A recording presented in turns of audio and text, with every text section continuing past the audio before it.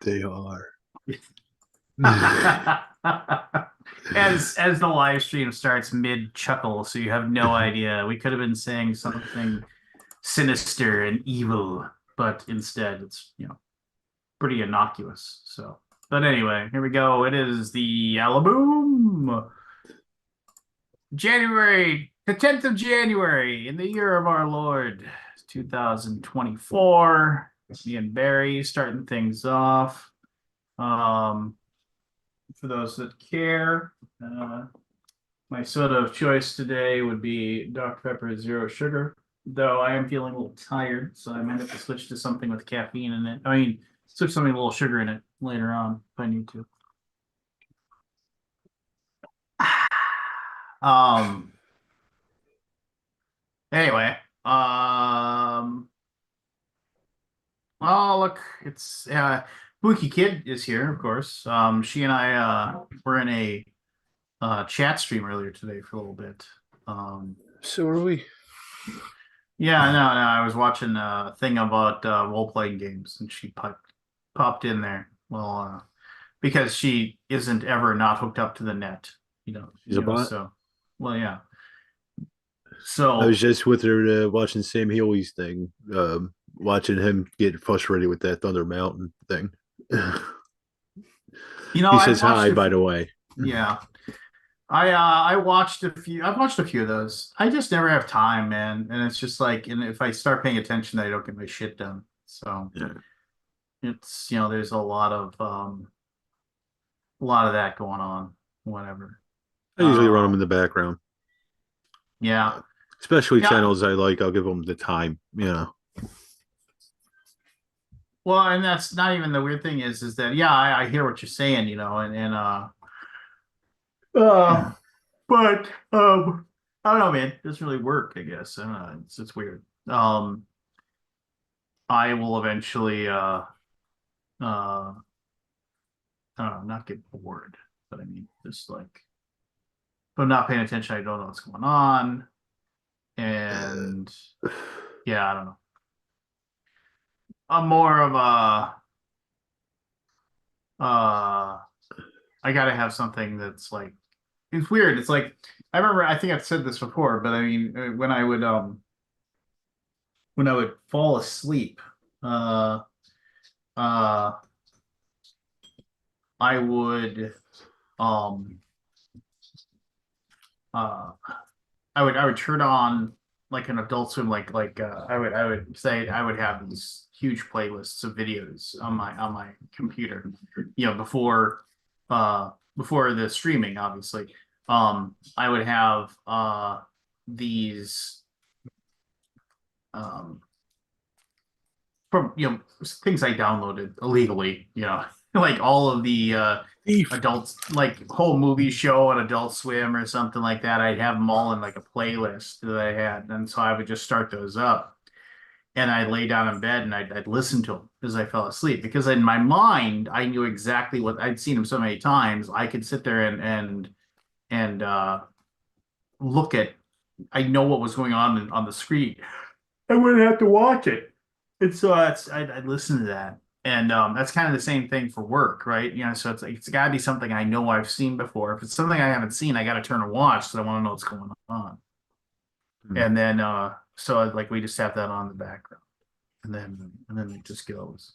Um, Now I mostly I wear headphones as I fall asleep, and I listen to. I told you this. I listen to wrestling, Yeah. wrestling stuff, or Is your movie out yet? no, yeah, that came out. I gotta go see it. I haven't Did it? got a chance to. No, like there's a wrestling podcast that basically went back and they rewatched all of the old WCW Nitros. And then they Mm. talked, and they the 3 hour long show, and they talked about every match, and they made fun of it, and they joked and had a good time. And listening to those guys, three smart people that are know how to be funny and not like talk over each other. Yeah. Uh Listening to those guys rip on old wrestling that, again, I watched, So when they talk about a certain match, I won't remember all of them, but when they talk about certain matches, I'll remember those matches. I'll remember them talking about it, and so it was just kind of like, oh, it was good stuff. But anyway, I actually just watched a thing on Hulk Hogan when he sued Gawker to get his sex tape taken down. It's a little interesting. Some stuff I didn't know about it when it happened yeah. back in the day. Um, yeah, it was weird. Yeah. That was a weird thing. Um, Yeah, the best friend was in on it, and the wife. It was weird. well, yeah, and it was like, yeah, I mean, it was super odd. And then it kind of Backer, Gawker. Hogan's backer for Oh yeah, Hogan's the back. lawyers and all that. I can't remember who it was. I think it was part of PayPal. One of the owners of PayPal. I can't remember Oh yeah, yeah, yeah. It was no, it was a weird. That was a super weird thing. Um, and yeah, I mean, but whatever. though. Um, they I was listening to a wrestling thing just recently, where they were talking to King Kong Bundy, no longer with us, but at the time, man, he was just straight shooting on like what he experienced and whatever Uh, in the world of wrestling. spilled the beans. Yeah. Yeah, but I mean, but he was really, I mean, he was pretty straightforward too. I mean, like he was just kind of like, and most people they get on there and they talk about Hogan, they all say they hated him. Like if that's the cool thing. Oh, Hogan sucks, or Yeah. Hogan did this, or Hogan did that. Now, yeah. And then he he Bundy, he was like uh he said, oh, it's like, he basically alluded that everyone wants to, but the thing was, is like, it's like you only were mad at Hogan because he didn't pick to work with you. Because if you got to work with him, you made money. Yeah. And so he's like, when I worked with him, he said I never made more money than when I worked with him. Yeah. And he said that, and in the ring, he said you never wrestled anybody that was like just so gentle. He said he took care of you in the ring. He never hurt you. He never. So yeah, it was weird to, So I was gonna wait for Aldi to pop in, but Wookie says yes. Janelle Jaquays passed away. I know there was an illness. I'm not gonna go dive too deep in that, but I don't know who it is. well, Janelle Jaquays wrote. She wrote two of like basically the first ever published D&D modules that weren't published by TSR, Caverns of Thracia and The Dark Tower. Um, and I mean they're written long, long, long ago, and also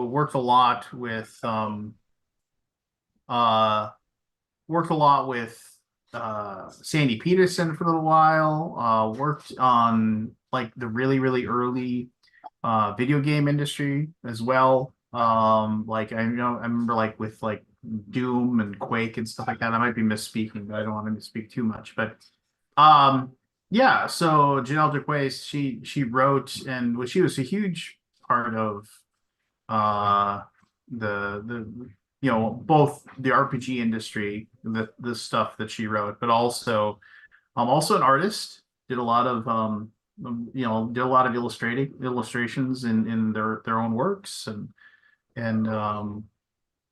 yeah, it just it's crazy that you know just left us way too young. I think she was 66 or 67. I forget exactly, but um, He's and young. and and just because I don't bring this to be salacious or anything like that. Um, but the um uh, she was born Paul Jaquez, and she recognized that about themselves and transitioned in a time where that was not really understood or accepted or anything like that. And yeah, I mean it is I mean so the bravery in my opinion um uh is pretty crazy, you know, just so yeah, I mean it's like one of those things where it's too bad. It's just way too young. Uh so Gonna go anyway. down. Yeah, yeah. Well, I use the Um Quake 2 engine quite a lot. the Quake 2 engine. All the games I worked on was Quake 2 and Quake 3. So I'm sure a bit of Jackways was in there. Yeah. Anyway, um crazy stuff. Anyway, all the how's your how's your last week or so? Fucking terrible. Terrible. It was a bad weekend. Don't hold back. What's wrong, Scott? So Friday morning, woke up, started messing around, BGG working, you know, getting ready for my annual meeting, which we had yesterday. Um, the database started acting wonky, and so I started like digging into it to uncover corruption, which is basically layman's terms for shit went wrong, corruption. And I don't know what went wrong. So started had to dig in a little bit more, and then I started detecting more corruption, not just like one table. You know, databases have tables, data, you know, that kind of thing. Mhm. Like So the Android? like the what? The Android?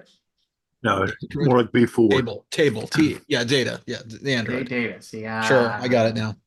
I'm slow. I'm exhausted. Um, so basically, started Friday, all day Friday. Decided like, okay, we're gonna take the site and put it into maintenance mode and try to uncover what's going on. And as we dig deeper, and it's just the hole is getting deeper, and I'm like, oh man, I think we're just gonna have to rebuild the database. So or I didn't think we were gonna have to rebuild it at that moment, but became more apparent to rebuild parts of the database because it wasn't completely corrupted. Um, so we basically started doing that, and then we started seeing more corruption and more corruption, and just like, okay, well, I guess we're gonna rebuild the whole thing on Friday. Or not, no, sorry, this was Friday night. We repaired what we thought was broken and went to bed Friday night around 2 a.m., 3 a.m. for me. Did not cancel my game group on Saturday, so got back up, had game group all day till midnight or so. Went to bed. Woke up Sunday morning, and I'm just like, oh, I'm just gonna dick around on the website for a little bit. Started seeing messages like, this is not working. Like, oh, dig in, more dig in. It's more broken. Like, oh, great. So now not is only Friday ruined. I didn't know this, but my Sunday was ruined as well. So 10 hours later, after rebuilding completely, um, put the site back up at midnight on Sunday. So that was my weekend. And then and Cowboys won. So that was good. That was like that was the silver lining. Oh, you got the site running again, didn't you? What's up? You got the site running again, didn't you? Yeah, site's running. It's always a plus. But it was basically like 2 days of downtime, which sucks. Yeah, it sucks. I couldn't even remember the last time we were down that long.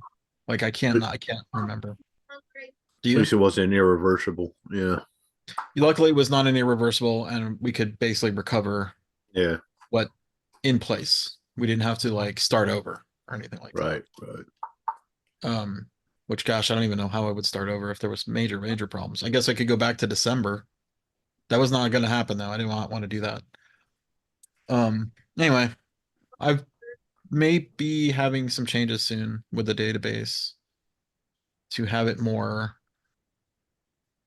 put my mind at rest a little more. It's a little, shotgun. Like we just did, seat of my pants kind of. I mean, I'm not Band-Aid. I Yeah. don't know much about. I mean, I know well, I don't know much about databases, but I know what I've learned in the past That's scary. 20 something years, 24 years this year, by the way. Yes. Anyway, am I yelling? I feel like I'm yelling. Um, I don't think but yeah, so it was not fun. I took my blood pressure a few times too. It was not great. I'm Bad. sure, Scott. I mean, It was bad. It was like it was skyrocketing. It wasn't like when I went in the hospital, but it was pretty close. Not you're close. under Wasn't even stress. close. It wasn't even close. I'm exaggerating, but it was high, higher than my normal now. Um. Anyway, there you go. That was my weekend. Did play some games this weekend. Oh yeah, what'd you play? Oh, before I get into the fun stuff, one more doctor thing. I went to the doctor today. They have no clue what's wrong with me.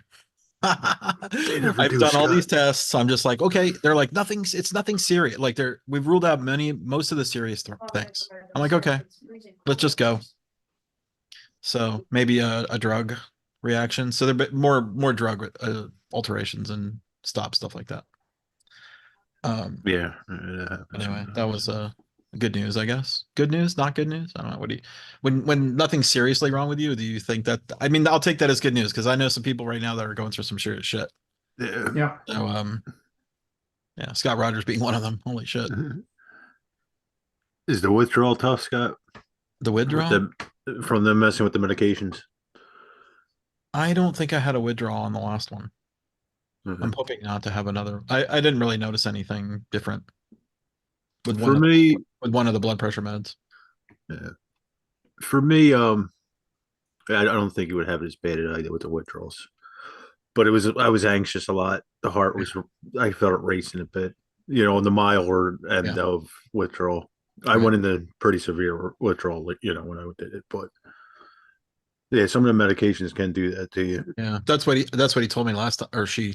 I have two doctor, one she, one he, and they basically said there could be withdrawals, and I'm like, oh, what? For Yeah, like, that's not good. Anyway, yeah. it didn't, nothing affected me. Didn't have any of that kind of problem. Yeah. Okay, what do we play? I feel like I had a good weekend. My memory's blown because it was a really stressful weekend. Like if I think about it for a second, I'll remember. Give me a second.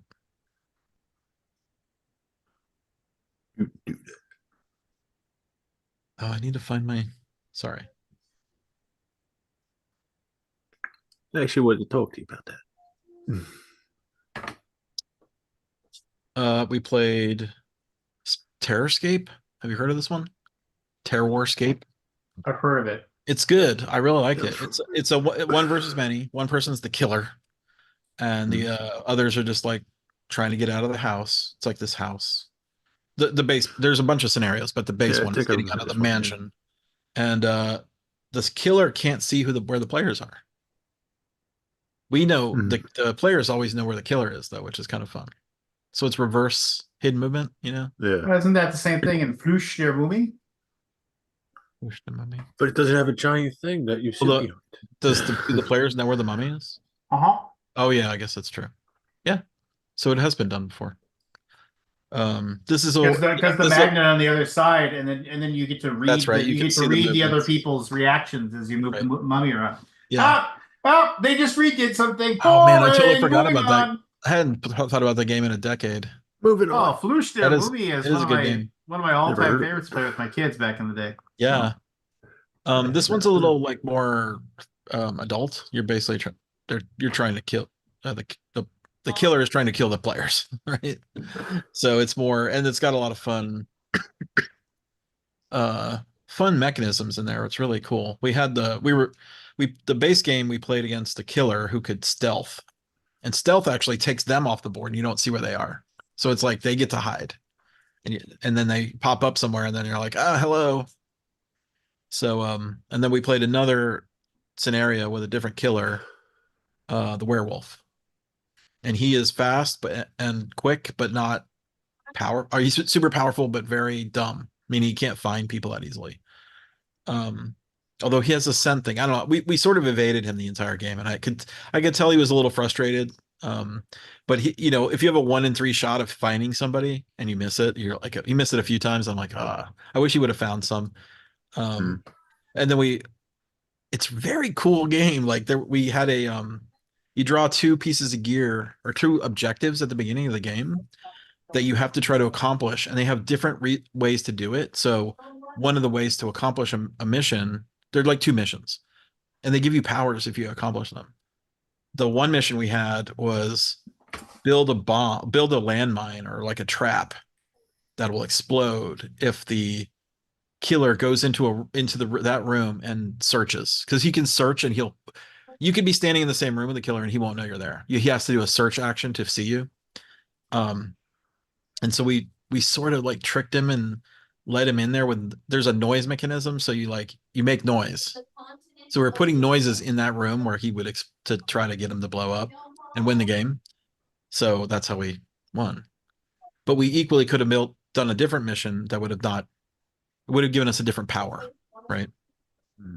And it's good, and it's beautiful, and it's cool because it comes with a big giant 3D building that's the screen between the players, and it's chunky. It's like I guess like 3 or 4 inches thick. Hmm. You know, it's a stand-up model, right? Yeah. Cardboard of a building, the mansion, and I thought it was great. We thoroughly enjoyed it. It sort of reminded me of Cthulhu Death May Die, except one of the players was controlling the bad guy. Okay. But in Death May Die, does one of the players control the bad guy? I cannot remember. I haven't played it. You just play against the system. I don't remember the exacts there, but anyway, that was a fun one. I recommend it. I Recommend. recommend this. I'm basically just if I feel like strongly about a game, I'll just say I recommend it. The Art Project was another one. Have you heard of this one? Yes. It's a co-op with Vincent Dutray art. It's really well done. It's a 40-minute co-op. It's like Pandemic-esque. So if you like Pandemic, you won't like it, or don't like a Pandemic, you won't like it. Because the game just Fans gets will not stronger like on it. you, keeps getting stronger on you. But it's pretty clever. The way it works is you draw 2 cards a turn around, but you draw them in any order you want to.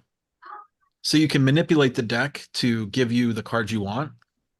Right? Does that make sense? You get a little clue of what's on the back of the card, and you draw from the deck, and it's like, okay, well, this is the thing. These are my mission for the art project. Everybody then has to play one of the missions of the two, and they have costs associated, and you can never lose life instead of the cost. So, like, let's say if it says use 2 gas cans, you can't just say, "Oh, I'm going to use my life instead of that." You have to always take the resource. So that makes it really challenging to get the right person to take the right mission at the right time. And I didn't think I would like that kind of negotiation, but it's not even negotiation. You're just talking about it. You're like, oh, you should go first to do that, and then you could do that, and I'll do that. Then I'll do this. You know, it's one of those kind of planning games, which I feel like I don't think has been done well as this. Okay. You're sort of planning. You're trying to save artwork, or I don't know if you're stealing it or saving it. I don't remember doesn't really matter. I think you're stealing it, but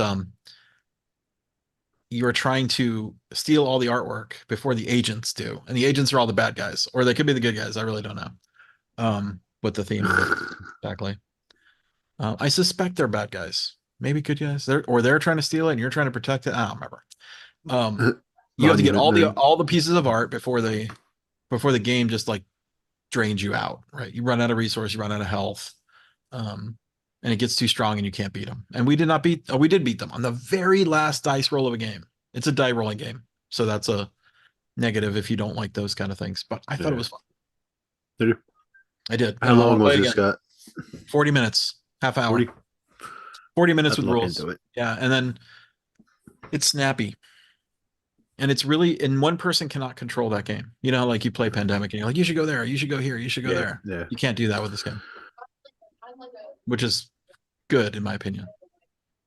I have to remember to come back in 6 months when Yeah, it Art Project. retail. And then the last one I played was Almost Innocent. Have you heard of this one? No. It's cooperative deduction. Okay. So each person has a set of, you've been accused of a crime. You have a victim, a motive, a method of how you killed them, and then where you did it, and you have to prove yourself innocent, Oh, I hope Jen's and we not all have watching to this. simultaneously do it. So it's deduction game. So I think that was, and it's challenging. It's not as easy as you think. And so you have a grid of information on the board. Everybody has the same grid, and so you ask a question like how many times am I in this column, right? Like how do you know my and the person to your right has your solution. So it's a circular, right? Like you don't have to have one person game master the whole thing. The person on your right knows what your solution is. I know the person on my left's solution. So my person on my right tells me my answer, and then I simultaneously tell that, or I don't simultaneously, but I also tell that answer to the person on my left. And I came up with the question, but everybody at the table will get information.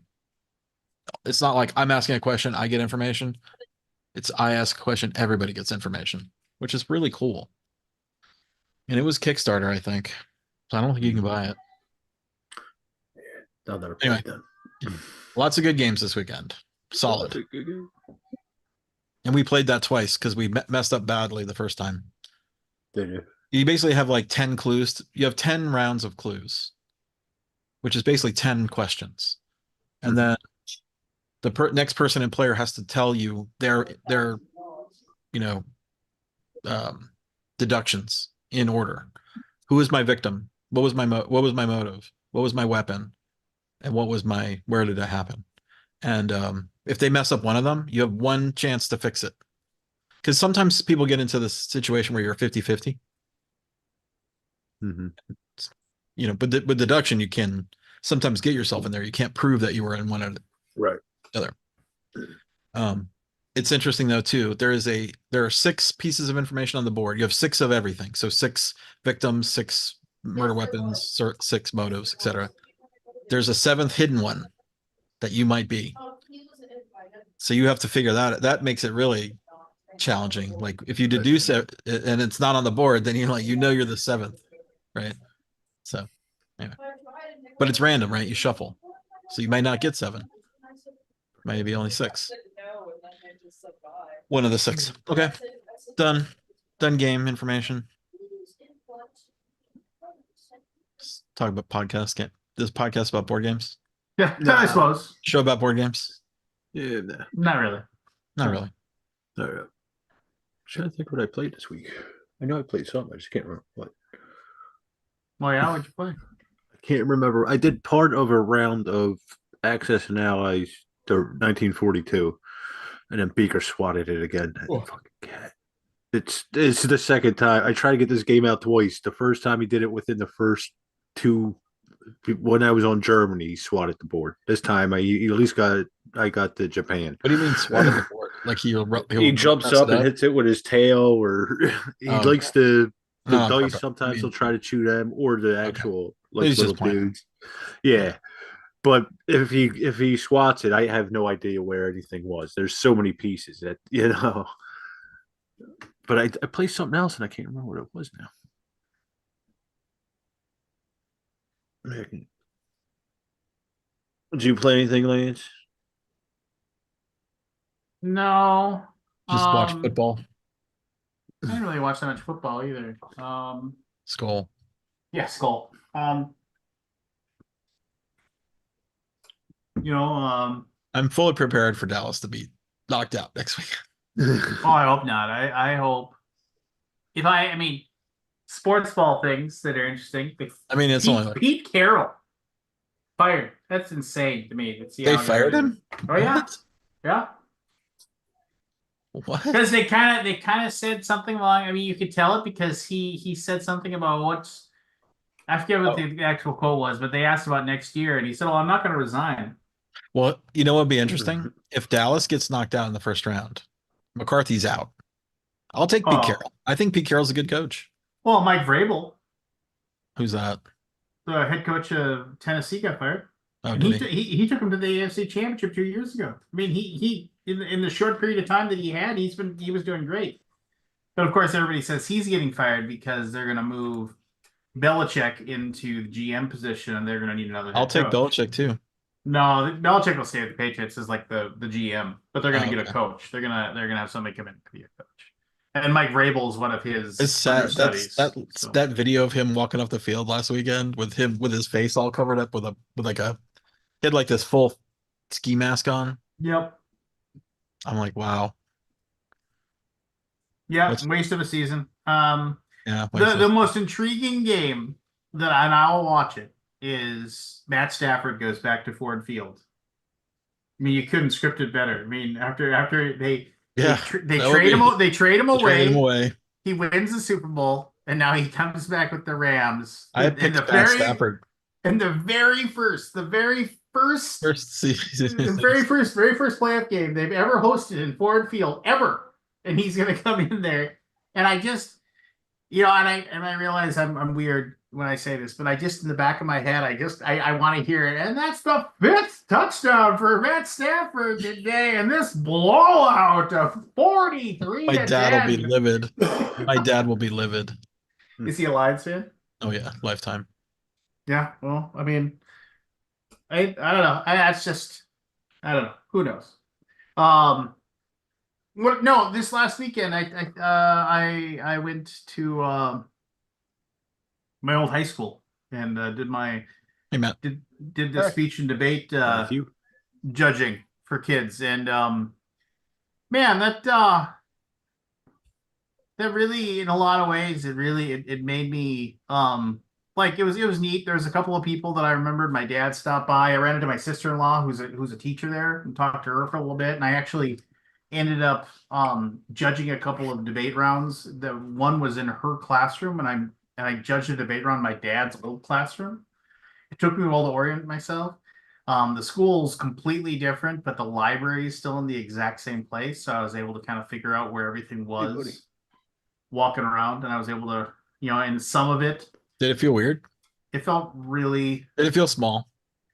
it did not feel small. It felt Oh, big. did it? Because they've redone everything. I mean, I remember. I want this taken out of context and posted. Yeah. So there was a basketball game going on, and so I heard like the squeaking of the shoes and the bad popcorn. I smelled the bad popcorn, and like you could hear the basketballs hitting the table, and that like without seeing it, it just reminded me of having to like go to the school and do pep band. Like bop bop bop bop. Like the little things I have to play with the band, and I went and then. And it was kind of busy that Friday. I mean, it was like because there was the basketball game going on and there's people and all this stuff. But I had to go back the next day on Saturday, and I actually had a break for 1 hour. And I took like about an hour and 10 minutes, and I just wandered around the school, and I wandered around down the old hallways that I used to wander around in. And I wrote a big thing on Facebook. If you're friends with me on Facebook, you can see I wrote a deeper dive into it. I took a ton of notes, and I took a bunch of pictures, and um it really made me kind of sad. I mean, it was just kind of like one of those things where I kind of relived Yeah, a I mean it's lot like of my nostalgia, right?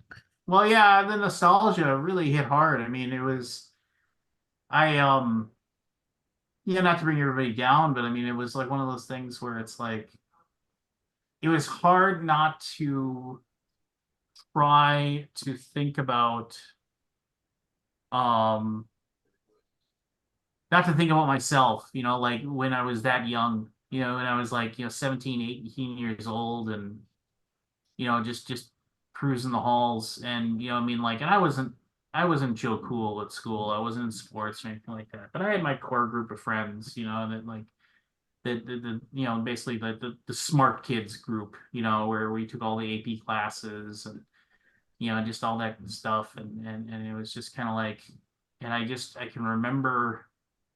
I mean, it kind of sunk because our commons, where we always would eat all our lunches and where everybody would group and everything like that before school, after school, all the time. The commons was gone because they had remodeled the whole thing and they had moved everything somewhere else.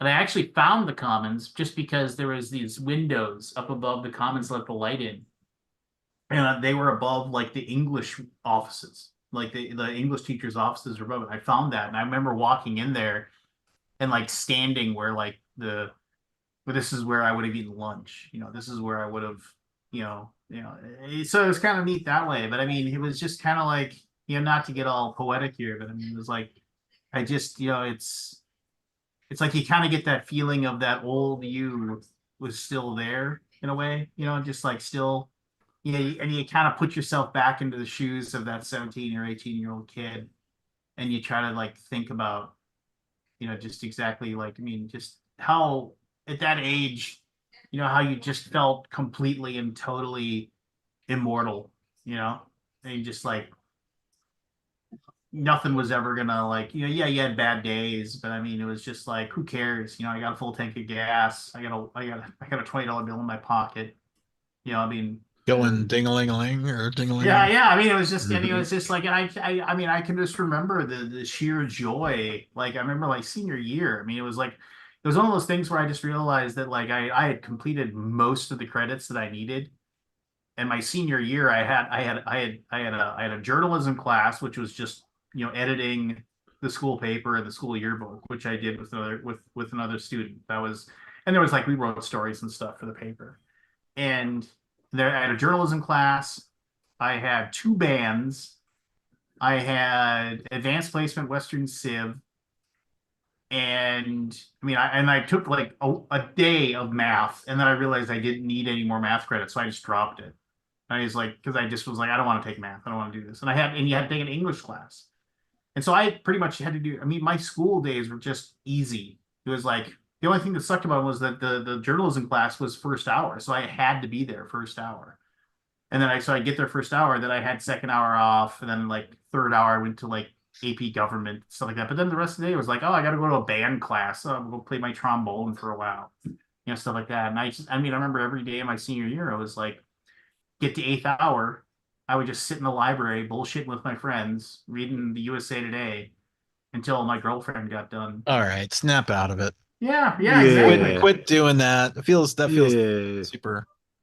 No, it is, and then but see, the thing that really drove home for me. I mean, I'll get off of this real quick here, but I mean, Been it's thinking like I about said, this if for you, days, Scott. So, I'd no, love to no, hear no, like no. we're gonna hear the whole dialogue every Yeah. year. No.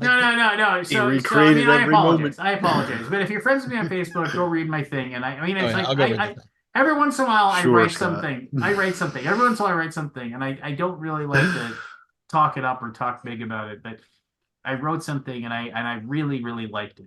I mean, I was like, I've gone back and I reread it, and I was like, I like that. I usually don't like what I write, and because it's like I feel like I'm just hitting the same beats because it's just easy to churn it out. And this one I actually felt like I kind of was a little more raw, but the big thing was I looked down this long ass hallway. It was like the longest hallway in the school. It started in the commons and it went Man, past the even Beaker's library boy. and past all these classes, and you went down all this way in this hallway, and then you took a short little left, and then you immediately took a right, and then you went down an even longer hallway, and it led to this door that had this giant exit sign that was painted on it. It was just EXIT and the two doors, and How do you still have hair, buddy? you kick that door open, and it would lead to the student parking lot. And I just remember like I remember taking that long hallway walk every day after like when the girlfriend got done. We'd head out and just to enjoy the day. And I just remember like how free you felt when you left. It was just like especially on a Friday. You were like, fuck, there's 2 days of freedom, and it's like you never get that back. You never get to go back and take that. And you never appreciate it when you're that Would young. would you do that if you had the chance Oh to? no, I would never go back. Fuck no. I would never go back. I would never. But I mean, but that feeling, I remember being that young and like driving around in my car and just feeling like ridiculously happy because you didn't have to worry about anything, right? I mean, it was like you didn't have to worry Depends. about. Yeah, exactly. You didn't have to Just worry depends about. where you lived and who you were. Okay, I Yeah, mean, I we mean, had a bit of a different life there, Lance. well, fair enough, fair enough, fair enough. And I'm sorry you didn't have that. But I mean, like you, like innocence, as far as like I guess for like lack of a better term, is like it's like when you don't really think about it's like you don't have to think about your health, you don't have to think about bills, you don't have to think about anything. All you have to worry, all you're worried And about different is life. Yeah. Well, I mean, and I'm sorry that you can't relate. I mean, or maybe I should be sorry that I can't relate. Because Yeah, it's not your fault. Yeah. but I don't know.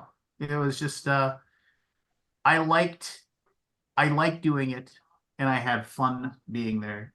And I'm gonna go back and I'm gonna do it again for another tournament because it was just fun. It was fun listening. I mean, the actual judging was a lot of fun watching these kids do the debate thing that I did so many years ago. And I mean, watching them go through their arguments and go and present their cases and things like that. And you know, jogging those old neurons I used to use when I did it myself, and Neurons. yeah, Neuron. doing the flow, flowing the debates, the different arguments, and making sure that did you respond to this argument? Did you respond to this argument? Going through them all and scripting them out. I mean, it was fun watching these, and man, the kids looked young.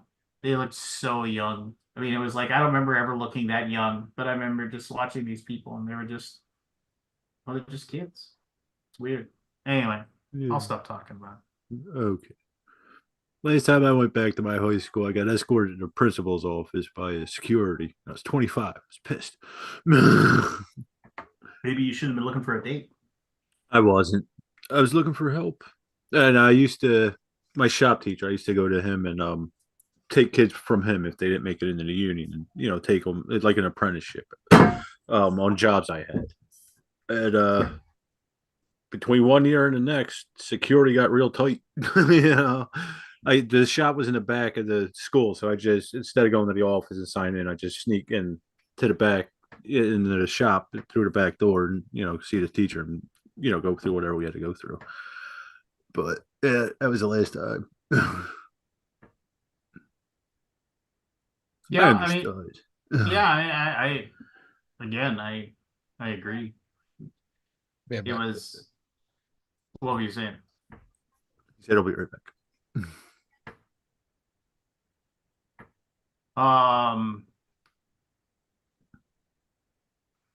But I did that. Got paid $75 a day for my troubles. I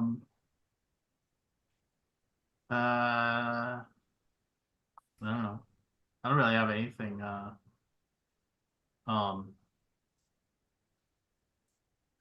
It's one of those things where it's what am I gonna say? I made a really nice chicken tortilla soup today. Did you? Yeah. Could never eat. I've been diving back into the bento box prep lately. Have you? I made a mess of salmon croquettes last night, and then a couple of nights ago I made some Thai turkey meatballs for my little bento boxes. Pretty good. I made bulgogi with ground beef for the first time tonight. That was pretty You interesting. made what? Bulgogi with ground beef instead of steak for the first What's time. bulgogi? It's like a Korean barbecue. Oh yeah, I've heard of that.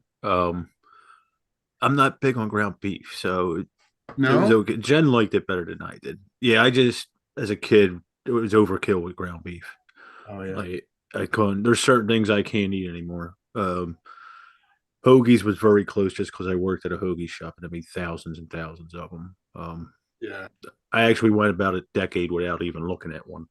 Yeah, cheesesteaks were extremely close to that for the same reason. I've been on this kick lately watching this dude chef reactions. And it's just this chef in Philly that watches videos, cooking videos. He's like, "What are you doing? No, no, no. Oh yeah, oh my god. 0 out of 10." But the funny thing is, he'll give something a really piss poor rating, like 2 out of 10. And then he'll follow it up with definitely would try. Which is kind of funny. Would definitely try again. Yeah, would definitely try it. But so I'm now wearing this fucking thing for Carpal tunnel. That sucks. At least this one's better than the one I got at the drugstore. The one I got at the drugstore was yeah, they're garbage. It's this one. Well, it was okay, but it covered most of my hand, and it was really my thumb started to chafe because Rub. it was Yeah. doing there's this little eyelet here that's like hard plastic. You Yeah. can see the glare off of it, and it was like cutting into my thumb. So I'm like, yeah, fuck that. So I ordered this one off Amazon for like $10. Much better. Hopefully that works that way. Played I just had a game night here at the office, and they just left about 10 minutes ago, and we played a prototype version of a current game that's being reworked.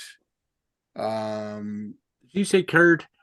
Current Oh, I thought he said curd. turd game. It was a fucking turd game. Not the second, but the third game. If you're from Quebec. But anyways, it was good. It was like a TV themed game. It was fun. And then I'm just not sure if I could talk about it. That's why I'm just kind of being Yeah, vague. I'm vague posting. And then we just finished playing Apiary. What'd you think of Apiary? I came, like, as expected, I came in dead last. My first plays of games are really usually not Yeah, it's a learning game. It's so, but yeah, it was fun. I mean, it was cute little bees, little space bees and shit. And to be honest, it was I drew a lot of similarities to Last Light. just kissing ass again, Matt. Is that Pardon? Just kissing Matt, Lance's ass again, Matt? No, I mean, I probably enjoyed Last Light a little more. Yeah, you did. I'd like to play more games again just to see how like get a true feel for them. Yeah. But yeah, it's great having the office here with the game table and everything is good because Giselle goes to bed quite early, so I'd have people over down in my office in the basement where I used to have my game table, and we'd finish around 11 o'clock or whatever, and they'd go home, and it's like leave at the back. It's like shh, Giselle's asleep kind of thing, and all this stuff. Now it's like there's nobody here. Like the whole I work in my office is in an industrial park or a business park. So there's like nobody in the building.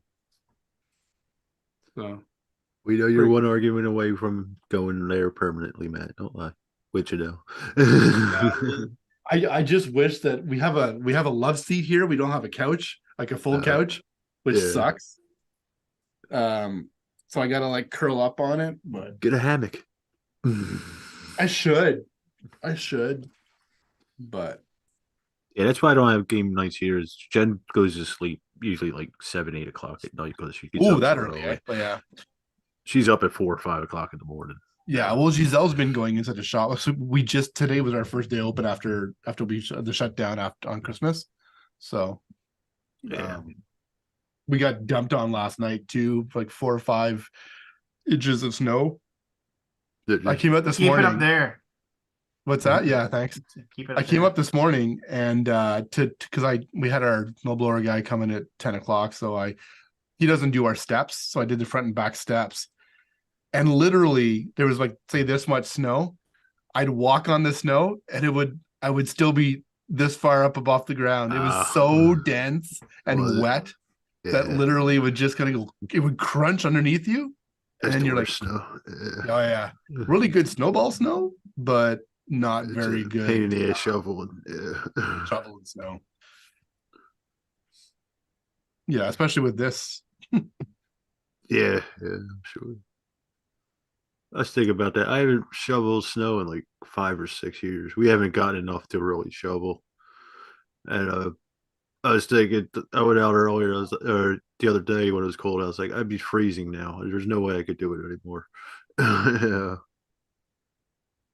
I just solved a problem with my computer that has been plaguing me for months. Is it user error?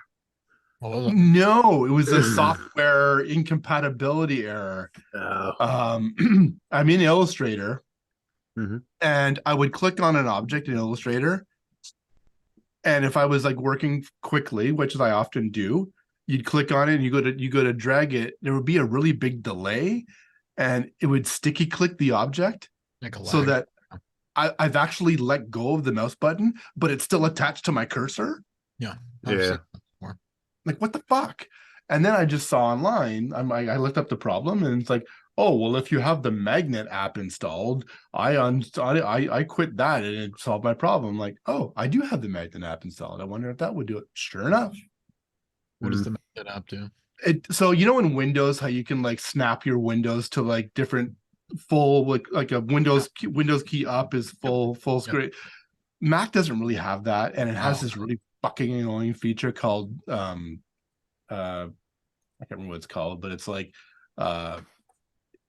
it does this thing where when I want to drag up my window to the top of the page to maximize it, it puts it into a different virtual desktop. Yeah, I know what you're I talking about. hate it. Yeah, it's annoying.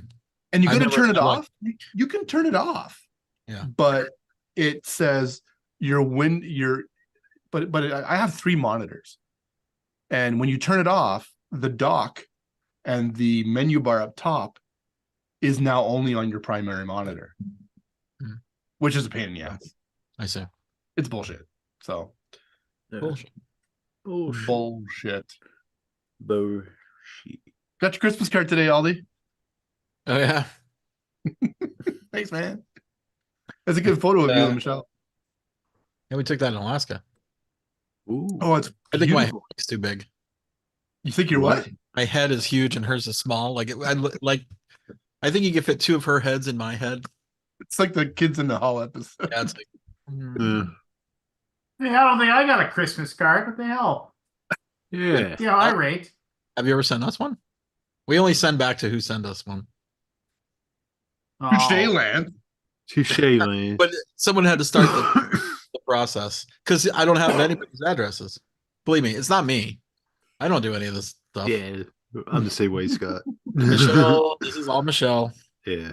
So I'm We have different. been getting photo Christmas cards like you guys sent from one of my high school chums. I had a business with him for a while too, for years and years and years and years, like more than I guess 15 or 20 years now. And I have like he has 2 daughters and they're I think mid-teens. I have never met these kids yet. I've seen them grow up in these Christmas cards. No, it's not Yeah. like I remember when my college roommates, not my college roommate, my first roommate out of college, his kids were born.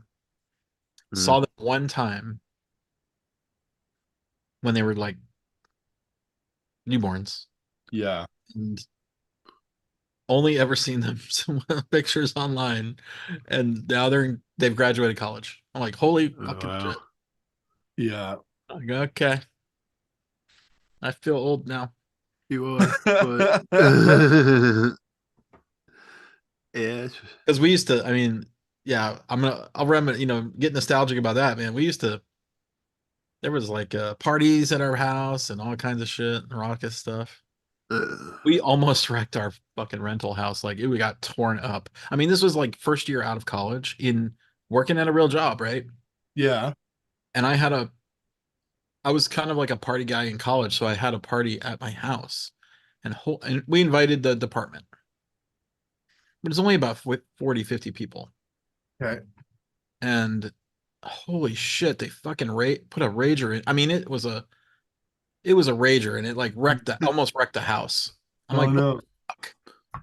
Yeah, I was so mad. Like there was some people that showed up that like threw confetti, and confetti is like shit, man, to clean. It's like herpes of the Yeah.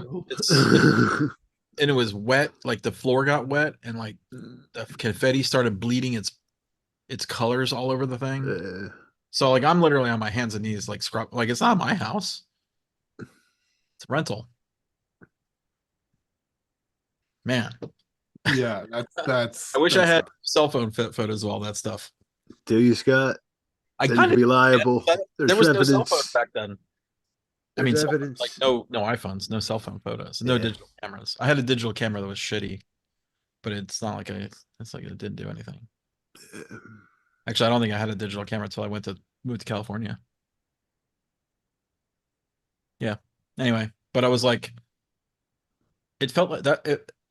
Going to work at Northern Telecom, Nortel, like Nortel. college after college. I mean, it was literally because they were hiring so many college people. Anyway, Yeah, it's Giselle had she grew up in small town New Brunswick, and her parents went away on vacation without her, and she was at home alone. She was in high school, and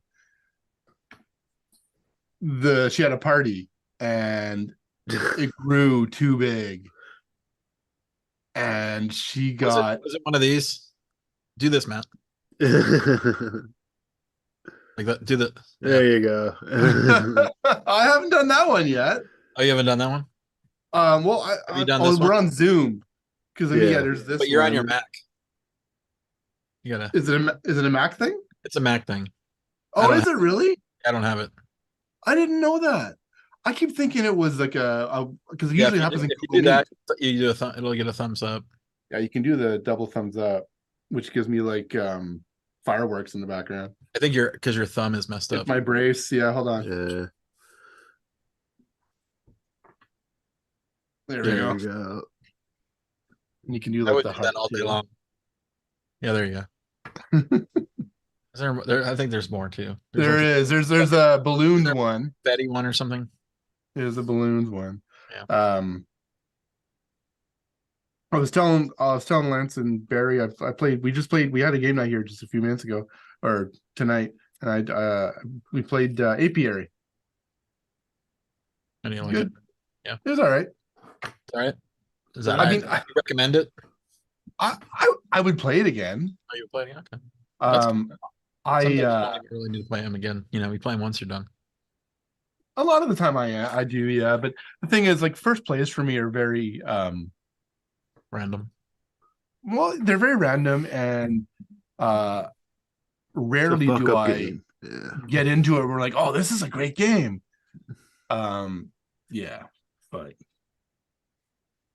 Yeah, but anyways, yeah. Scott, do you find you enjoy that being playing the game once and being done with it? Do I enjoy it? Yeah. No, because I want better games that I want to play more than once. You You know what I mean? better Like games. if I play a game and I feel like I want to play it again, that means I'm really It's liking it. good, yeah. Okay, I get that. If I just Yeah. play the game once and I feel like, and honestly, I feel like I'm terrible. It's just fucking terrible because those games take a lot of years to make. Ha! And You I- think? Some of them. oh, you don't think so? You don't think so? What's the average time it takes you guys to make a game? Start to finish. I mean, you're not even the designer, right? Like, 60s. I mean, designers sometimes take years to make these things. I got an email from Anyway, somebody. It was an old Perverted fella. question. He wanted to have us work on his game. He's like, this is a game that's been in development for 37 years. It's Monopoly. It's like the Titanic lady. It's been 67 years. The playtime, oh, what was it? I think I told you about this. The playtime on it was 360 minutes. Okay. What'd you tell him? Nuclear Armageddon or something like that. Some bullshit. Nuclear Armageddon. How could it be in how many years? Oh, I guess it's viable. Thermonuclear, what is it? Geothermonuclear war. Geothermonuclear war.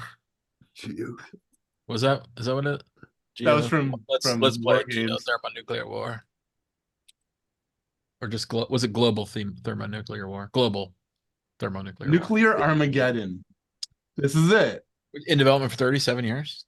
Since 1985. Whenever you hear about those things, and I don't mean to, like, if somebody's out there sitting on some game design that you whatever, but whenever I hear that stuff where they're like, I've been, like, okay, this is something that if you ever work a booth at a convention, this is going to happen.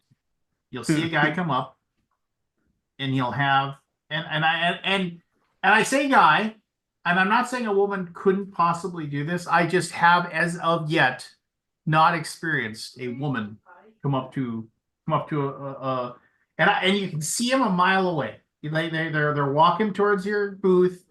You're doing business. You're selling games. You're doing whatever, and they kind of just stop.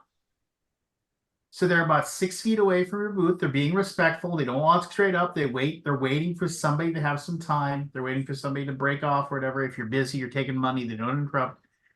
And they always have this old. They I've seen them have like this. It's always like an old briefcase, an old leather briefcase. Click, click. Yeah, no, it's Well, exactly that. It's got the little Yeah, it's exactly that. like the combination lock. And they'll when you finally get a moment, like I'll see them, and they'll get a moment, and then I'll eventually just say, "Hey, can I help you with something?" And they'll, yeah, it's like, "Hi, I want," and they always say, "I want to talk to somebody about you. You take game pitches?" And I was like, and whenever I hear that, I never say no. I always just respond with, my boss will publish anything if it'll make him money. And that's the truth. Shane's like, if it'll make me money, I want to print it, and that kind of thing. And then that's when they say, "Oh, well, let me," and then click, click, the thing opens up, and then they'll usually hand me. I've had people say at that moment, they're like, here's my sell sheet, and it's like almost got nothing on it. And I'm like, well, this, and they'll say, "Oh, before I show any of the game, I have somebody sign an NDA." Well, you sign an NDA. Yeah. And I always just say, "Well, I'm thanks. not interested." Yeah. And they're like, "Oh, okay." And they always get this wry grin on their face, like, "Oh, okay," and just like they, you know, and then, like you just gave up $1 million, buddy, but that's fine. And then they'll hand me the thing, and then they'll say, I've been this, it's like, it's usually something they'll say along with my friends. They said this is like the best game they've ever played. There's something like that. I made this game in 1985, and I've been working on this ever since. This game plays in a way that no other game has ever been done before. I'm like, well, what is it? I can't show you. I have to sign the NDA. I'm like, well, then I'm not interested. It is the most ridiculous thing, and I maybe I'm wrong. Maybe it is. Maybe it is the greatest game ever. But you will, if you work a booth, you will run into that guy. Yeah, we had a guy like that come by every time B2G booth Yeah. at Gen Con. Scott, you've been in the hobby forever. What started that? What started designers thinking that they're going to get their design ripped off?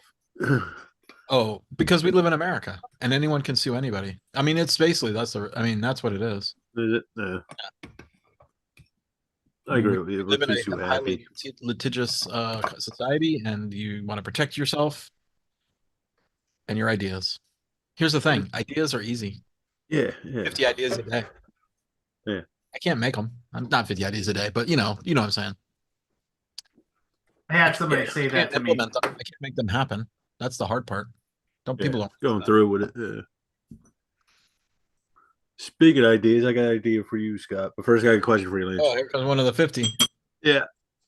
Well, if it's not too difficult, when you do different versions of board games, Lance, does the SKU number change? Yeah. Usually it doesn't, but I mean, it can. But well, if you sell it differently, usually SKUs. We have different SKUs for everything we sell. No, I mean like on the actual board, the actual box, the barcode. Oh, the barcode? Probably not. Right. So you probably only want one. We actually registered one.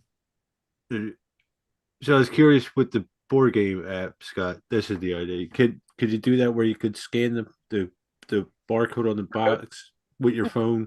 It'll take you right to the page. We probably could. I was going through my collection. Part of it was just because we have a lot of UPC codes just not exposed in the database. Because I was thinking that'd be easier for people to log into their games and stuff like that on the web, on the page. I have an idea. Okay, go ahead. Fully AI driven image recognition system for board games. I don't know how to make it happen though. I mean, I think it's coming though. I'm gonna get it. Sure, yeah. We have the database. We can do it. Yeah. We'll make it happen someday. And then you'd be like, oh, you're playing Horrified. Would you like to log a play? You know, that kind of thing.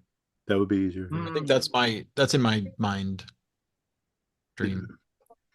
Because, you know, I also want to use it for cataloging. Holy shit. Because we Yeah. do a lot of that. The problem is the new games are not, there's no images. Publishers upload images of your games. Dear God. Can I make a grievance? How many games come out a year that have no images at all? Nothing. Yeah. What? What is it? I mean, is it that easy to make money in the industry that you don't even care they put an image up on your website? Have you seen how many games are Like, out? I can't even understand it. I know how many games are out. Is it? Thousands. So obviously it is. Yeah. I don't even know. We were talking, in fact, we were talking about at the week over the meeting yesterday. Yesterday? Yeah. Gosh, already, I can't believe it's already Wednesday. We would like to get publishers to help us give us the best versions of their information. How can we do that? And I was like, I think one of the ideas was give publishers more control over the page. And I'm like, they don't do it now. I don't know why giving them the page control of the page would let them do it more. I don't know. Would you do that? I just don't see. I didn't understand the reasoning behind it. What about a form they got to fill out, Scott? With that? There's a form already. But like, I mean, you do your Kickstarter thing, you enter in like 92,000 things. They do that. Right? You do that. You have to. Yeah. Otherwise you're not gonna make money. I just feel like having BGG page makes you more money. The game will sell if it's got good information and good pictures and everything. Back in the day when I used to used to do videos for Kickstarters, like that would be the one thing I'd like go look, and I was like, you don't have your game on Board Game Geek. I'm just like, It's invisible. I mean, you know, unless you're a monster, you know, Yeah. like license type thing or a monster property. they never were. I'm just gonna tell you. Well, yeah, I was just like, how do I get a publisher to put a board game information, the proper board game? Now we're gonna change it. We're 100% changing it. It's very hard right now. I understand that. You know what functionality I was looking for the other day on BGG was I'm on my linked games page Yeah. for my company. Yeah. I want to sort them. What were you doing? What made that happen? Oh, this. I don't know. I think it guess was a so. quote. Razor. Oh, Razor. I want to sort them in rank. Yeah. I can do that. On my linked games Yeah. thing. Yeah. How? Hold on a second. Let me check. Make sure I'm talking this right. Make sure the layman can do it too, Scott. What's the name of your company? Map Account Company? Oh, wait a minute. No, I might be a liar. Hold on. Rank. Fuck. Never mind. I'm an idiot. Liar. But that's the problem. I mean, you know, I know those sites as well already is. I really do. The thing is, you know what I think is one of the, you have these buttons at the top right, rank, category, or whatever. You're not telling people what they're for. Yeah. How do you do that though? Sort by : Oh, it doesn't say that. It doesn't say Nope. sort. Nope. Oh, Nothing. okay. That's a problem. I mean, and if I thought about it for 2 seconds, like I just did, obviously I could figure it out. But But if people can't, Are you a figure it out- publisher, Matt? Do you list yourself as a publisher? I don't know. Or what do you are you a what's Graphic your design? graphic design? Is it you're a graphic designer on BGG Yeah. or artist? You're an artist. I don't know. I'm just trying to get to your page. Okay. I found Which it. account? Oh yeah. Yeah. I see what you're saying. So yeah. Yeah. Honestly, so we hired a well established, basically the guy who worked on Tanga for 10 years and all of the websites there. A very accomplished web designer came up with that. yeah. The sort : was superfluous, I think, at that time. I don't know. I'll have to go back to it. Well, Like I mean, sort I'm by. in this thing where I feel like I'm painting the Golden Gate Bridge. Yeah, You know what that means? Go to one end Yeah. and the other. Yeah, Start yeah, yeah, over. totally. So when I'm looking at these three things, it says like default is name, category, mechanic. Yeah, I know. What is the so when I click on name, I can sort by that. And then when I click on category, what does that do? Like what if I select It's a one of filter. those, what does that do? That's a It just only shows that one.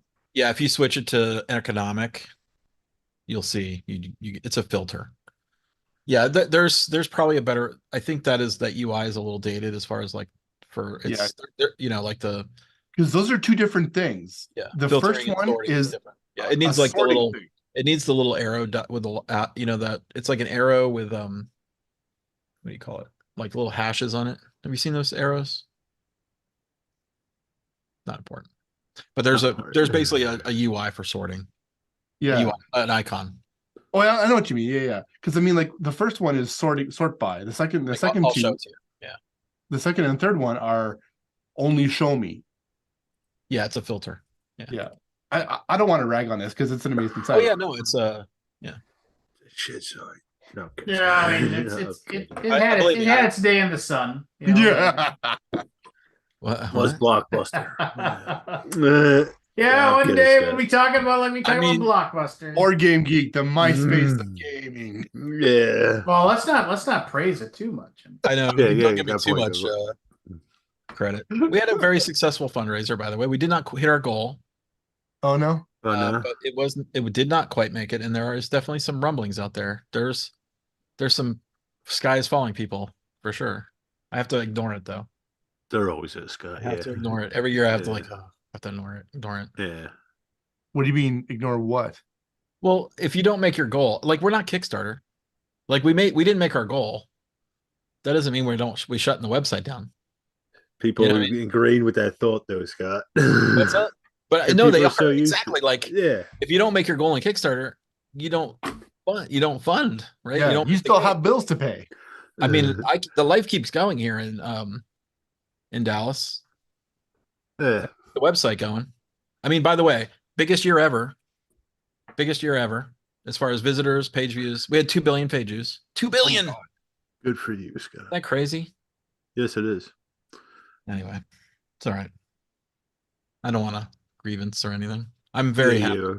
I'm very happy. We're doing fine. Oh my gosh, cold weather. Cold weather is coming. Cold weather. What is that? What temp is it there I mean, for sub you? freezing. Basically, you remember we lost all of our plants last time this happened. Gotta deal with that now. You'll Just be cover fine, them. Just Scott. cover them. Yeah, I need to get someone to cover them. I'm not that person. Burlap, I'm lazy. You gotta give it a Yeah. show honey-do list. I don't even know if I have the stuff to do it. man. Burlap and you're good to go. Burlap and that's it. Yeah. 10 Or you can degrees just- right now here. Maybe in, some rocks.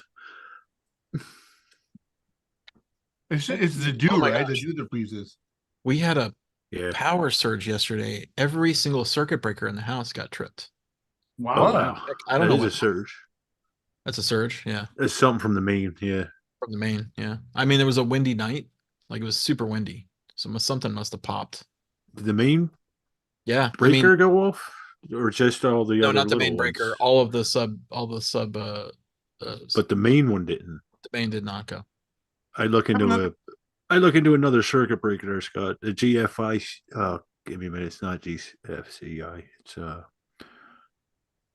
GCFI. it's an arc interrupter. No, it's not the ground fault.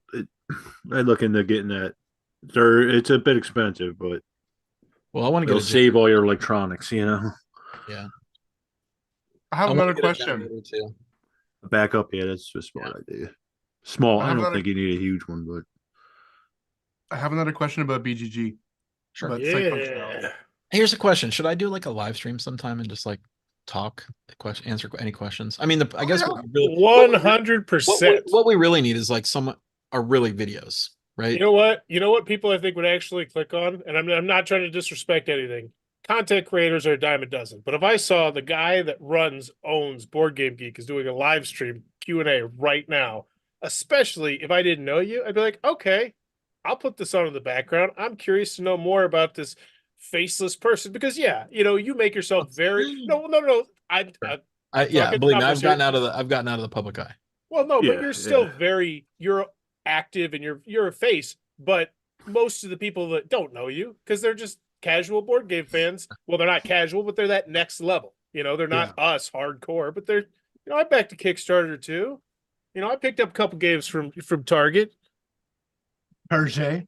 Yeah, I've is stirred there the a pot. way- I've stirred the pot and I'll give just do like a Game little- Found shit. I'll just I do a wasn't test. gonna bring that up, Lance. Yeah, that'd be cool. But yes. Scott, is Why there- not? You don't stand behind your words. Oh yeah, 100%. I don't think Game Found is the way to go for small publishers. 99% of the time, I would immediately turn it down if someone asked me. Unless you got a tent pole, you're a big company, and they're going to rub your tummy. I would stay away, and I'd go Kickstarter just because the large. Like this is not shocking news. No one's like, "Oh my god, you're dropping a bombshell." No, I mean obviously We're gonna run a Kickstarter this year. you're not gonna. I think We are. Yeah, we I think are. a Game Going Found. back. See, I think you would be a Game For Found what? kind of person. What are I you? think that What are could you work. gonna? I'm not telling you yet. Oh, is it a game? Oh wow! Are you getting back? You'll tell It me won't be off a the air. surprise. It won't be a It's a surprise. male nude calendar. The Male- men Oh, Yeah. board All you games. these- found me out, Matt. Gamers, gamers gone I'm in. wild. I'm No, in. Aldi no, and it's Mr. just Aldi September. gone wild. Gamers Just gone wild. Aldi Male gone Meeple wild. Mayhem. For real though. Yeah, that's awesome. I'm excited. Yeah. Okay, I have a quick question. Yeah, please. When I'm on, if I click on if I look up a game, Yep. and I want to find out, and it's like publisher, blah blah blah plus 3 million others. Yeah. How do I know who was the first to publish that? Yeah, we don't have that. That would be nice. I agree. Well, we do have a thing 100%. called primary publisher. Usually, it's the first in the list, Okay. but it's not visible. And here's the reason why I was trying to find this, because I'm looking through like the hotness list or through people's like top Right? You wanna 100. see who's going. I want to see. It's like, oh, that was a great game. I want to maybe talk to those people about working with them. Right. But Do you have one? Do you know a lot of publishers have made or like a game that like just to see if I'm correct in my like if we yeah, mark so we put, yeah, I mean, I looked up like let's see if that works. let me share my screen just so people can be entertained by us. And we're not. Oh, we're just- not entertaining enough, Scott. Is that what you're Well, I saying? mean, it's lame to talk about something that people can't see. Yeah, no, that's what We're talking But about your calendar. The two I just looked up actually backed up your story. Okay. Which Like was, Okay, put that in. All right, your Okay, story's Matt. backed up. Yeah. So see, Yeah. Lucky Duck Games. Yeah. They're not the primary publisher. no. So if I actually go through, yeah, if I go and fix this. Oh yeah, maybe you shouldn't see this. I was maybe- gonna say, maybe don't do not. that. But I have a tool. So if I go, Yeah. where's the publisher? right there. Oh, I guess they are marked. They're both primary. I don't know. I'm actually curious why someone marked both of them. So Story's because I think- bullshit now. What's that? Bullshit. Story's I bullshit. think what it now. was there was no BGG entry at the time Mm, when the Kickstarter launched Yeah, very for possible. the second edition makes or the sense. special edition. It might be because they're the second edition publisher, right? But there is now a new entry for that. Yeah. So, but yeah, Oh, I see. um, Well, yeah. Oh, it's an alternate name actually. yeah, because I'm putting my prospects list together right now for 2024. I Got know it's a little late, but and I'm trying to figure out, oh yeah, this is a really awesome game. I would love to work. This is beautiful. I want to, work with these people more, whoever they are. And then you go there, I'm like, oh. And the thing is, I'm not involved with like you get some gamers that know all the publishers, they know all the game designers, they're like, oh yeah, that was originally published in Poland by Portal Games and whatever it is. I don't pay attention to that stuff as much as I probably should. You go to the versions page, you'll see the time of them, and then usually okay. you can see who the original publisher was. That Usually, helps. that's sort of a tool. Okay. But yeah, I that is a bit of a deficiency on BGG right now. and maybe always will. I don't know. I mean, we try to do the mark the primary publisher, but Oh, that really helps a lot. Okay, it's good to know this then. I like this. Excellent. Scott, on the Board Game Geek poster or the calendar, can we have Lincoln on the cover in a Fabio page, pose?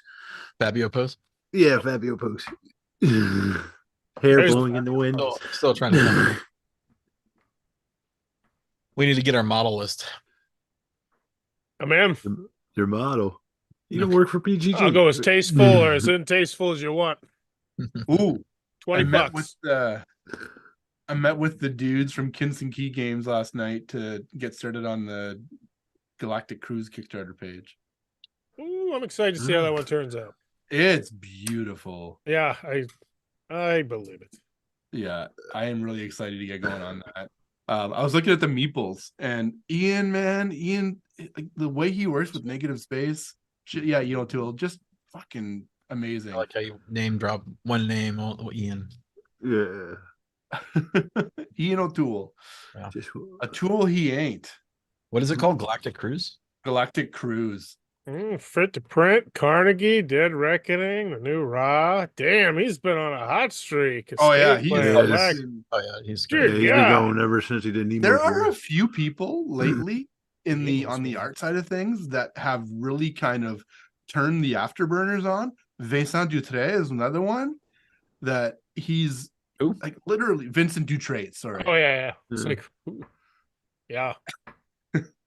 he's like I've worked with him this year or last year alone on like 2 or 3 games.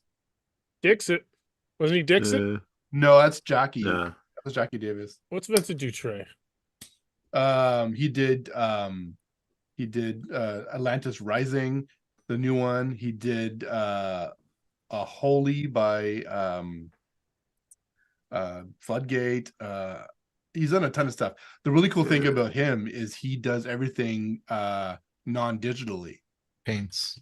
He paints, he he uses markers and Robinson Crusoe. yeah, he uses like He's paints and a markers few. and pencil crayons. It's Just like did one recently. I can't remember. He does not update his board game geek. no, he does not. I was gonna Probably say it too shows busy. he's done one game. So he Loser. goes to Gen Con and signs cards. He signs magic cards and stuff. Does he? That's cool. Oh, has he done magic stuff too? Ooh. Oh, he designed this game. Oh, this is his design. He's designed a game. He's the designer of this game? No. Yeah, with Bruno Cathala. Oh, there you- okay. That's cool. 15,310. So not setting the world on fire, Which game? unfortunately. We've Loser. got 6 games that we've collaborated on in the top 500. Spelled exactly how you think it is. What? Loser. Loser? That's the name of the game. Oh, is it? Just shape. Loser, Yep. baby. If you Yeah. lose, do you win? I win. I see loser. Mm. It says in this light, fun card game, there's no winner, but only one loser. Well, it's ranked 15,000, so most I'd people apparently agreed. It came out in 2018. I'd play it. Oh, they pick a I'm number sure- 1 through 14. Sure, it's You probably would, fun. wouldn't you? 6 is the big one. 46s. 11. Oh, another 17. person, another Oh. artist that's just killing it is Andrew Bosley this year or last year. Tom Bosley? He's alive? Oh, here's the thing about loser. Only one person is the loser. So if you played a 6-player, did you say that? I did, but that's okay. Okay, I thought I heard you say something different. My bad. Only one person is the loser. Deja vu. We're just The person, talking the over each person other, that that's- bought the game. Anyway, no. All right, initials. He's such a jerk off. Yeah. PP. PP. I gotta go PP. Bing, bing. I You automatically actually, think or you just Animaniacs crying wolf? get- Next time you tell us you have to go PP, I'm not going to believe you, Matt. No, Yeah. Done There we that. go. This is on you. Okay, I got one in the bag. All right, too. here we go. 2. Mentioned by Plato and Aristotle. I want to throw this point for a joke, but I won't. Connected to wigs. What? Wigs. Connected to wigs. Can you spell that? Oh, that's good. Yeah, good question. Yeah, great. There's no spelling. W-I-G-S? There is no There's- spelling. it's That's not what spelled in the that's your card. clue. That's your clue. That's your clue. Can't hear what the hell you're trying to say, Lance. Can we pause? Can No, you you're check right, in the right. can you Right, check in the yeah. rules real Yeah, quick, right, Lance? right. I'd like to Yeah. verify that rule. Can you hand me the Yes. rule booklet? Just Yes. FedEx Give it. me the rules. Give me the rules. Where's the PDF? It checks out. Uh, Milk it, Lance. Milk it. It's It good says without TV. exposing any of the cards. he knows how to Yeah. kick a dead horse. Connected to ideology. Hey Scott, why don't you check the rules on your version? Oh, okay. I do have one. I have one of the old ones. The Oh, OG. all right. They got new rules. What was the clue? Connected to ideology. Aldi. Go ahead. I know this is not right. Pleasure principle? Eh. Mm. Connected to platforms. I just gave one of mine away. They are organizations.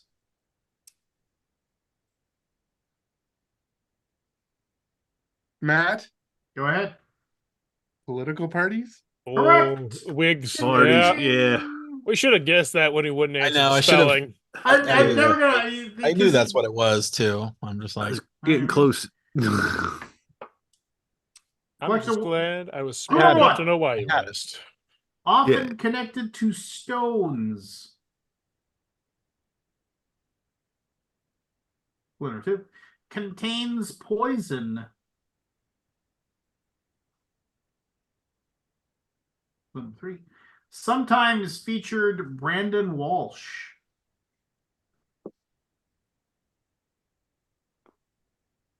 Clue number 4. The oldest ones ever found. Matt. Go ahead. Peach Pit. The Peach Pit is correct. That's where Brandon Walsh worked. oh, I didn't get to catch the name. Who's Brandon Walsh? That's where the kids would go to hang out after school. Yeah, I mean, you know? 90210. Maybe 20 years ago, I would remember that. Yeah, I had no idea. It wasn't clicking. Beverly Hills 90210. Yeah. Played by Jason Priestley, Canadian. Just brag, man. Is he Canadian or is that his full name? He was Canadian. That's his actual full legal name.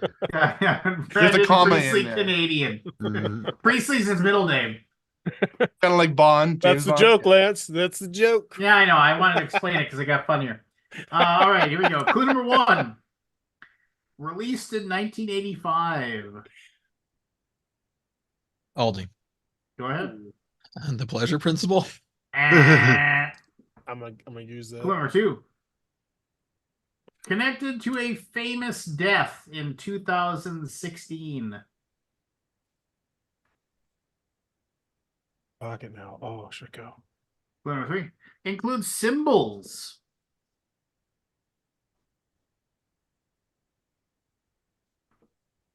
Clue number 4. Allows tours. Of course. Go ahead. Pittsburgh Pirates. Eh. Damn. And I gave it away. Gave it away. You Son of a Clue number 5. bitch. Includes a music studio. Pittsburgh Pirates. Oh, Jesus Christ. What the hell is it called? That's Final JC. clue. A creative sanctuary and home for legendary musician Matt. Prince. Go. 5, 4, 3. The Prince Palace? I don't know. And Park. It was a quick anyone eh. else? It's a park. Barry. Barry. 5, Prospect, but no. 5, 4, Uh, 3, 2, 1. And Forrest. 5, 4. I went with Pittsburgh Pirates. You already Alright. guessed. He's out. He's yeah, I already out. think Oh, we're you're all all out, out. aren't we? Hey, Yeah. it's Paisley Park. Point for Paisley. Lance. Paisley. Park That's what is it was. correct. Paisley. Is that the mansion? Is that what is his Yeah. It's his compound's estate. called? Yeah. And also he did an album called Paisley Park as well. Who is it? Prince? Paisley Park. Oh, Prince. Got it. So Man, if you ever there's been people that were his aides, like his assistants or whatever, and if you see some of the crazy stuff, he would ask them to do, and it was just one of those things where it's like they weren't allowed to tell him it wasn't possible. Like sometimes he would be like, I need new basketball clothes. And so one of the things they would do, because he was such a short and small person, they used to go out and like they would buy kids' clothes for him. And then they actually had labels where they would remove the labels and reattach labels that would show that like adults small, because he His didn't want them to ego. Yeah. so he wouldn't Well, know. I love the story that Kevin Smith tells about Uh, going to record Prince's sessions. It was like the one album that he had that he would do a performance, and then he would have a Q&A after about like ideology and theology and stuff like that with the audience members. And he asked Kevin Smith to come record it and film it. And I guess Prince went off to do something in a different room for a while, and Kevin just starts like shooting his mouth off like he does. And the Prince's staff comes back and says, yeah, okay, you were all done for tonight. Thanks very much. We'll see you later. And he's like, do I call you? Like, how do we gonna wrap this up? He's like, no, we're good. And apparently, and then Kevin saw this little sign says, the atrium, like every other room in Paisley Park, is wired for sound. So just like listening to everything he said. paranoid. All right. I've never Number heard one. that. Connected to Airplane, Big Top Pee-wee, and Pet Cemetery. Forrest. It isn't Pittsburgh Pirates, I'm going to tell you right now. I know it's Pittsburgh, Pennsylvania, baby. Eh. Damn it! I said it number so two. coolly.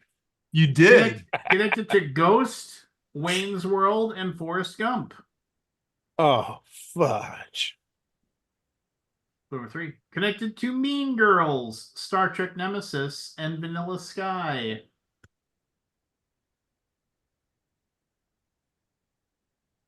Number four. It's the second oldest of its kind in the United States. Number five. Headquartered in Hollywood, California.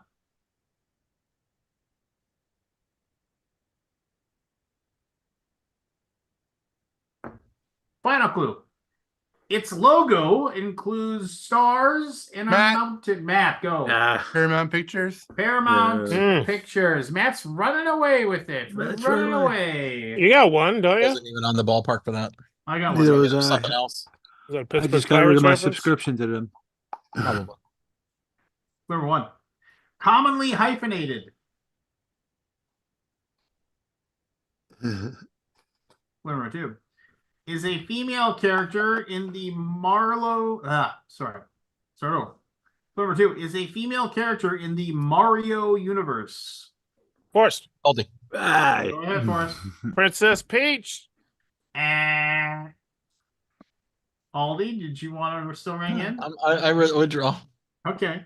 Damn Number it. three, commonly shaken. Matt. Mott, go. Matt. Pom Pom. Pom is Who the correct. hell is Pom Pom? I mean, I have no idea. They're those things that the cheerleaders have. Was No, that, but I in thought there was like. Mario. Does he have pom poms? Here we go. Oh, Number one. sports games. Wait, how did the pom poms come into Mario? Just out of Because curiosity. there's a female character named Pom Pom in the Mario universe. Oh, okay. Not I didn't know that. Not hyphenated. Was not aware. Number one. I'm in second place with one. Just so you know. Great. Clue number one. Great. Good for you, Lance. Often used in stand-up comedy. Forrest. Go ahead. Penis bump. No. Dag nabbit. Dag nabbit. All my good guesses.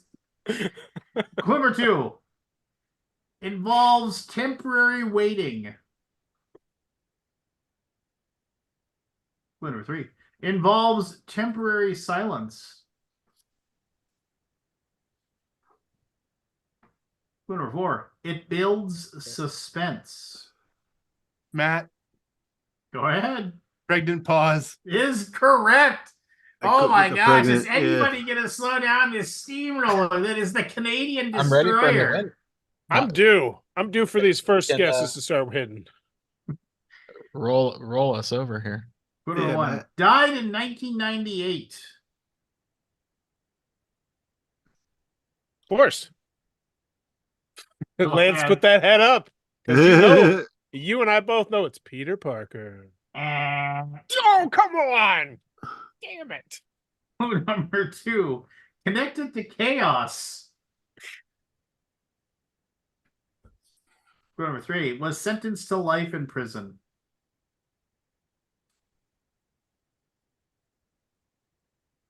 Clue number 4. Connected to mass killings. Baldy. Go ahead. Pol Pot. Pol Pot is correct. You're on the I don't know board. who that Scott. is. I don't know who that is either.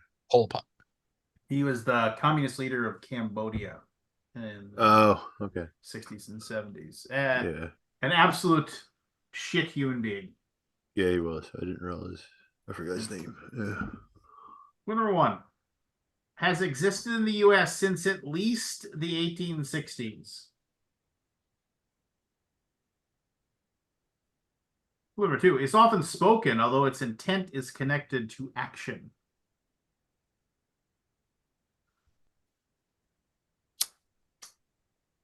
Clue number 3. This is informal or unofficial.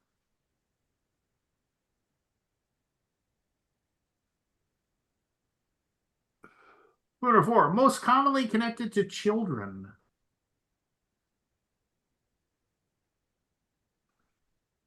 Clue number 5. It is a traditional gesture. Oh, no. Final clue. The second word is sometimes swear. Forrest. And this in Forest. Take the rest of the clue. 5, 4, 3, 2, Piss, one, piss. and That's So- again. Yeah. I'll read the entire clue again. The second word is commonly swear, and this involves hands and fingers. Barry. Barry. Pinky promise. Pinky Oh. promise. I've never heard of that. You've never heard of Pinky Promise? Not a pinky You promise. never watched Swear. Stand Pinky by swear. Me? Pinky swear. Not Yeah. a pinky Swear. promise. swear. Oh. They say pinky promise in that movie? You never heard I Pinky think promise? so, yeah. Well, Scott, thanks for the recommendation of Wonka. My family adored it. Of what? What? Thanks for the Wonka recommendation. My family Oh. adored it. We went and saw it Saturday. The what recommendation? Wonka. Oh, Wonka. Wonka? I couldn't quite hear you. Though you said Clue number Wonka. 1. That's awesome. Used to minimize risk. Clue number 2. Typically more controlled. Clue number 3. This does not involve dogs. Clue number 4. It involves skill, but not the maximum ability of the participant.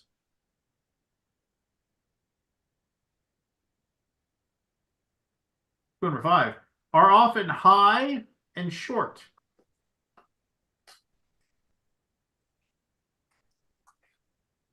Final clue. These are kicked in football to minimize the ability Horse. to return. Go ahead. 5. Pooch punt. That is correct. Pooch bunt. I'm I on wanted the to do board. a second clue where I'd That's say a terrible set of clues for that. I was like I was gonna like it's one of those I was like, oh, if only we had a certain fan of the Alaboom here, out in California here. He's talking about Chris Cluey. I am Everyone. talking to Chris Cluey. Yeah. Just wanted to That's like a fan. He's not here.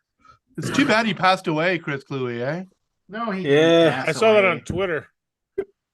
Yeah, I'm sure. Was it I don't know what's the word looking here. It's like You starting a rumor here?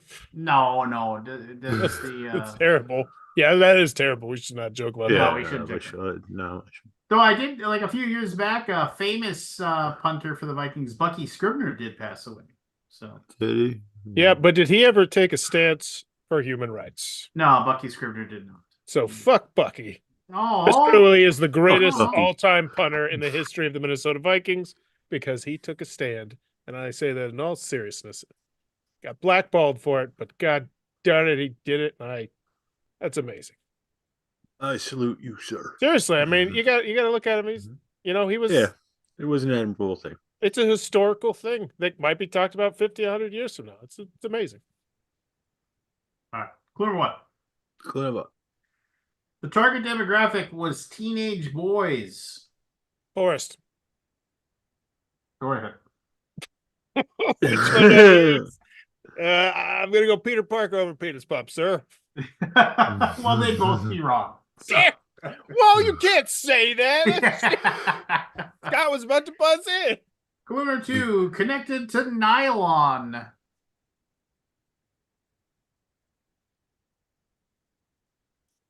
Clue number 3, connected to breakdancing. Aldi. Go ahead. Parachute pants. You got some parachute I pants. I had them. God damn. I like that. Did you? Yeah, yeah. I yeah. dream of finding those one day at a Goodwill. I'm I had a always friend like who did. secretly hoping to find them. I had a friend who bought a guy. Got a pair.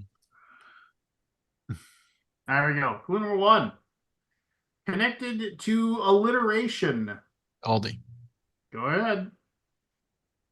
5, Peter Pan. 4. What? Peter Pan. And Forrest. Pleasure 5. principle. Just Give it to me. Even if it's not, please. you know, there's no way it's that. Dang it. Had to take a swing. I don't feel like you guys are taking this seriously. Anyway, Nah. Look, gives you that idea. by the way, I think well, yeah, I mean, there's only 4 left, so I think Matt's got this wrapped up. And here we go. Clue number 2 Okay. is a song sung by Run DMC.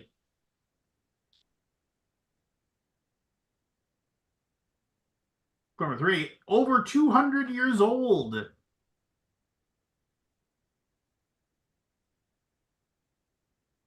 Clue number 4, there is mystery around the location of his work and the amount of work he did.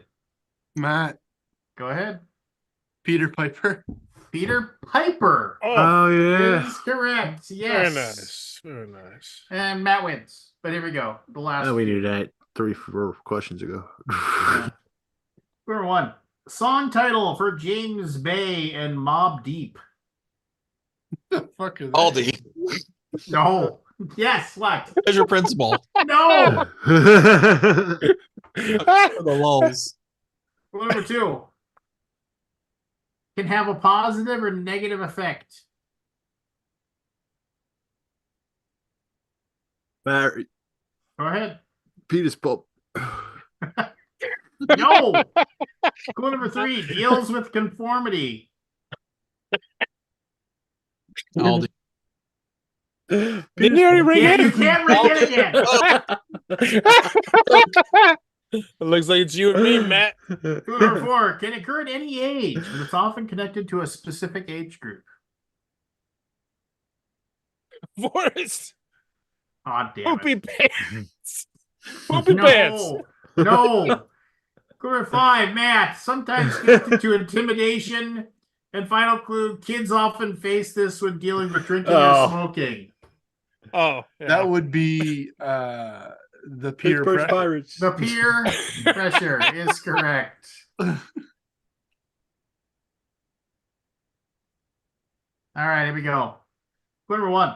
Often trail trucks. Clue number 2. This is a slang term. Clue number 3. Often appear at homes.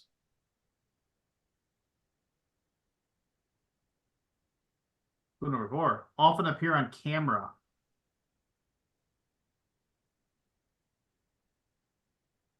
Clue number 5. Connected to packages.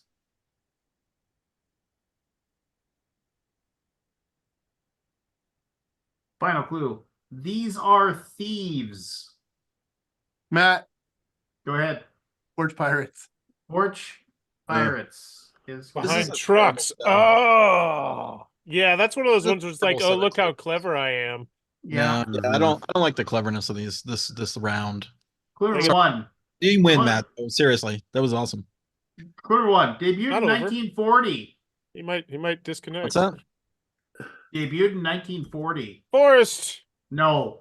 Peter Parker. No. Wrong. No. Eh. Damn it. Clue number 2. First appeared in 1966. Barry. Go ahead. Peter Pan. Eh. Ooh. Yeah. Clue number 3 is circular. Hmm. Clue number 4. Where's green? Okay.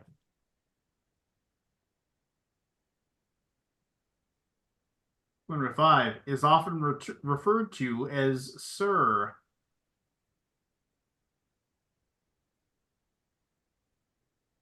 Final clue. Penis pump. Introduced in York, Pennsylvania, and is now owned by Hershey's. 5, 4, 3, 2. Aldi. Go ahead. Peppermint patty. Peppermint patty. Yeah. Man, where's the Da-da-da-da. oh, because of the yeah, that's I wish there was more Snoopy clues there or whatever. Mm. Yeah, but that would be too easy. That's how they get you. There were some bad ones in this one, I have to say. Oh yeah, there were some bad players. But I'll definitely do say agree with you there. myself. But Of course. yeah. All right. Is I'm this gonna the go game, home. I'm gonna be Matthew? Back on after I Second get back. yeah, it's a good game. Good game, Matt. Okay, Ah. we'll see you back. You were doing so good. I just had to try and answer everything first. It was the only strat. Yeah, Didn't take- Now we're going to talk about you. I might log back in when I get home. Like, where's Pablo Picasso, Peter Pan, I know. Peter Parker? They're dead. I mean, what? Pablo What's that Picasso's mean? dead. It Not in my heart. was a bad You know joke. who I? You said You where know he what is. actor I thought of? What was Pete Postlethwaite? Yeah, I think we all did. You know I who do. he is? No, You know who I he is? don't. He was the dad in Name of the Father with Daniel Day-Lewis. He's like an Irish actor. No, Oh, okay. I know who he is. Yeah. Yeah, he's great. Yeah. Is great. This he is won good. an I Oscar, forgot. I think, for that role. I think he Maybe. did. Yeah, he did. I never keep up with that. I never did. I want to shout out JT Smith and the Game Crafter. They're amazing. And They are amazing. If you need prototypes, they are a fantastic place to go to get them. I've used them personally, and they also sponsor my channel. But I'm saying that at a personal level because I just told JT I'm Hey, Matt. super overwhelmed with because he sponsors my channel 4 videos a month, and I just was so overwhelmed. I just came to him and was like, "Hey, I'm super stressed out, overwhelmed, and I can't." And he was totally cool with it. And so, awesome, dude. Hey, And chat what you charge per video. Just I'm curious. Or what he was okay, if you're comfortable sharing that. Just oh, curious. I'm kind of not comfortable with it. All right, don't tell me. No, I'm just messing. Usually you're an open book, but I just don't want you telling it. No. I don't want to tell everybody because I don't know if he would like that. Exactly. But yeah, I'm just curious, like what they were. In the chat farce is what he's trying to say.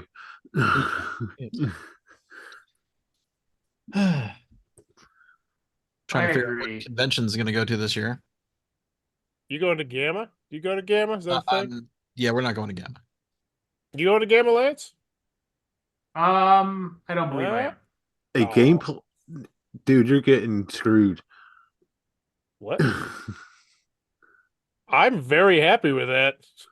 That's, Yeah. that's per or No, it's each oh, that's video. for the month. Yeah. Okay. I'm super say that. happy with it. I If mean, he's happy varies, that's fine. here's the A bottom line. gameplay with that, though. I mean, It it's is one literally thing for a review, and How many hours of work is it? the unboxing will roughly take me, assuming editing and putting up the video, 20 minutes. The setup, it varies, but normally I'd say 30 to 40 minutes because it's not rules. It's literally just the setup. Actually, it's probably less than that now I think about it. I'd say that's probably about 20 to 30 minutes. Gameplay, that's the one, but I'm doing a review anyway, so it's just I read the rules and then I normally, if I just shoot a video of it, and then the review is the review. And a lot of times that's a thoughts from the corner review where, I'll play it on my game night and we'll just shoot that out. And that's, that's fun to me. So 1 to 2 hours. Yeah, most of it. Because a lot, I mean, More than 2. I mean, like- those are they're usually like pretty. here's the thing, like last month's game was like a 10-minute Mint-10 game. And it was fun, super fun game. Played like 8, 9, 10, 12 times. Played it with my son played it a bunch too. But yeah. But you're saying this is a month, not per video. Yeah, it's a month. Yeah, For 4 just a games. nice little extra source of income. 4 games. So No, that's one game. It's just one game. So one this game is, a month. yeah, one it's the Game Crafter Spotlight game. So Oh, that yeah. I think that- that's fair. Okay, I thought you meant for 8.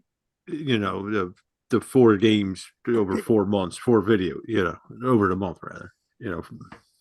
it's a little extra, and it's not hard. And I love the Game Crafter anyway.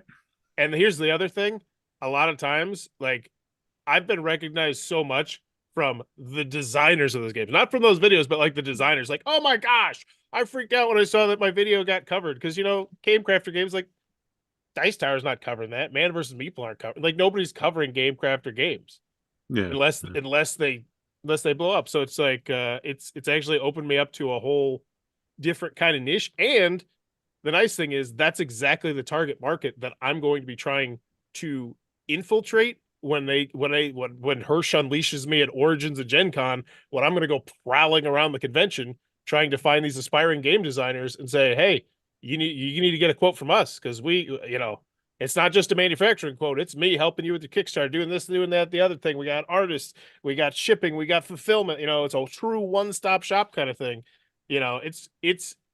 It's another tool in my box. Like I am so excited. Like at Gamma, it's gonna be like I'm gonna be working the booth and making quotes. That's the plan, and walking around a little bit. But Gen Con and Origins, possibly Essen, maybe he's gonna fucking unleash me. I'm pretty sure, and I'm gonna go just like business card talking to all. I'm gonna go to the unpub room and be like, "Hey, what's up? Hey, what's like table to table to table to table?" Kind of like what I do at Gen Con. Lance has seen me do it. Booth to booth to booth to booth, just straight up there, no bullshit. I'm gonna be doing that, and I think I'm gonna. I don't want to toot my own horn, but I will. I think I'm gonna fucking crush on leads at Gen Con and Origins. I mean, that unpub room, the what is it? That one room at Gen Con, the playtest first exposure hall. I think I'm gonna get so many leads in there. Now, how many of those will turn into fruit? I don't know. But bottom line is, if I go in there and I crush out 50 to 100 leads, my boss is gonna be like, "Well, hell yeah." Are you on commission or are you on salary? Hourly and Hourly. commission, so both.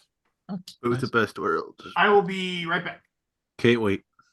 Yeah, I was talking because this I'm actually I'll take over for a second. I'm super excited because I have right now, I believe it is like 70 clients that I'm working with. It's a lot of them. What do you use to manage all of it? Tools, what Teams we use. Oh no, we use let's see, I got it Teams. pulled up here. Just Teams. Dynamics 365. We communicate in Teams. Excel.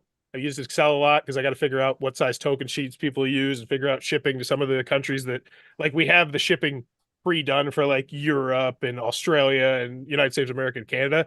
But like I got somebody from New Zealand, I got somebody from Israel, I got somebody from all these different spots around the world, and then I have to manually compute it. But what I was saying though, so I got 70 leads, and most of the time, because what I do is as soon as I get a lead, I'll try and find out as much information about that lead as I can. I Google them, I Facebook them, if they give me the name of the game, their thing, I check out their Kickstarter pre-launch page. I do all that stuff. I check the Board Game Geek, which obviously you should be putting your game on there pre-launch, 100%. And I recommend that to everybody, Scott. I'm not just blowing smoke because you're here. It's just smart. It's smart. If you don't do it, it is dumb. Period. Scott won't say that, but it is true. Not dumb. It's just No, it is. It is, Not Scott. intelligent. It is not an intelligent that would decision be if like you have you're not setting yourself up for success then. Yeah, Yeah. you're not doing your research. If you have a tabletop game, you should have it on Kickstarter pre-launch because there's always a chance. Just period. Pre-launch. But yeah, this is the first. I've gotten a couple emails where I've been excited, like, "Oh, cool! This could do well. I could see this, doing succeeding on Kickstarter and doing pretty well." Because I get a lot of. I'm now getting shifted to more Kickstarter games, but I got my first one that's like, oh, dollar signs. Like this is going to do multiple hundreds of thousands of dollars. And it's like he sent me the pictures and he sent me videos, and I was like, holy crap, you got yourself a gold mine. Please, please, please like our quote. So I don't want to reveal what it is because I don't know if that's just not my position to do it, but it's an accessory that can be used for miniatures painters, for board gamers, 100%, for just about anybody. and it's I'm excited. Like because Say it again. What was it? I can't say exactly what it is because it's not my Oh, project okay. Sorry, to I thought you say, were. but it is something that's a board game accessory that I think is going to really, really, really, especially if they run a good Kickstarter, which they got me on their side. So I'm going to be like, hey, you might want to do this, that, the other thing. And they might take those suggestions. I think it's gonna be big. I think I like. You. Has it been done before? Or is it? I have not, when I go to the conventions, I have not seen one done as well as this, and maybe not A lazy at gamer. all quite what he's doing. No, it's small. It's small. Okay. It's relatively inexpensive. Once I we really get the want to roll. make the lazy gamer now. Do it, Scott. You Yeah, I got the. just don't have time for that. That's why you got time for hire that. someone to do it. What if you did Oh, that? that's also a job too. Managing. What if Yeah, it is. one time a year, around Christmas time, Scott is the ultimate Santa, and he brings one dead Board Game Geek brings one dead present to life, and you could dress up like Santa That's a or good something. idea, actually. That's a fucking fantastic idea, especially for some of these games that look cool and they're small games, like a 200 card game. You could shit out that, but that's a steal it, Scott. Steal it. And just make sure you get a quote from Hero Time Manufacturing, preferably from me. Dude, that's a really cool idea. And that'd be so much Have goodwill. you, That's have you awesome. have you guys shipped anything yet? Me? Our company? Hero Time. Oh yeah. Hero Time. We shipped a bunch What's the of name games. of the company? Hero Time? Hero Time Manufacturing. Me personally, I've made my first sale for a Kickstarter that the Kickstarter failed, but they just ended up self-funding anyway. And then there's like 2 or 3 of them where they're like, yeah, we're gonna go with you. It's just we need to finish our art. We need to do this, that, the other thing, because it's for a lot of these people, it's a really long process. Like if you Do you have timelines and all that stuff like for projects? Like you start booking time, like you can estimate times and oh yeah, like how long it'll take to get how long it manufactured takes and to do shipped. stuff. Oh yeah. Like Scott, shoot me an email, man. I'll do it. I can get you any I was just information. curious that like you're Scott, at that point where you can if look at you a are project and be like, this is interested, going to take 3 months. if you're interested, I will give you my email address, or I can email you because I'll never just know. tell you. I'll tell Yeah, you you what. never know. Just me telling my boss that the owner of Board Game Geek is one of my leads now. Oh, that'll be a big old feather in my cap. Oh, I well. know you won't. Don't You do it, don't Scott. say. Don't do it. I'll pull a "Do you know who I am" for you. Okay. But let me know if you're interested because I do What think that's games a have they super cool. manufactured so far? I will. Let me grab a couple of them. Yeah, do you have your yeah, there's no manufacturing listing on BGG. Oh no.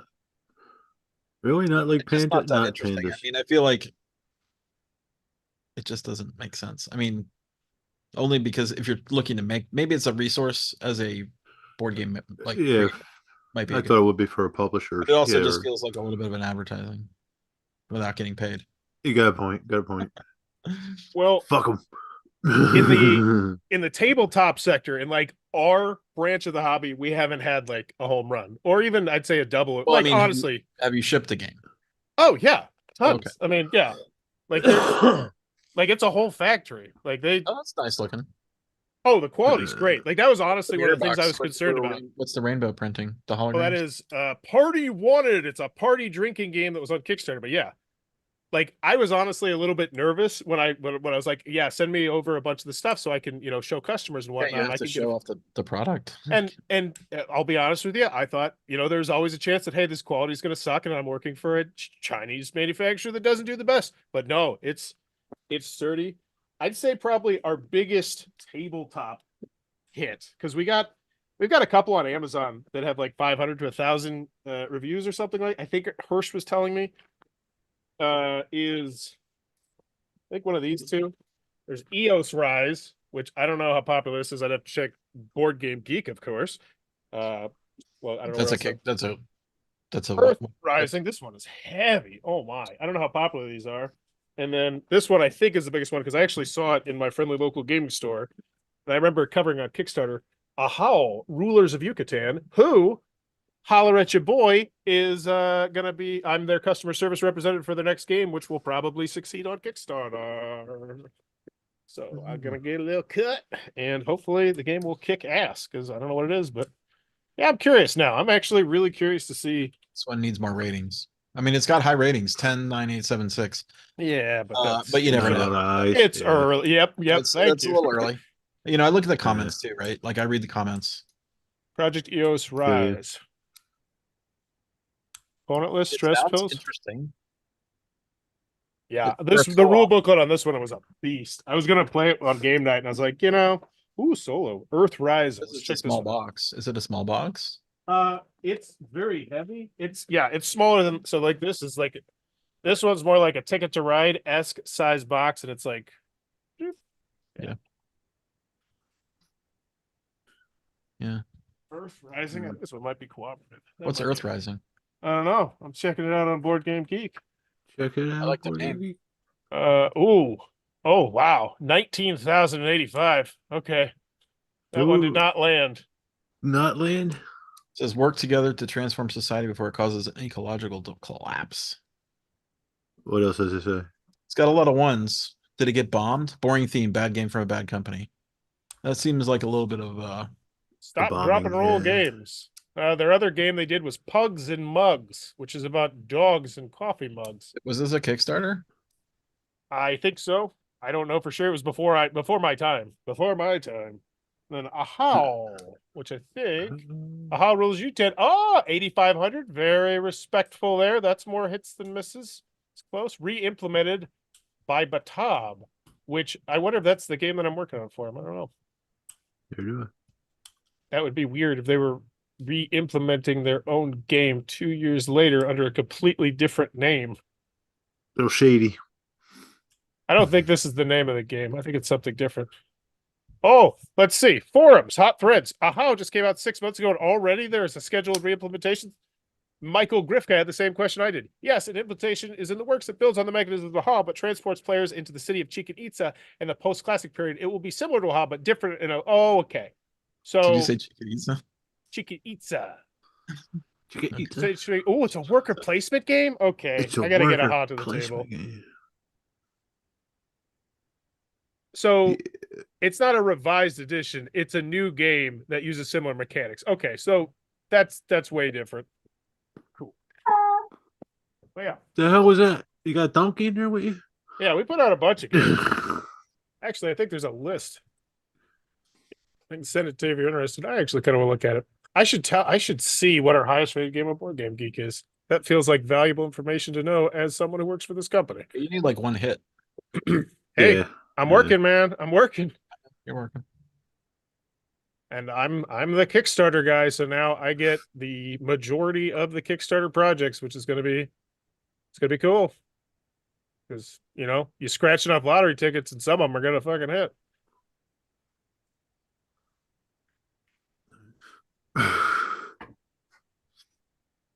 What the hell am I looking for? Oh yeah, our FAQ. Oh my gosh, we just got a new FAQ. It's so nice. So nice. Oh, Scott, I want to use your cloud at a store, your name, okay? I'm gonna break the rules a little bit for something. What? I want to order some poker chips from the store, but I'm gonna exceed the limit on how many they'll do by one pack. Yeah, it's probably fine. You son of a bitch. Or does it have a limit on if you buy them? Yeah, I think it's 5 of each set or something like that. But Oh, it's just because basically we don't want someone just buying all of them. yeah. But I want 6. it's That's I probably want to use poker chips for Lords of Vegas, but for the one amount I need more than the store will let me buy. Evan's coming to save the day. Uh-oh. Evan, What's wrong in this fat town? Lance left us. the guy all by in the herself. orange hat. I'm back. Hey, that, Scott, is a link to a bunch of the stuff we did and specifically spotlighting some of the components. cool. Oh, I would like to see that. Well, then it is in the chat. Let's see here. What did you guys make? Like I said, it looks like a lot of mass market stuff right now, but I think that's part of the reason why he hired me was because he wants to do. I mean, there's a chunk of pie. There's a big chunk of pie there, and if you could have someone that someone's like, oh, this fucking guy, Who I do you know, work it's with? fucking You work for Hirsch? Hirsch is, oh my God. He's the Wizard of Oz of manufacturing. He lives in Like China. if I could, yeah, I feel like he lives in the factory. I swear to He's not God. Chinese. You might No, want to he's rethink that European. analogy there. Actually, he might be. I think he's European. I don't know. His sister lives. Well, I should say his sister lives in America. Well, I shouldn't give up. Yeah. I don't. So I don't know. But yeah, he's speaks perfect English, and he goes into other factories. Like he's just a wizard. Like any manufacturing question, I feel like he's like, oh yeah, there you go. Here's your answer. But he runs a factory, so How do you get into manufacturing? I remember I've heard the story. He made a game, I believe, for his brother, and his brother was like worried that he was going to get jerked around. And he's like, "You speak Chinese. Can you help make this happen?" And so he started looking into it, I guess, and then it just like he just keeps going and going. And our big thing is we tend not to focus on a lot of the big intricate miniatures games with all the different components. We have like standard sizes that we try and fit customers into, which Right. makes it cheaper and quicker, and we have like a really great system on the back end. Like I am truly learning about how great his system is by the emails I get from people saying, "Wow, you are like I can't believe I just got a quote in 2 hours. Like this is lightning quick." And it's Yeah. yeah. I honestly I am super impressed. Like I love my company. I should hope so. I love my boss. This is the best boss I've ever had, Right. except for once I worked in an actual factory making credit cards, and my boss used to be strung out on energy drinks all the time. And he was like addicted to 80s hard rock. And all we did was talk about 80s rock and drink energy drinks. And his supervisor would yell at him to get back to fucking work. But Hirsch is close to Rob. Like I swear, the dude got about 3 hours of sleep a day. He had 5 kids, worked like 10 to 12 hours a day in the factory, always, always going just 1.7 speed at everything. That's why he's drinking so many energy drinks. He's on speed. And he lived on Nas. I can only imagine. Mars, could you do me a favor? Could you turn that blinking light off for me? It reminds me of equipment when I used to work. It's Oh, yeah. Probably makes my videos more professional too if I got rid of it. What is it? It's an LED It's an light that I LED. tried to install, but then it does this blink, which I hate. So I just gave up on it like 5 years ago. It reminds me of a flasher on a truck. Damn or it, do I something. hold the button? Play anything new, Evan? Any new games? We're talking about games. Son of a bitch. Seven's not a son of a bitch. Here we go. You don't even know her mother, his mother. No, Boom. most new games I run into are not even games out yet. They're all prototypes and stuff like They're on that. the bleeding edge. Yeah, I play a ton of prototypes, but aside from that, Anything interesting? You're not Um, probably can't talk about. I mean, most prototypes are not under indie.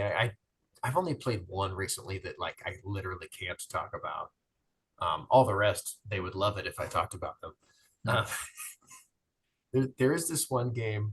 There was two funny things that happened. I mean, this was a few weeks ago, so I don't think I already said it, but I gave one feedback I gave was this should use roll and move. Hmm. And that was Roll like and move. literally, yeah, Coloring me intrigued. like Clue That's a or weird Monopoly note. or whatever. Yeah. Literally the only time I've ever told anyone that they should add roll and move to their prototype out of however many hundreds of times I've done it. Thousands. And then the other person just had something that was so cool and unique that it was like the first time I was like, man, I wish Can you talk about that one? I had designed that. What made it cool and unique? Force He is was- poking. I It mean, I was a- love games. It was a really cool like tableau builder where yeah. it's all about relationships. Ooh. And you're categorizing people, they're a work relationship, they're a romantic relationship, they're a friendship. There was I forget the categories, but basically it was like, and there were like rule sets for like how how to turn relationships into other styles of relate. It was very like culturally interesting and you just in human interaction kind of ways, and the way that they incorporated human interactions culturally into the rule set was just really fascinating. Plus, I love that sort of thing too, because like just hearing that theme, you're like, all right, okay, I'm more like Yeah. I want to give that a whirl. Like that's It's and then like- tableau it's like- building on top, like Yeah, and you're like, okay, well, it's really hard to maintain two relationships, you know. Just got to work better on it, Evan. And it's like, okay, well, if I'm gonna have two relationships, well, then I have to, sacrifice this over here, and I won't have as much time and money for this, and then, I don't know, it was really, Sounds really really interesting. neat. Does it have a name yet? Cheaters. Look at me. That's already taken. It put a really good Oh, yeah, that's spin true. on that's it. Yeah. that's an old game, isn't it? Cheaters. I don't know. No, this one was, very Portland. Cheaters game. Does that count? Yes. It was definitely not called Cheaters. But it's not. It was like that wasn't the focus. That was just like one aspect of the game was like your relationships or your relationship, and then there was professional on this and that. I don't know. It was just really interesting. Yeah, I definitely don't think it's the one on Board Game Geek. It's got Richard Nixon as the box cover. No, Cheaters no, game. it does not exist yet. I really liked how the theme was integrated into the mechanics, and it really made you just think about human interaction and how you Cool. allocate time. It was cool. Got my brain going. Yeah. Yeah. What about you guys? What have you guys been playing lately? I played games tonight for the first time, aside from my kids, in a while, and it was everything I'd hoped for. I was a little bit disappointed because it was just I sent out my big massive invitation and I only got one biter, my buddy Ronnie. And every time it's just me and him, we always play Twilight Struggle. We played it like 10, probably 10 plus times now, and we both love the game. He always kicks the living snot out of me because I always play stupidly and try and do crazy strategies that never work. Yeah. Take over Europe, take over Asia. Boring. Give me Africa all day. Never works. Run the space race. So we played that, and it was a fantastic. It was like one of those moments that we had. I don't want to go into details because it's boring, but pretty much there was a 1 in a million moment where I needed one specific card. Right? I was like, this is the only card that will save me, and I'm Russia, so I could play it, and I'll get to play it first. We played the game enough. It's like this specific card will save me, and he never does this. But he's like, would you like to cut the deck? He doesn't do this regularly. We used to play poker together and we do that, but he never does this. And he just did this one random time. And me being me, I just cut one single card off the top. And he's like, and him being him, just random happenstance. He was like, all right, let's fucking see what it is. And it was the card. And it was going to get dealt to me first because I was Russia. And it was like one of those moments that me and him will forever remember about Twilight Struggle. Like a beautiful gaming moment, like just a pure thing. So that was How great. far do you ever get to the third? We age have or hit whatever it it is? one time, and that is because I got the luckiest. I always get crushed in the second round normally, mid-war. We played Star Realms. We did a best of 3 tournament. I crushed him 2-0 on that. I love Star Realms, always will. I think some of the expansion cards, I think that's one of the few games where the expansion cards work really well, most of them. I don't think they retract from the game, and I love expansions that do that, where like Space Base completely jumped the shark. That was the other game we played tonight. But yeah, and then we played Space Base, which also came down to a 1-point victory for him, and it was another fantastic gaming moment because he played Space Base. It's very fun to just keep buying cards. It is. Buying points is boring. It's boring and it's stupid and everybody hates it. And he played with his food and he played with his food and he played with his food. And he was crushing me the entire time. And then I lost by 1 point. And it was the kind of night which made me just want to play so many games. And I really love that it happened tonight. I had a fantastic night with my friend, and I can't wait till we do get more than just the two of us. I can share it with more people. Yeah, great night. That's Gaming. cool. Nothing new, but still great night gaming. Hey, Scott, you do me a favor. Could you go on your site and you know the section where you're change looking it. for a local gamer? You asking for a dating Can you see site? how active that is recently? Like, in general. I don't think that is actually that active.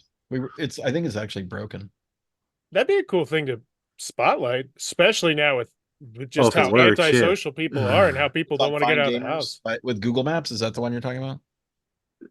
I don't remember exactly that, but something like that, Yeah, it where you doesn't can work. find local gamers. Yeah, that's awesome. Doesn't Especially work. if it's completely you got to opt into it. It's broken. Can we fix that? Like, I honestly would love that.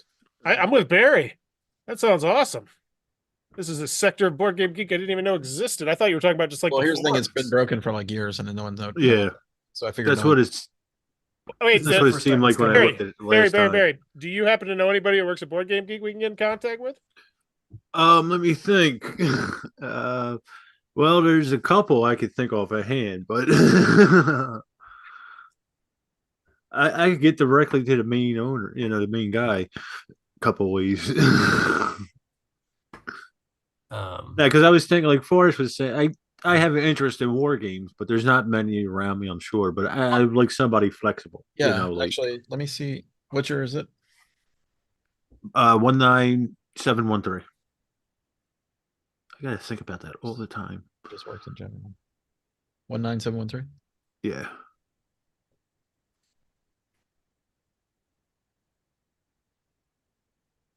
Yeah, it's broken. Yeah.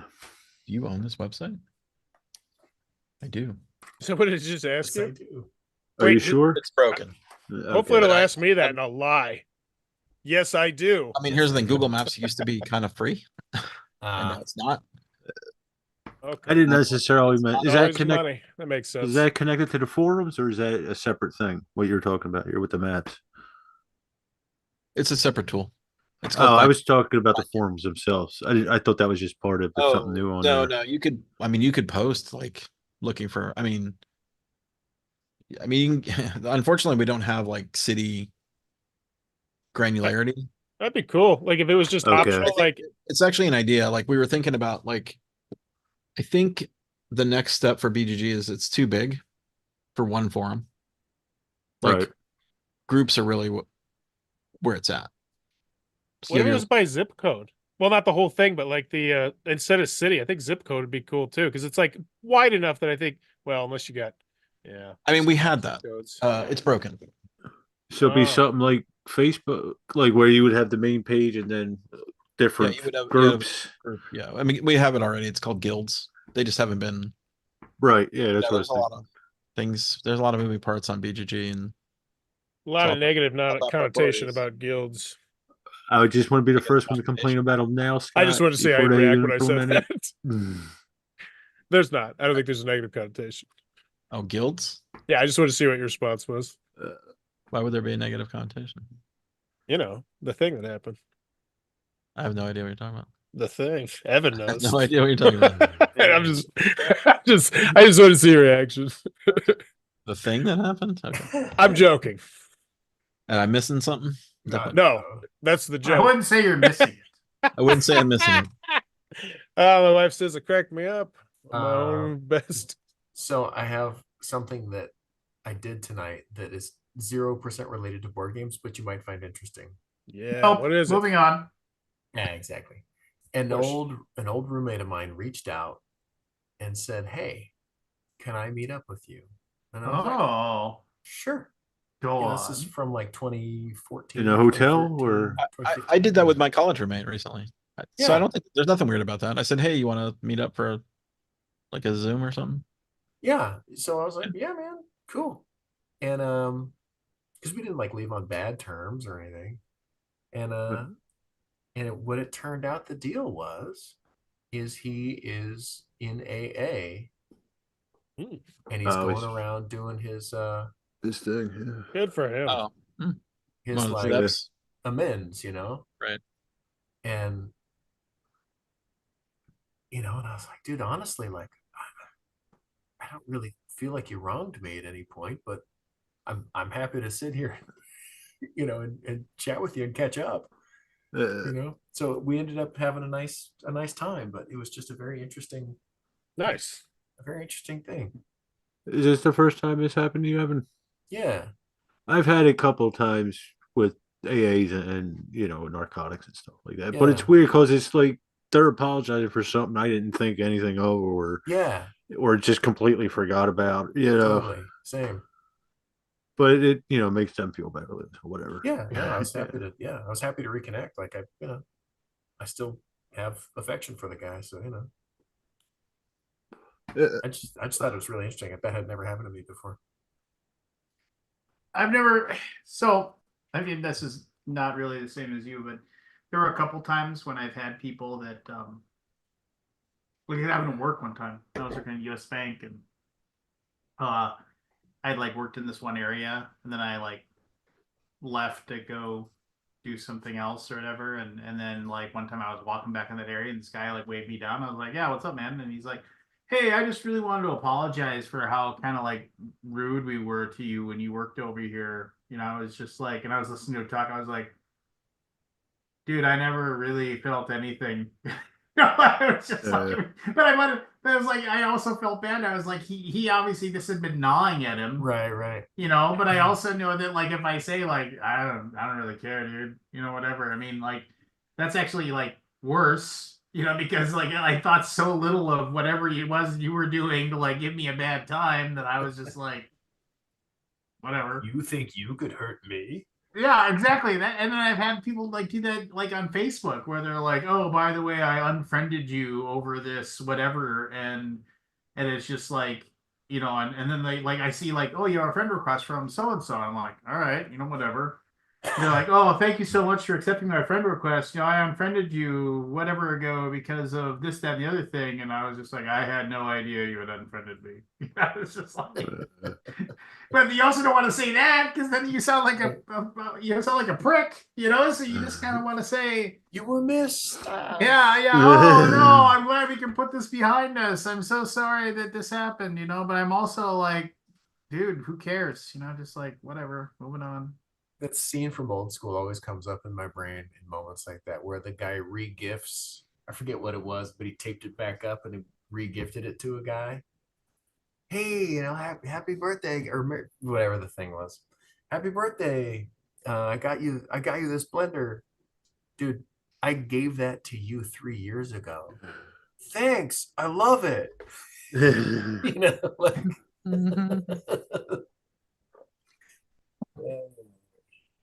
so good.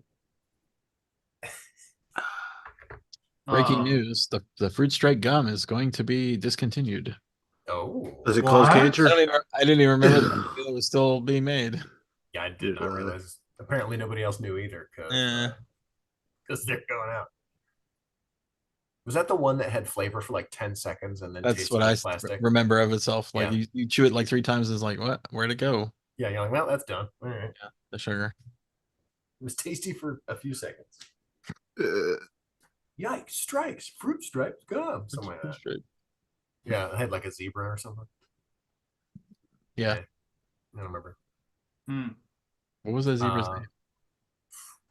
The fruit stripe zebra. Duh. Was it Pixie Sticks or something? duh.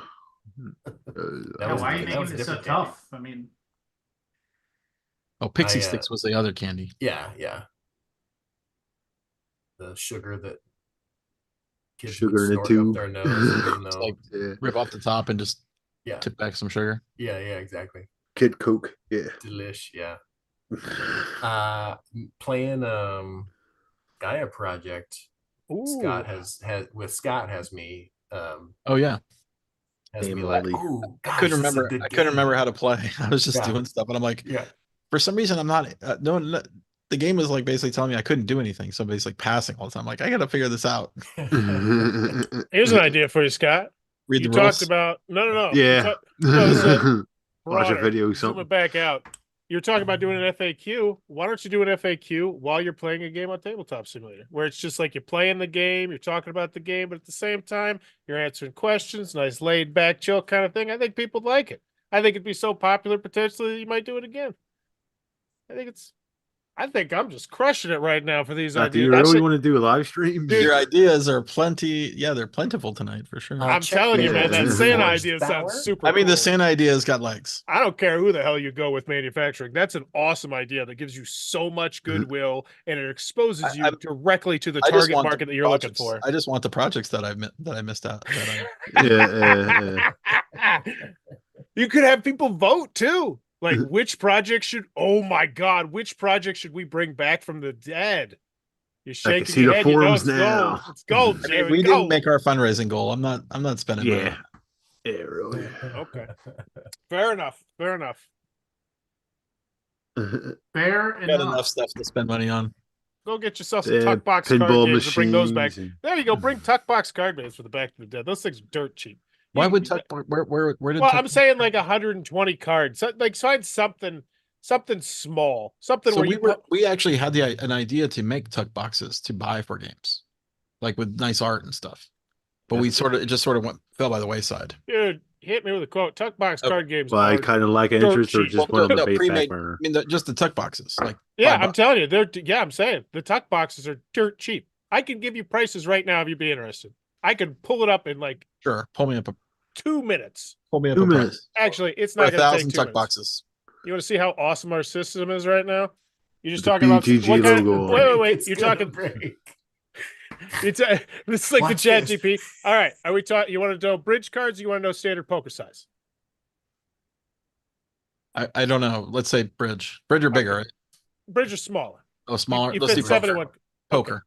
Poker Poker. 65 Because poker- cards. Let's see. We go bada boom. We're gonna use the whole sheet because you're obviously gonna be buying bigger numbers. We got the units. We got primary units, quantity 2, bada boom. Let's see what we got here.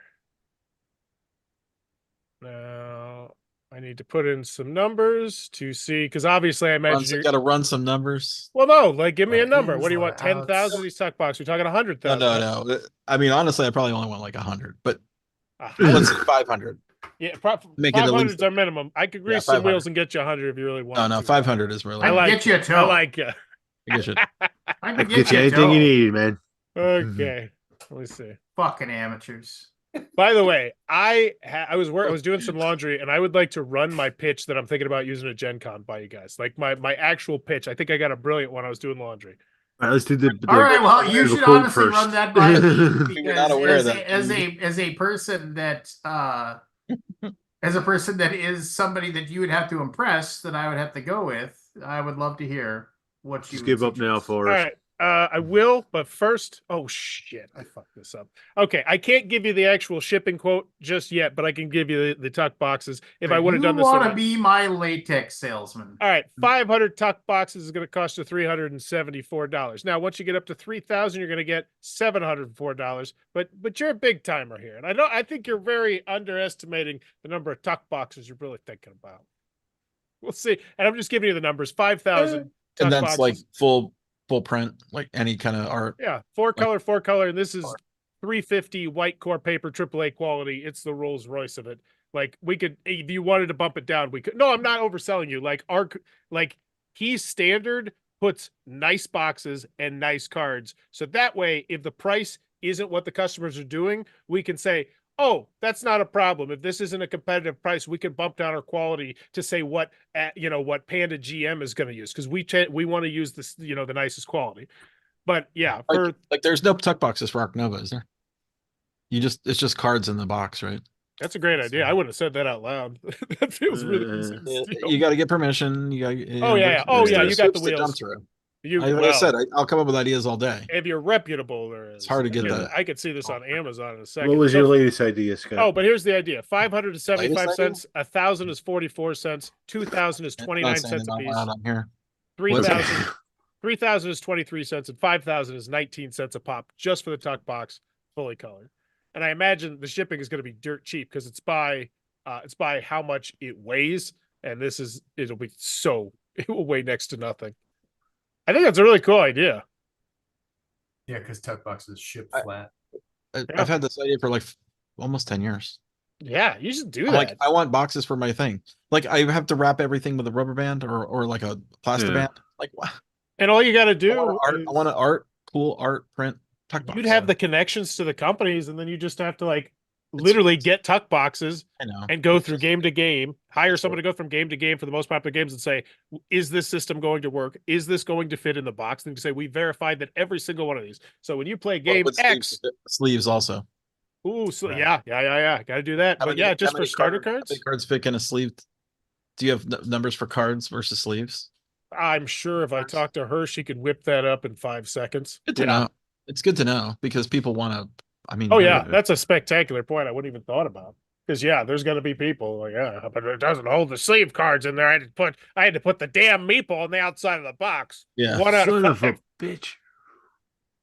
It was a difficult decision to discontinue fruit strip gum. It's been around for 50 years. Is that the one with the zebra on it? Yes, the zebra. Man, you're What? real It's good testing done? this gum, ain't you, Scott? Dude. Well, I mean, it's my childhood. Yeah, that's I mean, I am agree. 52. It is No, 50. I am I am older 37, than fruit and stripe gum. I grew up with fruit stripe gum. The zebra, that Yeah. sucks. I mean, the gum wasn't great. No, Man, you don't say. You don't say. I was a low income kid. We had fruit stripe, you know. Yeah. That Was was our only like- veggie for today. It only had Think like we're gonna 5 buy or 6 Bazooka pieces. Joe? Didn't it only have like Oh 5 or no, 6? it's name brand. I don't remember. Yeah. It was very like not that many pieces, I and the remember you paper chew and it it. was wrapped in paper. Yeah. It was Remember, wrapped it was in very paper, you chew a few powdery. times. Oh, it and was like it's- not like a parchment, like not wax. Yeah, I remember. Yeah. But the gum itself, I remember it being powdery. Like it did not. Well, that's to it was keep it weird. from sticking. It's like baseball card gum. It wasn't stiff. It was soft. Like you could, it Mhm. folded. It was malleable. I have to go buy a pack just to remember. All right. Better hurry up before it's gone. We're on this nostalgia kick, like Lance. No, You- Scott, that is a poor decision. You need to buy all. Scott, I of want to hear fruit the stripe first gum. time you chewed this Right gum. now. All about it. all What? of it, and then sit on it for a year, and then You know all what? of a sudden, So I've been boom. trying to do this thing where I like really focus on my memories from the past because my memories so much better now, Yeah. and it kind of helps. Like you sit there and you just kind of think like you just really concentrate on it, and it kind of works. It Like does. things start coming back. Like What are you you have to doing do to improve your memory? nothing. Oh well, yeah. CPAP. CPAP. Sleep Nice. therapy. That makes sense. Yeah, my That's memory is awesome. way better than it used to be. I'm jealous. More oxygen in the brain. More oxygen. Yeah. Yeah. I think Lance's post got me thinking a little too hard, and then I was like, yeah, I'm the same way. Where it's like I don't remember this relation. Like I can point to 4 specific things in a relationship I had for like 6 months. It's like it's fading. Well, I don't want to sit here and hammer on that point, but that's one of the things that just bothers me the most. It's like, I mean, is that it's like there were probably like, what do you think? Like, I mean, just it doesn't have to be just high school. It could be college. It could be the first 3 years you worked at one job or whatever. But there was probably like 100 moments that were just fucking amazing, right? Like you sat down at a table and somebody told a joke and you all laughed and it was just funny and it was hilarious.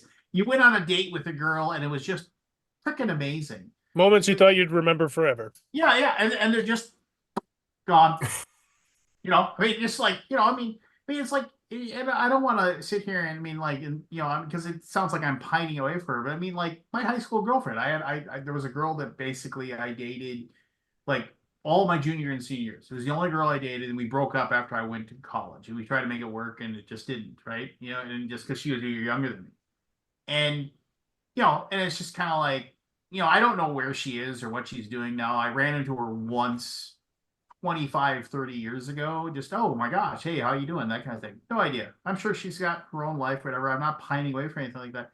But I can remember just really liking her, or at that, or like whatever the 18-year-old version of love is, I was in love with her, right? But it's like, and so yeah, I have like, a dozen or so memories of her that just kind of stick in your head, I mean, just kind of like because, but Jesus, I spent like every day with this girl for like years. Like, I mean, we were just attached at the hip, or we talked on the phone every single night. It was just everything. Why do I have like 12 memories of it? Well, I mean, it's just insanity to me. That you just can't think of those things. I don't know. It's just, I mean, like I worked I worked over 200 concerts, and I can remember like just security at concerts. And admittedly, not all of them were great, but I mean, but they were like it was fun. It was fun to do. It was fun to sit there and like talk to the bands and bullshit with them and everything like that. Yeah. Why can I remember like 20 of them?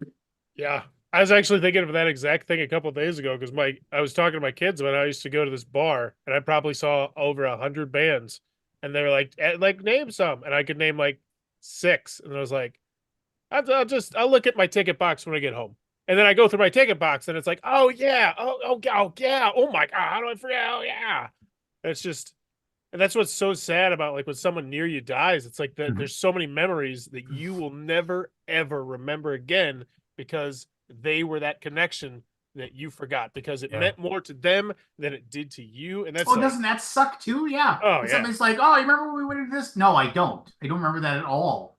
And I feel like a dick for not remembering it now. You guys, I'm going to start a business where it brings back your memories. And in fact, we can implant different memories if you want.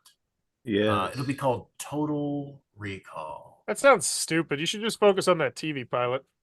Yeah. Yeah. That sounds like a losing idea right there. Nobody's gonna Have you want seen that. Vanilla Sky? Vanilla Have you Sky, seen yeah. Vanilla Sky? Yeah. Yeah. That's Yeah. Well, and the Philip K. Dick short story is "We Can Remember It for You Wholesale" is the actual story, and it's worth it. is it worth reading, even though I've seen Vanilla Sky? I love Yeah, love no, Vanilla no, Nice no. The reading. Total Recall is Oh, based Total on Recall. "We Can Remember It for Okay. You Wholesale," Sky. and it does say something that it does say something about like the fact that like if they implant those memories in your head, and they're just like anything else, what difference does it make? It's the Matrix. Right? Yeah. Yeah, I mean, it's just like so. Then you start really thinking about existence and stuff like that. And then your Yeah. brain starts to hurt, I don't and try. then you don't want to do it anymore. it. What I perceive becomes reality. Well, no, then you start doing that whole thing where it's just like the amount of time. Like I hate this, but I love. But I also it's one of those things that if you really think about it for a little bit, it really starts to bug you. The amount of time it takes your eyes to see something, to like, and then those nerves to send that input to your brain, so you can. It isn't instantaneous. It's like it's nearly instantaneous, but it's not instantaneous. So like literally you are witnessing reality in the past. You're never witnessing it exactly when it happens. Because Weird. yeah, I mean it's just like, but what does it matter, right? I mean, like we're traveling thousands of miles an hour right now, but what does it matter? Because everything's going the same speed. I don't know. It matters a little bit. And so I will say this to Mookie Kid, it's When it like stops, we're all Lance is fucked. definitely Mr. Midlife Crisis. Like, I'm not having a crisis in my midlife, but I actually right into this. And when you get to a certain age, and I don't know how old Kabuki Kid is, and it really doesn't matter. When you get to a certain age, it's a normal fucking thing. It's a normal fucking thing to start thinking about your mortality and start thinking about where your place is and what you're doing with your life. I just had, I felt bad. Well, I don't feel bad, but I just had a kind of gruff dad heart to heart with my oldest kid because she's not taking her school serious. And I said, I get why you're not taking it serious, but you need to start taking it serious because it's like pretty soon you're gonna be out of this house and you're gonna be going to school. And as like, and if I don't fucking prepare you to like take your fucking studies seriously, you're gonna leave here and you're gonna fuck up college like I fucked up college. I mean, it's just like you're gonna get out of here and you're gonna like screw things up. You're gonna like have a job and you're gonna have to take it seriously, but you don't know what to take it seriously. And I was like, I know I'm talking to a brick wall. I just know that you don't get it. I don't know how I'm gonna make you get it, but you need to think about these conversations. And I don't know how many times I've had that conversation with both my kids. I said, you need to remember this conversation. I said, just put a freaking flagpole in this conversation with me. I say burn it into your brain. Yeah, I mean, it's just like this is one of the important ones, boys. Yeah, and I've also said that too, and I said, and I've told them it's just like, and I get it. You don't get it. When my parents told me you need to take this seriously, it's like because you feel like you're gonna live forever. You feel like nothing's ever gonna change, nothing's ever gonna alter, but that isn't the case. I gotta say something about those quotes I gave you earlier, Scott. I actually misquoted you because I'm a noob, and it's half the price. Each one of those half the price. I forgot I put 2 tuck boxes, so half price on all of those quotes. I said so if they were unimpressive, that's because they were half. You should take another half off. But Some wait, salesmen there's anymore. more. Well, I was trying to be an extra salesman, and you save more money if you use the entire token sheet as opposed to half of it. And so I was like, I'll just give him the entire token sheet, which is 2 tuck boxes per, or it's not token sheet, but sheet. It's a sheet of paper. And so you get a better price. But then I forgot that 500 that I quoted, just said, oh, 500 boxes or this much cost. It was actually each an order of 500, 2 boxes. So it was 1,000 boxes. If you call in the next 15 minutes. No. Oh, can I give you my pitch? Can I run you my pitch? Yes. So you want to be my latex Be right back. salesman? Why should I Be go right with back. you? Hold on, All right, hold up so- on 1 minute. Okay, Or I will. I'm No, done. I want to hear everybody's opinion. So yeah, I'll All right. totally wait. I'll be right back in a second. Because yeah, I want to hammer this home because I gotta. So, and I'll set it up because I talked to Scott. I think you were here, Lance. I get a small portion of however much they spend, and what I could do is my boss is like, yeah, if you feel like you can close the sale by giving up a small portion of yourself, a portion you can. We're totally cool with that because I asked him, I was like, I think I got this guy on the hook. He has a better price over here, but I think if I give him this, because I give him great customer service, I think if I give him this extra 1% to show him I really care as a customer, he can convert me. He ended up saying you don't have to do that, which was awesome, super awesome. Another reason why I love the guy as a boss. But yeah, so essentially what I'm going to do is I'm going to have I got these new fancy business cards coming. I'm going to have. And I'm Why are gonna you say, telling me this? You just heard him say that Aldi wants you to wait. So oh you- yeah, you I'm just wired excited. it. Man, I'm excited. I tell you what, this night of gaming just got me in such a damn good mood. Like it was like 2 or 3 moments we had where they might be spread out over, 4 or 5 sessions with someone. And it just tonight, they all happened. Like even the Star Realms game, I was kicking the shit out of them one game. And I said, I'm making a bold prediction about halfway through that I am going to beat you and I'm going to have more than 50 health points, which is more than what you start with. And I had 48 at the end. It's like one of those fun moments, like, we'll remember this, 3 of those tonight. Felt super good. Forgot how much I love gaming. I am going to game with my kids this weekend a lot. I got Pokemon Labyrinth that we are going to smash this weekend. I'm in a really good mood. Plus, I had a huge fight with my wife, and by the end of the night, it was all fixed, and we talked it out. And it was better. It's better now. So it's good. Good. The ball got moved forward in many different aspects of my personal life, my professional life, and I'm happy. That's great, man. No? Plus, I hate to say it, I love my kids at home for Christmas, but life is substantially less stressful when I do not have 3 children and a dog while I'm trying to work from home. That's You weird. think? Down to 1 child and a puppy, which is way easier. Okay, so here's a pitch. No. So you mentioned that. I mean, and this is not. Somebody told me that he's like, I don't agree with this. I don't think this was the right way to handle these problems. He said, but I would remember I'd be around my grandparents, and like I'd be like 10 years old, and his grandparents are like in their 50s or whatever. And he said as soon as grandma would start in on grandpa about something, like he said he'd get up, he'd put his coat on, he'd put his hat Out on, the door. and he'd just go out the door. My grandfather had a club he go to. in the middle of whatever she was complaining about, he'd just go. He's like, "Yep, Yeah. I'm out. See you later."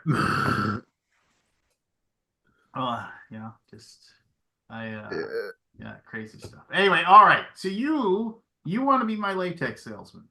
This pitch is Latex? going to be aimed at. This is more of an indie. I'm going to have different pitches, obviously, for different people. I got to be a chameleon. No. How about this?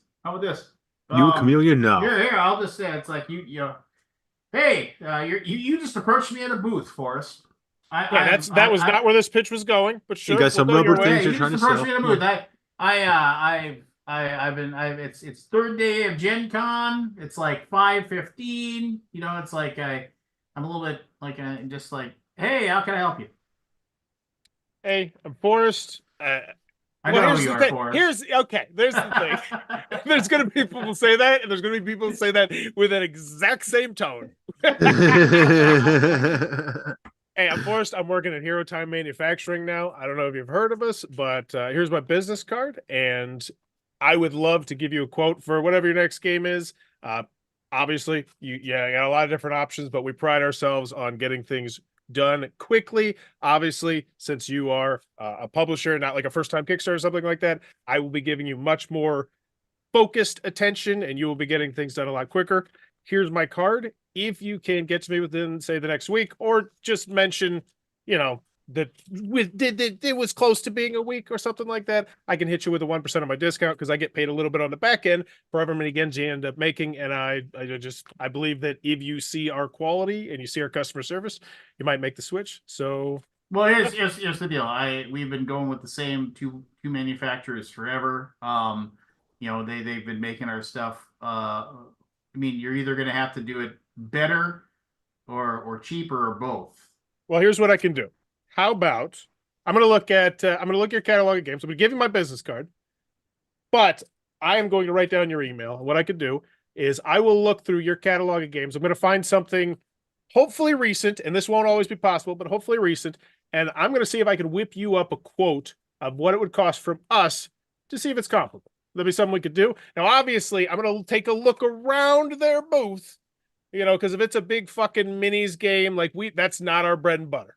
But if I see some like Euros over here, if I'm seeing like something like that, I say I can give you hopefully a quote. I'll shoot you an email, hopefully within the next week. Obviously, I got a lead since I'm trying to come out here and hit the bush, but I will reach back out to you and I'll give you a quote for one of your recent games and see what you do and we can talk about it. Sound good?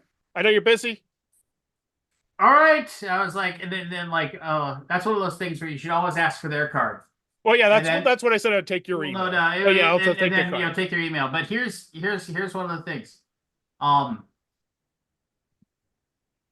get approached by probably at Gen Con alone, I probably got at least 15 manufacturers stop by the booth.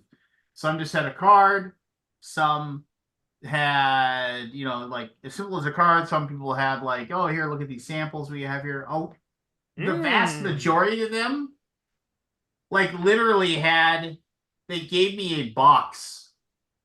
And inside the box, and it was like professionally made, and it had all the parts inside, and it had everything in there. It had like a die, it had a mini, it had a meeple, it had, like all the things, which is, a bunch of bullshit because they could just go out and buy one of those.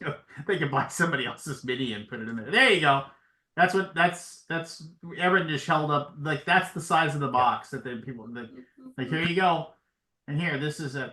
Now, I'll tell you this much. The thing is that like the two manufacturers that we use, like the games that they put together for us, is quite literally like, because all we have to do is just say, yeah, print off another 2,000 of those, and they can just print off 2,000 Champions of Midgard. Oh yeah.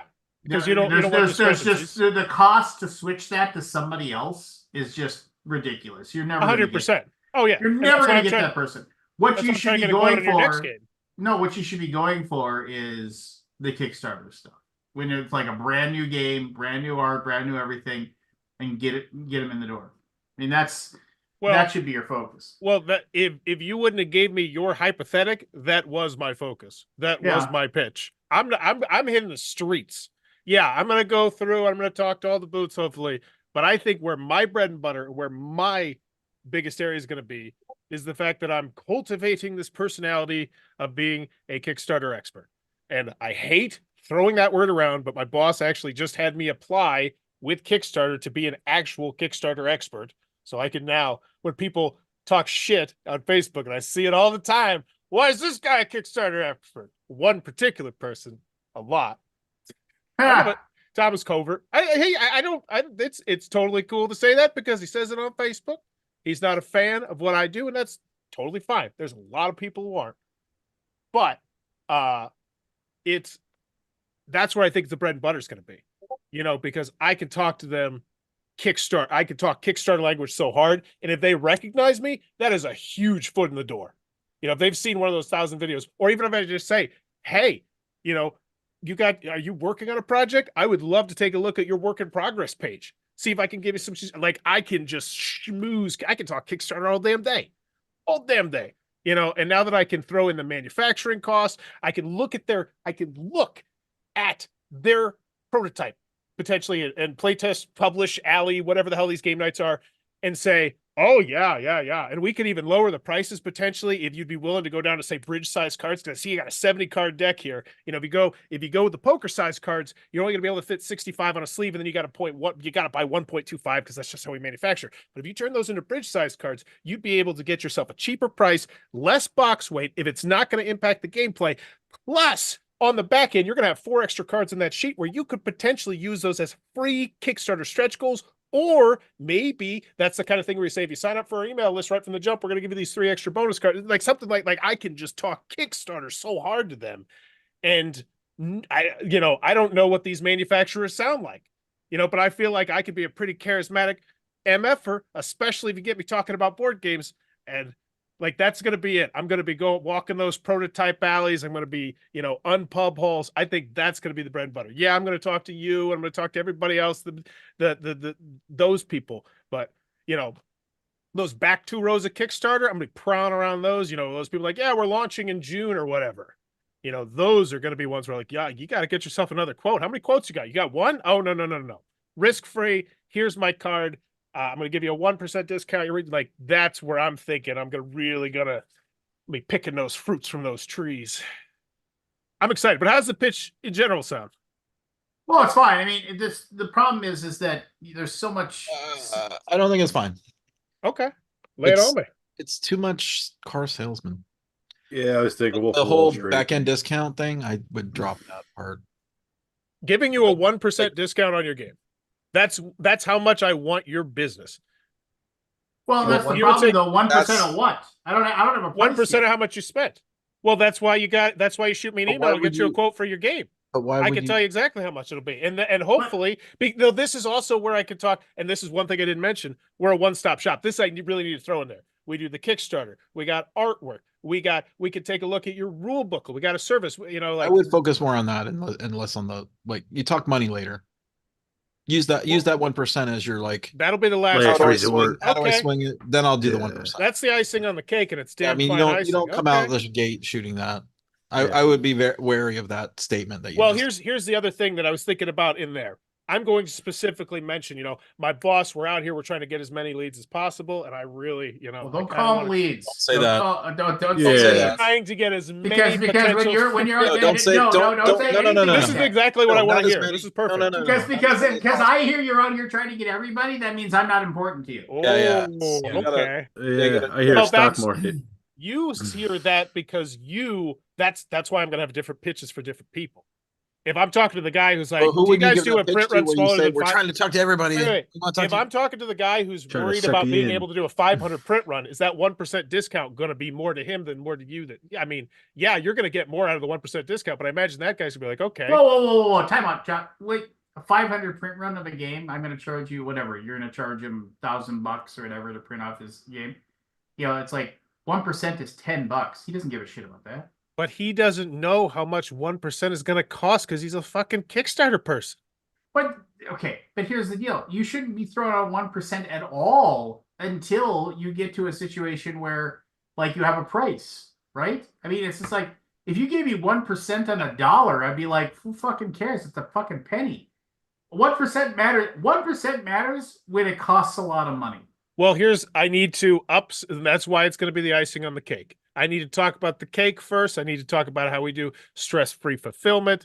I need to talk about. Okay. I would focus on those versus the. There's order never of operations here. I got there has never been in the history of any game stress-free fulfillment. How do you do stress-free? I'm going to ask you a question. How do you do stress-free fulfillment? What does that entail? Pretty much, you give us all of the people that back the Kickstarter and all that back end information, and we ship straight from the factory to those people, and we guarantee as long as you use, as long as you have a cardboard. Now, how do you go? Give me a second. Let me answer. As long as I want to give you all the restrictions first, in case, as long as you have a cardboard box insert to hold everything in there, if there's damages, we will cover them. Oh, I mean. Oh, they're going to regret that. Okay, your company's going to lose. They might get rid of goddamn shirt. Okay, maybe we will. I don't know. This is way above my pay grade. I'm just because I absolutely. So we use China Division to box up our games for the EU and the Maybe UK. you're talking to the wrong manufacturer, Lance. We used China Maybe. Division to box up Last Light for the EU and UK and send it to them, and it worked really. And so basically, they boxed it all up, put the labels on, they ship it to a warehouse in the EU, and then it goes out from the EU. I mean, we still have damages. We absolutely Lance, still. maybe have this is why my boss is doing this. Maybe he's trying to make a big swing, and he like.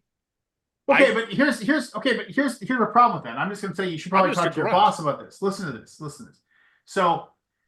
So what you're offering, and I don't know for sure. I'm going to pull up my fulfillment list right now as you're talking, so I can make sure I'm getting the specifics right. So what my understanding is that you make the games, you take the games, we give you the people you want to send to, and apparently this is worldwide. You'll just ship this shit to everybody worldwide. Yes. Okay. So we give you that stuff. We give you. I mean, and this is my question to you: is it shipping direct from China? Well, here we go. I have our terms and conditions. Can I finish my? I'm answering your question. I'm going to tell you right now. This is not how you handle a customer if they're asking you a question. Yeah, but you're not a customer right now. I'm trying to. Okay. Yes, you are. Yes, you absolutely fucking are. Because this is your show. I am not here to sell. I'm here to entertain. I am a goddamn publisher, and the fact of the matter is that if you can actually handle fulfillment, like even if we don't see, here's the deal. What if we just we manufactured with somebody else, but we shipped it to you guys and you sent it out for us? Is that an offer that you'd undertake? If you're I will read you my terms and conditions right now. There's only 11. There's only 11. I will read them right now. Are you ready? Prices are to the door of the backer, including. Well, if you're going to talk to me like that, I don't want to do business with you. So I don't really want to. You know what, sir? I shouldn't say that. That is including shipping to the various destination warehouses, custom clear. He has one warehouse, I believe, in the United States of America, and then a couple throughout Europe. Custom clearance or one. I don't know. I'm not sure. Pick it. This is not something. You're selling me on it though. Well, no, Lance. This is exactly tear me apart because then I will learn, so I won't get torn apart. Okay, but here, okay. Let me interrupt you one more time, and I'll shut up and listen to you. So no, keep interrupting. No. I'm being serious. If I am being also serious. I am also being fucking serious. Listen to me for a second. If you're going to ship games to people, I physically do it from my basement. No, yeah, from your basement. If your company is going to ship games to people. They need a Canada warehouse. They need a US warehouse. They need an EU warehouse. They need, well, they'll ship to the Asian countries probably directly from China. This is great. But I'm not going to tell my boss how to stir his fucking coffee. But they need an Australia and they need an Australian warehouse as well. Well, maybe he's a wizard like Jamie Stegmaier, but of manufacturing. I don't know. But here's the bottom line. I appreciate everything you're saying. But I'm not going to, it's not my place to say, hey, boss, you should be doing it this way. Because, I don't know the full specifics. It's literally just a service that I offer to people. But now that you're mentioning it, yes, I need to know more about it. But here's the other thing. You know how many of these Kickstarter creators have really asked into it? Not that many. And maybe that's, okay. Prices are to the door of the backer, including everything. That is including shipping to the various destination warehouses, custom clearance, pick and pack, labeling, handling, replacement of damages, warehouse receiving, and more. 2, as the game creator / publisher, it is your responsibility to provide Hero Time a clear list of all backers and SKUs. If you need assistance, we will connect you to our specialist. She's very nice. 3, we will need both an SKU-based list and an address-based list. 4, in the event that a package fails to arrive due to the shipper's error, Hero Time will provide a replacement. 5, Hero Time will not be responsible for any issues that are caused by the list provided, e.g. wrong address, wrong name, etc. I'm imagining there's another list. I can look at that if you really like to know. Hero Time will not be held responsible for damages caused by the absence of a plastic insert. That's it. I need to email a couple people. You have to have a plastic insert or poorly manufactured game. So essentially, if we say, you mean like those, what are they called? Vacuum form. Vacuum form inserts. Yeah, boom. Oh, this is a wood one. Because otherwise the box is smashed. Wait a minute, time out. A poorly manufactured game? So you're manufacturing the games, and I got to worry about if you do a poor job, but you're not going to. Well, I'm about to fill you in on it if you'd like to step off your cloud, old man. That's not the right expression. That means if we give you a Stop suggestion, yelling at clouds. like if we say this is a Yeah, highly that's the right expression. if Hey, you this can is a open my highly cloud. inefficient way to do this, like we say, I don't understand why you want a bifold board. We strongly recommend a quad fold. Then we'll say that. They'll say this will essentially, yeah, I don't know what it should say. It should say like, because in theory, we would not agree to do that. Because my boss has done that. Like there's been some times where I've been like, this customer will not get off a specific component. He probably should do it this way. It's gonna be, and he's be like, just lose them.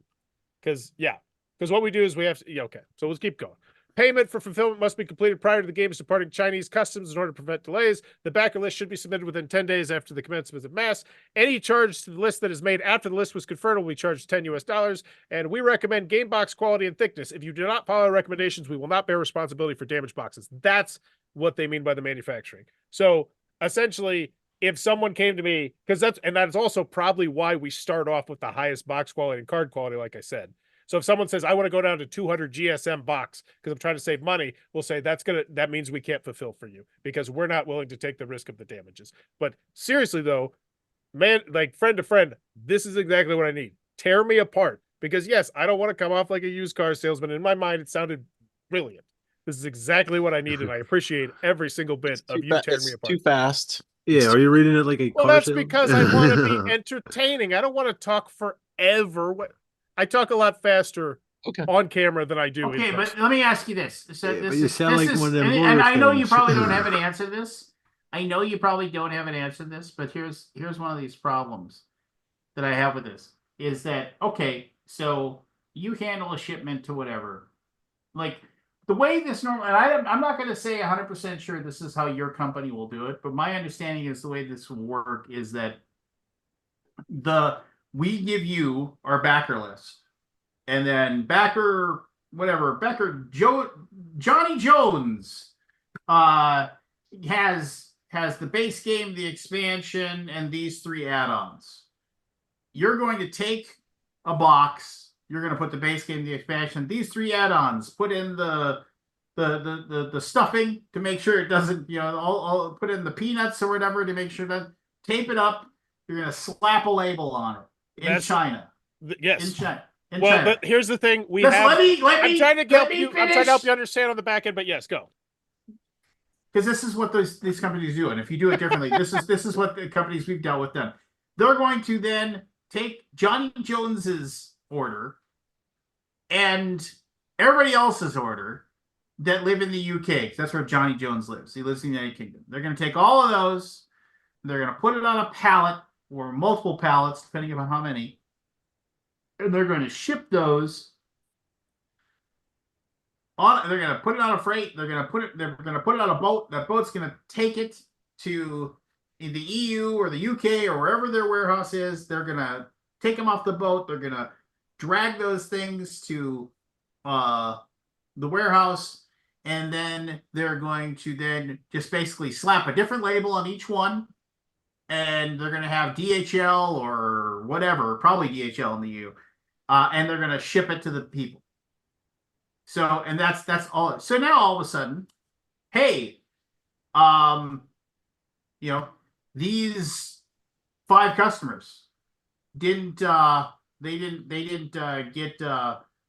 their games. Whatever. Porch Pirates stole them, or whatever. We actually had a situation where the company we use, they just told us we can't find these 2 boxes. We have no idea what happened to them. We don't know if they just got left behind when they left China, whatever. We don't know what we're gonna do. And so we ended up having to ship those customers their stuff from the US, and we actually charged them the money that took us to ship it. And then they paid for replacement games. But here's the deal, you're saying you're gonna replace the game. Lance, Well, what question would you like me to ask my boss? And I could totally write it down. Like, no, if you type it out. This is the question. You say you're going to replace the games. Replace them with what? I mean, you've done the whole print run. You've made the games. I've asked you. It's like, okay, we made 150 extras. I want those at my warehouse in the U.S. so I can sell them on my store. I want my 150 deluxes that I can sell for $200 a pop and make some extra cash. I don't want to have. I mean, I'm not gonna have you make more games on my dime that you can hold in your warehouse in case you have a mistake. Are you going Is your company going to make some extras in case there's an error? I sincerely doubt that. You're not going to be like, and hey, we're going to make an extra 100 of Last Light because just in case there's an error with any of the stuff we ship out, you're not going to make extras. So how are you going to make more extras? Are you going to do a print run of 2 games to replace those? I don't see how are you going to do these? You're going to replace those games. I don't understand where that overrun is going to be. Because if there's an overrun again, I want those games myself. I want them to sell in my store.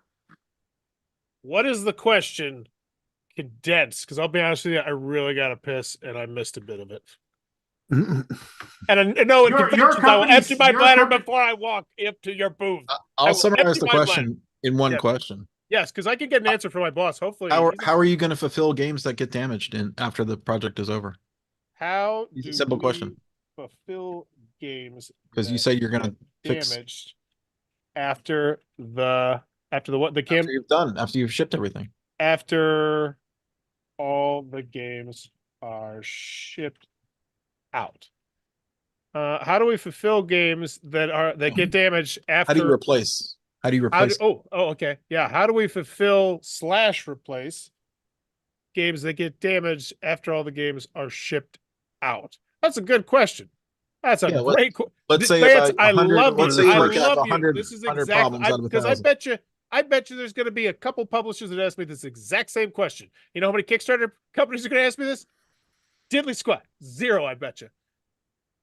Okay, so I got to sharpen my tools before I talk to the publishers. That's good because Gamma. I bet you I'm going to get spit up and chewed out at Gamma. Oh yeah, that's nice. I love it. I love the challenge. I love when I'm nobody's going to spit you up and chew you out at Gamma because they're just going to say, "Okay, going to walk away." No, but they're going to ask you these questions, and I'm going to look like a fucking idiot. That's what I mean. Leave me your card. I'll get back to you. Never hear from my. Oh yeah, Sayonara. I've got 1,000 cards that I've not. Oh yeah, that's just because you're mean, Scott. I get people all the time that ask us, "Do you have a card?" And I'm like, "No," and I was like, "Why not?" Because I don't want to see it just thrown away. You know, I'm just like because nobody has a card anymore. Take out your phone. Can I get your email? Take out your phone, write down my email. You know, I mean, just like whatever. Okay, here's the exact question to make sure I got it. How do we fulfill?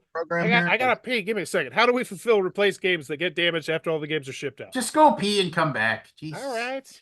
Yeah, focus for us. Oh shit! I said it. All right, unsent. Sorry, my brain just shuts down when I gotta pee. Oh, wait till the bladder goes on. Oh my gosh, screwed. I wish I could be a fly on the wall on some of those pitches. No one will ever accuse him of not being passionate. No, of course. Yeah, I don't think passion is the correct word for this. Just, I don't think, I mean, he's not me, so yeah, I'm not gonna tell him what I would do. Yeah. Well, there's just certain ways, like when I talk to people about, when I talk to people about, we have a warehouse, we can do your fulfillment for you, and I would just say, here it is, no bullshit. You know, it's like we'll do a good job, and you'll talk to me. So if there's a problem, you'll talk to me, and I'll get it fixed. You know who I am. You know, it's like I'll who I am. I mean, it's just like you know who I am. I'm like no bullshit. No, I was quoting Quint. You know what I mean? Especially for the you US. All know who I am. You know how we always say it's like our warehouse is in the middle of the United States, so it's the cheapest to send shit out to anyone. You know, I'm not on the East Coast. You know, trying to send stuff to California and having to pay extra. You know, and just like, I don't know. People he doesn't know that end of it, Lance. He's ignorant to it. He's just learning. Maybe, I don't know. I swear, everything is coming up Millhouse tonight, Lance. This question's fantastic, and here's what I love about my boss. I was going to send it to him personally. He tells me all the time, "Hey, ask me these questions in the sales so everyone can know it." So I'm going to ask it in the sales, and it's going to be a great question that's going to get added to our FAQ because it's a sharpened tool in every single one of our toolboxes, and that's how he tries to roll. So thank you for this question, like legit. It's going to make me look good with my boss. Love it. Grill House. Yeah. Gorilla House. What? That's true. That was like when they were given the I forget what it was like. It was like a Mortal Kombat knockoff or whatever, and then Bart didn't have the game yet, and but Millhouse had it, and he's like, Bart, it's the best game ever. I'm entering my name right now. Like for his character, Thrill House. And it was like all he could put in was Thrill Ho. Because that's all. Oh, I love that show. I asked. I was thinking about this the other day. So, like, did you guys watch the most recent season of Rick and Morty? Yeah. And they went and got the new people to voice Rick and Yes, Morty. I've heard some of them. I've watched a few of them. So, I mean, it's close, right? You can It's definitely. close. I would never even know if I wasn't listening. There's a few situations with Rick. There's a where it's like it's more noticeable. It's tough to explain why it's more noticeable, but it just is. The episode with Bigfoot, I kind of detected a lot of not quite. It didn't Yeah. sound like him. So And no, and then with Bigfoot. but with Morty, I mean it's pretty spot on with Morty. But there was a couple of moments where I was like, that's not perfect, but it's close. And now why did they lose both actors? I know one got like because Yeah. he did the voice for both of them.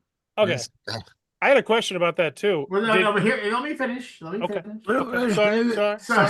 So on Hulu, they had the show that they created. His like Justin Roiland's like I don't know lab or whatever. They had that other guy. I forget what it was called, and they just explained away like the voice by saying that he got into an accident and he got punched in the throat and his voice changed permanently, and they just brought in a totally different person to do the voice. So I was like, okay, fine, whatever. And then it was still you just didn't care after a little bit, right? There was a different voice for the guy, but you just got past it. So I was thinking about The Simpsons, and there were like, remember it was like last year or this year there was the big stink over the fact that like the guy who's done the voice of Homer forever, like he hadn't signed a contract, like they hadn't signed him on, and then so it actually kind of made big news for a little bit where they were like Fox or whatever the producing company said, we are looking for and are trying to find a voice actor to take over the voice of Homer, and everybody was like, you can't have somebody else do the voice of Homer. I mean, it's just like, what are you gonna do? And eventually they just paid him. Because he wanted X, they were willing to pay Y, and then eventually they got to Z, and they signed another contract, and he did the voice of Homer. Killed him off next season. Yeah, but all of the people that are doing the voices, I mean, Simpsons has been around forever. I mean, they're all. I mean, I'm not saying they're like dead, but I mean, They're up there now. Yeah. They're older. They're in their 70s and stuff, right? So it's just like, and they'll probably still be able to work. But eventually your voices change as you get older too, right? I mean, it's just because they can just age them too. Yeah. They could have went that route. Well, no, they're not. Bart's been in third grade or fourth grade forever. Oh. That's never going to change. Yeah. Sorry, I thought we Yeah. were still Rick and Morty there. I just No. So eventually it'd be like the Peanuts. I mean, eventually, like there's going to be a situation where somebody's just not going to be able to do the voice anymore.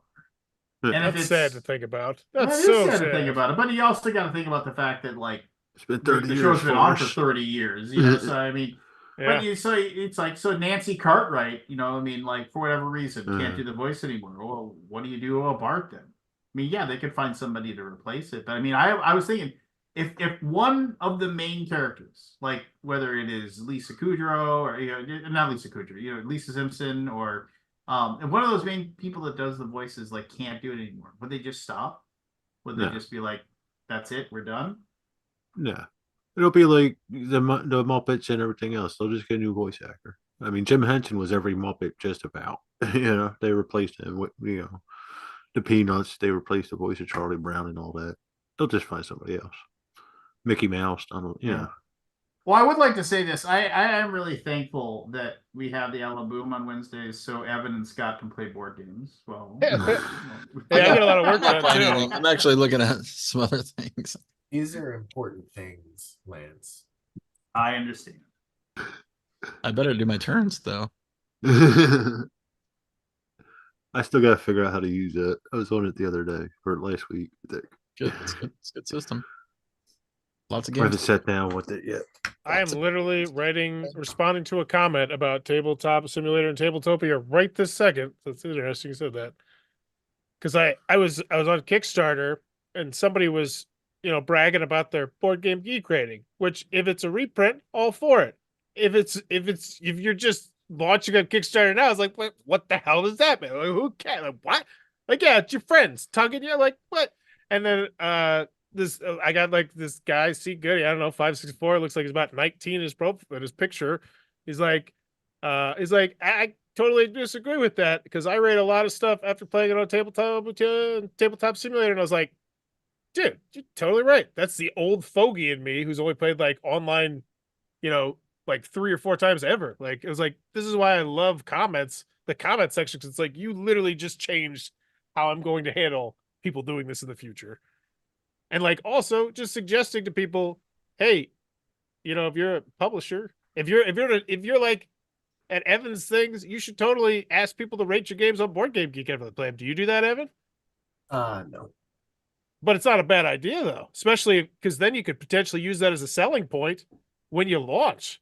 Oh, that's an Yeah, interesting idea. But I'm not setting up BGG pages for my unpublished games. How close until you do it, or do you let the publisher do it? The publisher does it. Okay. So you wouldn't, but if someone was going to do it all by themselves, I think it's good to get on there early, especially when like this game is definitely going to be a thing. Obviously, If you don't want to be if banting about with I was everything. an indie publisher and I had a game that was pretty close to getting ready to come out and I knew it wasn't going to change much, I would definitely, and I had like art, Hmm. if I had like final looks, Oh yeah, that's a good point. maybe at that point I would make a BGG page. And if I had like the Kickstarter planned, because then maybe you could start capitalizing on it Well, and send Evan, people there. you're an honest and good person. Ha! There's a lot who aren't, and I'd say, yeah, if they really like the game and you get them to rate it early, boom, it sticks. Doesn't matter. Doesn't matter what version of the game. It's just an 8.6 from Goth Key 27. That's all. Like, the end of the day, like, but yeah, that's I mean, I don't know. You could make a skeleton page without any final art. Like, basically, in my mind, if you're putting something on BGG, it should be at least near final, if not Yeah. final. Like, you don't want old weird prototype photos on there. You don't want, 100%. They're all over the place too. because if somebody looks up your game, let's say it is published and it's out there in the world, and they go look up your game, this is your one chance for them to be like, oh, let me look that game up. And what photo pops up? Some janky prototype photo, and they don't know that that's not the final production. Hmm. They're going to see that photo and be like, nope, gone, done. So, I mean, you can always go in and have photos removed and stuff, but I don't know. I just, in my mind, I wouldn't put up an unfinished game on BGG. Yeah. I wish more people were like you, Evan. I really do. Like that Richard Nixon game earlier. Never coming out. Yeah. Never. It's like 2011 or something. No, nothing on Board Game Geek, but that Richard Nixon picture this is there forever. I mean, I think I would have. I think I would have back in the day. I probably, I think before we signed with Gray Fox, I think we had After the Empire up there. But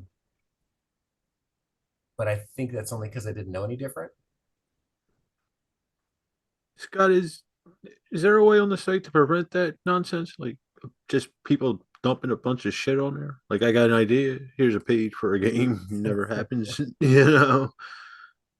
Or does it happen often? I mean, I think it's less common now than it used to be. Hmm. People So, will just yeah. put anything.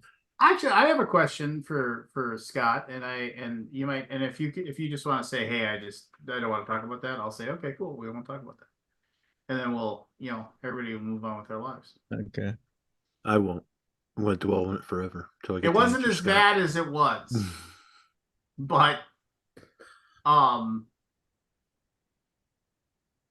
at one point, the game Wormspan on the rating system had like only something like 40 ratings, and no, it was like 20 ratings, and like a ton of them were ones, just because everybody was like having.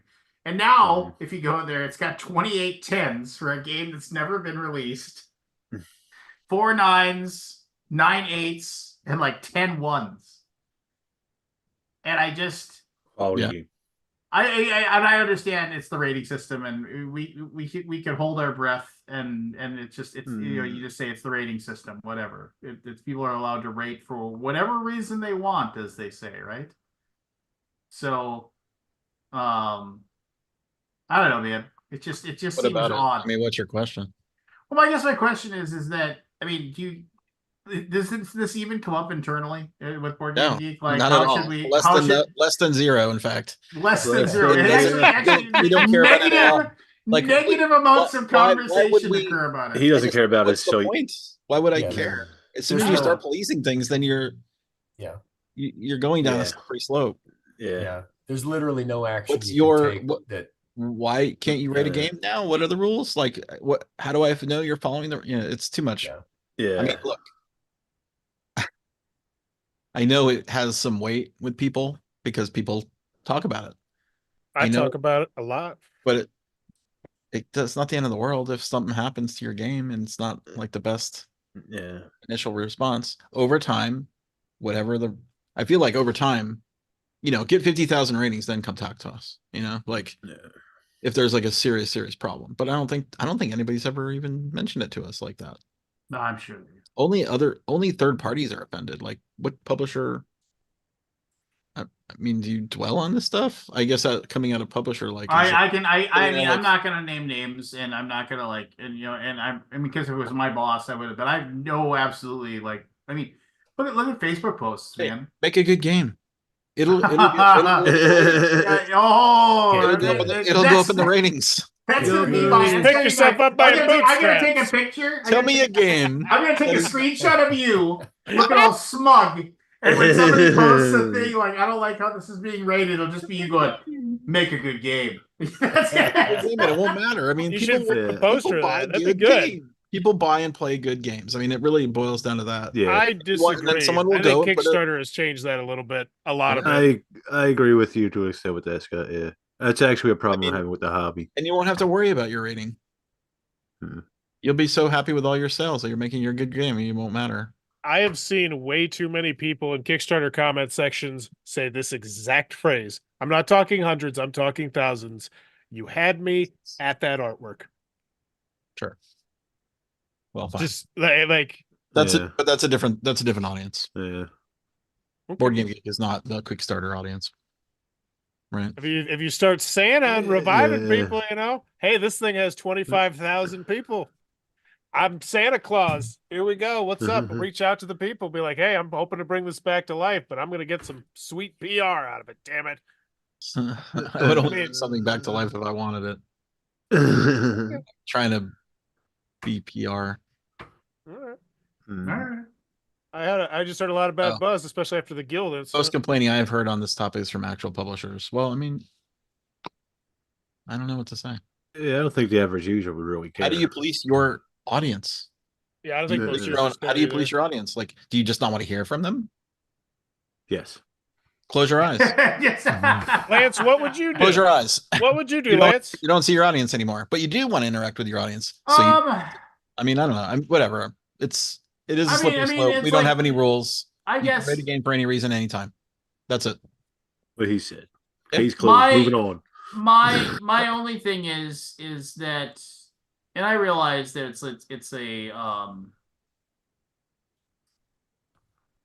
I recognize the fact that it is something where it is very tough to, with 100% certainty, know what somebody's purpose in posting a rating is, right? But I think it's one of those things where you can definitely sense when somebody is like doing it out of not really trying to be productive, not really trying to say what the game is about in some way. Like if they're rating a game based upon like, oh, it's like I mean, I'm not saying this is the case, but just something that has absolutely nothing to do with that actual game that was worked on by people that designed it. That like tried really hard to make a good game, but because somebody's got sand in their crotch and they're just like, oh well, you know what, fuck this one.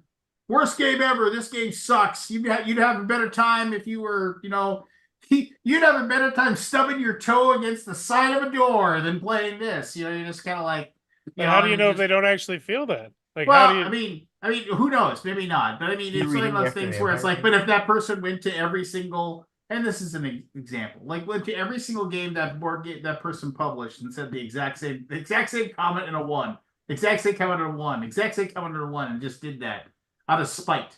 It was obvious that it was like, yeah, I think step in and just say, you know what, you don't get to rate games on our website anymore. So essentially, you would have like a system that would look for discrepancies, like things that consistently happened, and then they Well, would in a pinpoint it and situation then like that, investigate you it. would know that most likely they were not arguing in good faith about what they actually thought about the game. They were just being a dick, and it would just be like, you know what, you can use the site for everything else, but you're not allowed to rate games anymore. I kind of see Scott's perspective because as soon as you bring it up, do you think they're going to say, "Oh, yeah, you're right. I was not bad," or you think they're going to be like, "No, I think legitimately those 6 games are all the 6 worst games I've ever played in my life." As soon as No. they say that, you're essentially calling them a liar, aren't you? Yeah, no, you're gonna say I honestly, I mean, I guess in a perfect world, and I'm not saying Scott should do this. In a perfect world, I think that person would just go pound sand. I mean, they just would. Yeah, they would post something like, "Oh, this is bullshit," and they would be just like, "We've made a decision. Feel free to use the site for all the other purposes. You're not allowed to rate games anymore. You can post, you can do whatever you want." I didn't quite catch the setup there. What was the first part of that? So some user Was your turns in Gaia project the super? No, I was No, no, what is it? but I was reading chat or something. No, that's fine. That's fine. So like Whatever. basically, I understand. Here's the thing. It's I a- know. No. You asked for clarification. I want It's to a get my non-issue. clarification. I actually asked for Internet has clarification. He did. a negative world. I do think BGG is a lot more positive than many places, It is. It is. and I think Lance has convinced me of Scott's side.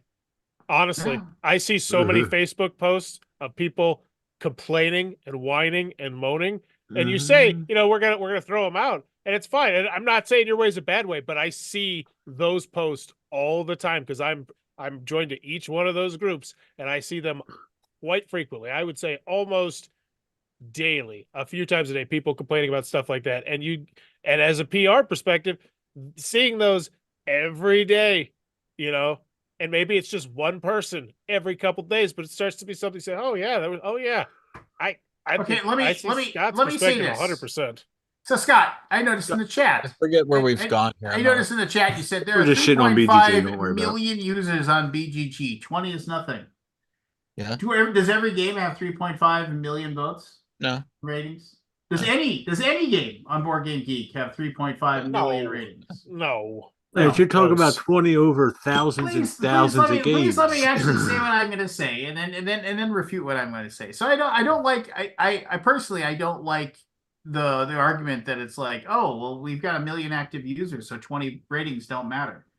The thing is, but okay, 124 because is the if most. you want to, I want to talk. You actually say Will you like let him number finish of the sentence? ratings for. Once again, I'm not trying to trash on your site here. I'm not trying to say anything like that. I'm just saying that's a poor argument as to why 20 ratings don't matter. There are absolute situations, and I have a problem with this across the board. I watch myself so carefully. I try to watch myself so carefully. Like if I ever say I didn't enjoy a game, I always say I really wish I would, because I can definitely see the fun things that are in there, because I don't want to take money out of somebody else's pocket. As a publisher, I am not somebody that feels like I should, if I don't like a game and I just think there's absolutely nothing good about it, I should just keep my mouth shut about it and just move on. And the bottom line is when somebody goes on somewhere and rates a game a 1, that like, oh, my game got to me late because fulfillment took a long time, or my game arrived to me damaged, and so this game's a 1. It has nothing to do with the game. And they even say that in the rating. That I totally agree with. And that's what I was saying. If you had some sort of system that would look for specific keywords, shipping, fulfillment, something like that, I could totally get behind. Maybe there's an AI thing that could figure it out sometime. That's it. And I realize having somebody go through every rating and finding things like that's fucking pointless. AI is the way to go on this sort of thing. 100%. I agree. It's pointless to mess with that. I agree.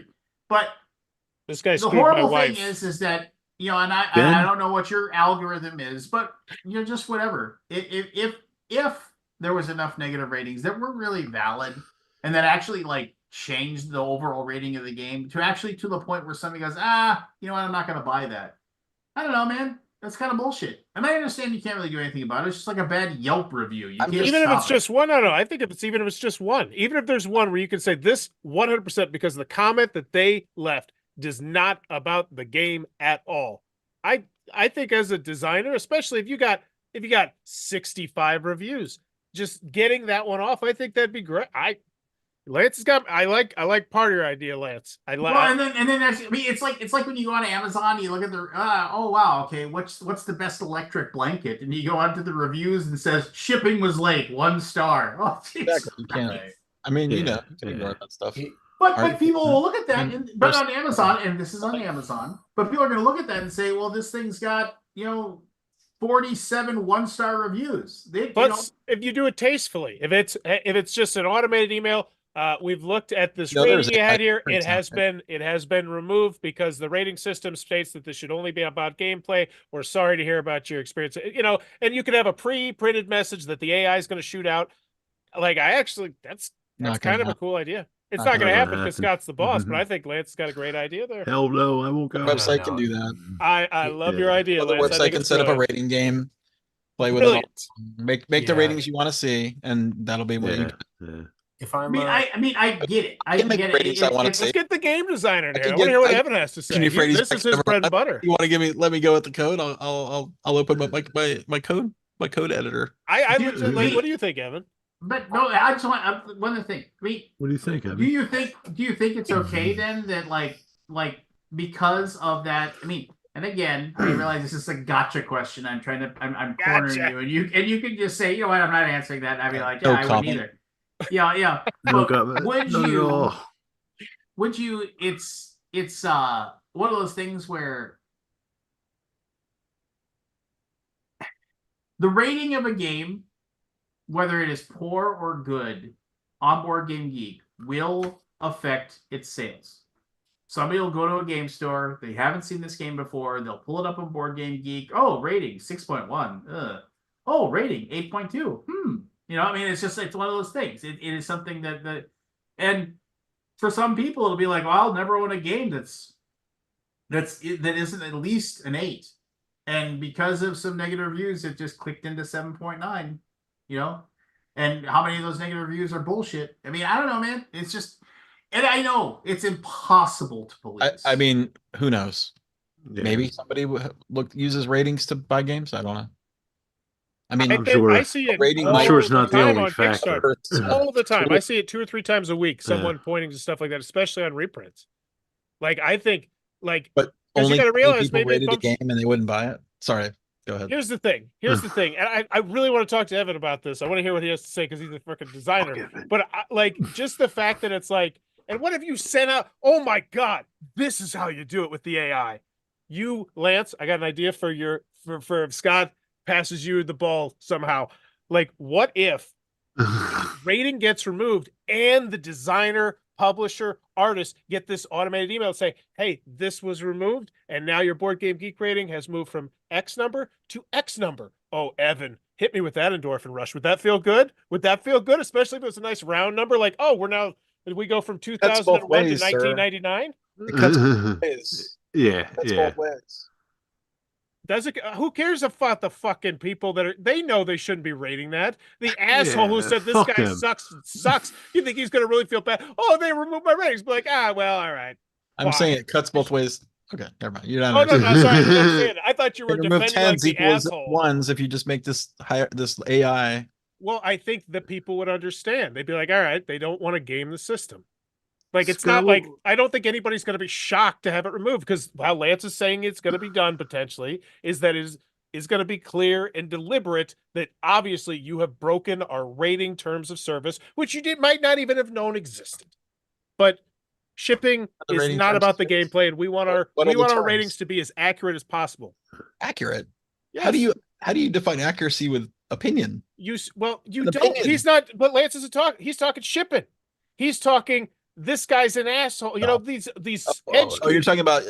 This game- We do moderate ad hominem attacks. You can't call someone an asshole in your rating. Well, yeah. I mean, yeah. That is that's good. That's a real violation. Lance, I remove see those. your vision. I think. Am Yeah. I talking like? Obviously, I took it futuristic there, but I think. Evan, you take over. I legit want to know what you think about I'm not this. sure what you're arguing here. No, I just Lance could. It's fun. I Some was algorithm that basically says they look at the rating and be like, okay, that guy's a shitster. He's yeah, out. maybe it's How the Lance. hell Like would if he you track wrote that? AI, you start. I don't think it'd honestly be that hard. Scott, what's like the if name you of had the all the board game geek information in AI? there. But I mean, you know, Is it gonna be AI? Will do? All right, Evan. maybe when Amazon buys BGG, they can take over and do what they want to do with AI. I mean, they have a summary. Is that crazy of an idea though? Like if some rich person was like, I want to get into board games. This is the board game website. Do you think about stuff like that? Do you fantasize about that big buyout, Scott? I would love. Now that I'm thinking about it, No, I do. No, okay, I don't, I'm greedy. because I know it's not even it's never going to happen. It's not even a reality. Oh, is it this one of those things where you say to yourself, it's too good to be true, but secretly maybe you lay there at night and you think about it for a second? He Like one of cries those? himself to sleep over it. Like No. what Can if I I- would have started playing Can I basketball? come? at Can I 14? come and live in your dream, man. pinball Don't get me room? wrong. Well, when you've you sell already answered the Amazon? question. Okay, I was just asking. Go, Lance. Not Evan. I mean, I get it. Oh, It's an God. argument about something that's impossible to answer. So He said that 20 minutes ago. It is, and that's why we chose to do what we do. But I don't think it is, It's a especially with the hands-off specific system. criteria. No. Like if you like shipping, should shipping, Scott, this is a question. If someone mentions shipping currently in a comment, they say this came damaged. Is that something that would get flagged? Or is it just asshole? Because I think the shipping Shipping one, is not an ad hominem attack. well, but it doesn't, why does it have to be? What do you mean? Well, I guess I missed the it part about the shipping. Like you're talking about the one it didn't ship right. I gave it a 3 out of 10 because it shipped broken. And you see that word, the AI picks up that word or whatever, and you say, okay, this is not actually how we want to use it. And you have a generic email that says this should only be about the gameplay because we want to keep it as accurate as possible. We don't have that rule though. It's Yeah, about but I think that's what Lance is trying to say, right? Like that would be nice. Oh yeah, if you I want to asked make him how that he would rule, then fix good it. luck. I mean, good luck. Well, good luck because you run the company. Good luck trying to moderate that. Yeah, laws are made every day for us. If How you many were- of them are enforced? Lance, I'm done fighting your battle, but I see your vision. I think. I mean, here's the thing. I did it on the rating thing is a lark. I put zero thinking into it. 20 years ago. 23 Yeah. years ago. I Give think it's him a a bigger break. deal than you think, Scott. And I think with Kickstarter and GameFound, it Put only that much gets thought bigger. into it, and I never wanted to. So Yeah. and I'm like, oh, we can sort these. Done. That's it. 2 days of work. And I think it will only get bigger as we see this wave of people reprinting 5-10-year-old games What? because they can point to and say, this is why you should reprint this game. I saw it with Everything Epic. They did a great job spotlighting stuff like that, I think, if I recall What's wrong with correctly. that? No. I'm saying, I think it's like you're saying it's a lark and whatever it means. No, I think it matters to these companies because if they can say, I think it's only going to be a bigger deal, your Board Game Geek rating, as time progresses, Okay. especially for the Kickstarter and GameFound crowd who want to reprint their game because they could say, this is now the number 240 Euro game of all time. And you say that, and these new people who are new to the hobby say, okay, I've got burned by so much crap on Kickstarter. This is a pre-established property. It's already good, and they've only made it better. And I see that all the time. I on don't know if Kickstarter. I would base my entire company on a rating on Board Game Geek. Well, it's not the whole company, but I think it's Right, but something that a good matters chunk to of a your lot of company. Kickstarter publishers. And Harvest You- comes to my mind. I think, if I recall correctly, Harvest did this. That the Tasty The Mystery what? Games. Yeah, Harvest relaunched, and I'm pretty sure they mentioned stuff like that. If I recall, I think Harvest? it's And so I think if you could, I don't know. I think it's a bigger deal than you especially in Kickstarter GameFound. Outside in the ecosystem at Target, who the F cares? Even though I think it would be smart to put on there. Like if I had a game at Target and it was like one of the top, 500 board game, games of all time, I'd put that on the box. I think it just looks good, even if they don't know what Board Game Geek is. It's like it's essentially it's the putting it's like putting like the Board Game Geek Awards, the Dice Tower Seal of I've seen Excellence. the Golden Geek Awards on Oh boxes. yeah, I've seen them on plenty, and I think this Wrong is just logo, but what if you don't win? You can still spotlight something like this. One of the top 200 party games of all anything, time. it's a marketing thing. Yeah. I would love to hear Evan's opinion on this. Yeah, Evan, give us your opinion. Well, Yeah, you why have is to so stop- But wait, you have Lance, to I want to hear what you stop have to say budding first. designer. Ah, You have to stop talking to hear somebody else. I know. There's like a lot of talking. It does sound like drunks in a bar. There's a lot of Yeah, questions I in would tell that. From my Practicing perspective, as a sales pitch. Jesus Christ, you just said you're gonna let him talk and you're already talking over him. from my perspective, I think the enforceability of moderation would make any system of moderation almost unfeasible. Yeah. Because if you lay down, hey, you can't make a rating out of spite. Okay, well, how do you measure that?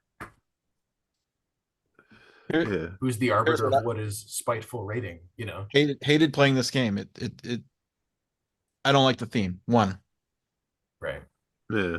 well, that's where Lance pushed me to But your side. what if because I'm it's really secretly hard to thinking, moderate. oh, I really didn't like this game because it's shipping, but I put a different comment in there, so I avoid. Oh yeah, people are I always going avoid to work the this system. whatever filter is. Okay. Yeah.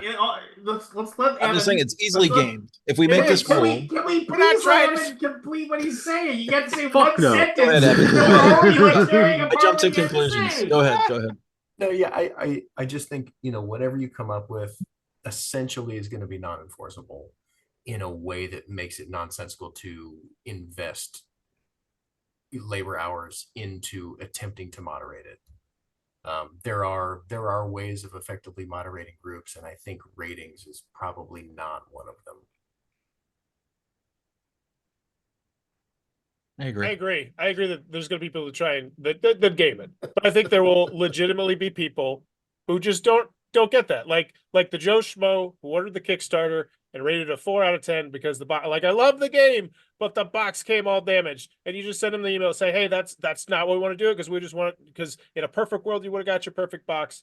And yeah, there's going to be people that game it, but I wonder how many people there are. Like, let's go look at a popular Kickstarter game potentially and see how many of these ratings actually mention anything that we would even flag. But that type of flag presupposes a knowledge of what the rating should have been.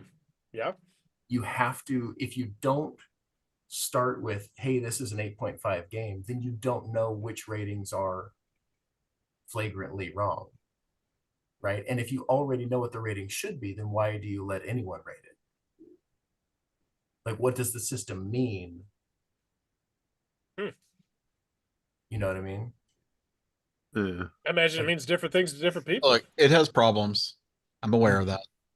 Well, Yeah. so I do so- also think there's usefulness to it. So for sure. I want With the I want warts and all.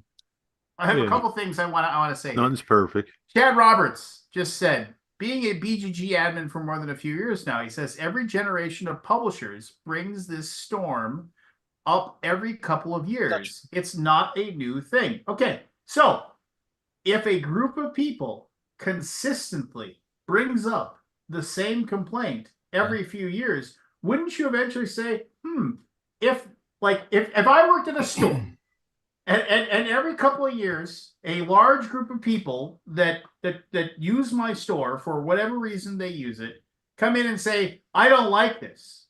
And then after a period of time, another group of people, I don't like this. And they're bringing up the exact same thing every single time. At some point, if I ran that store, wouldn't I say, maybe there's a problem? Or would I say, I'm sure this group of people that come up and say this is a problem over and over again, they're all crazy. They don't know what they're talking about. BGG just sucks, mean, Scott. What the fuck? Have you stopped getting Okay. emails from people? What who are kind of upset shit about- show you I running better over there? change things shipping? tomorrow then, huh? Better get No, get my no, all my yeah. suspenders and get the I- site in I the Next day guess when I decide what something I else would- what sucks, I you would change love- again. What I would love to hear, I guess in my personal opinion, and you don't have to say this, and again, I feel how many bad times have I said it? I've said all my opinions. I think that Board Game Geek is a great site, and This is a great conversation. I feel like But- no one's feelings For are hurt. This is who? But fantastic. when It's informative. It's interesting. when you have these It's not things that are brought important. up, and it's like this is an issue, and it's like for the person that's responding. I mean, like my perfect response, I guess, if I was Scott, I would say I recognize there are flaws with the rating system, and I recognize that people out there can use it to put ratings that have, that are spurious at best, but Never heard that word. Google. Good one. untruthful. Yeah, but it's spurious at best. But we feel that the amount of time and effort it would take to try and prevent people from rating like this is logistically impossible, and it is not something that we have far more important things that just to keep the site up and running and profitable. This is not one that is a high priority. I recognize your problem with it. I recognize your issue with it, and I apologize that it makes you feel the way it does. And I apologize for the limitations that it does. But we feel it, by and large, it does a fantastic job of what it's supposed to do. And and then I'd be like, well, I can't argue with that. You? Yeah, go ahead. But that's my feelings. I don't even know what you're saying. Like I've always said that. But I've a lot of times when people say The last it's not a 10 times problem, it's been mentioned. like It's not instead a you get problem, that submitted to, it's not a problem. It's who cares? It's just drop in the bucket. Doesn't matter. These people's ratings doesn't matter at all. I do think there is many drops in the bucket that basically people think are like it's tempest and teapots. 100%. 100%. What does that mean? I don't know what you're talking about. Like there's a storm. There's a storm. There's like if I had a tornado completely located within this mug right now, it's not affecting anything but what's in this mug. Is it what he's saying? Tempest in a teapot. That's what that means.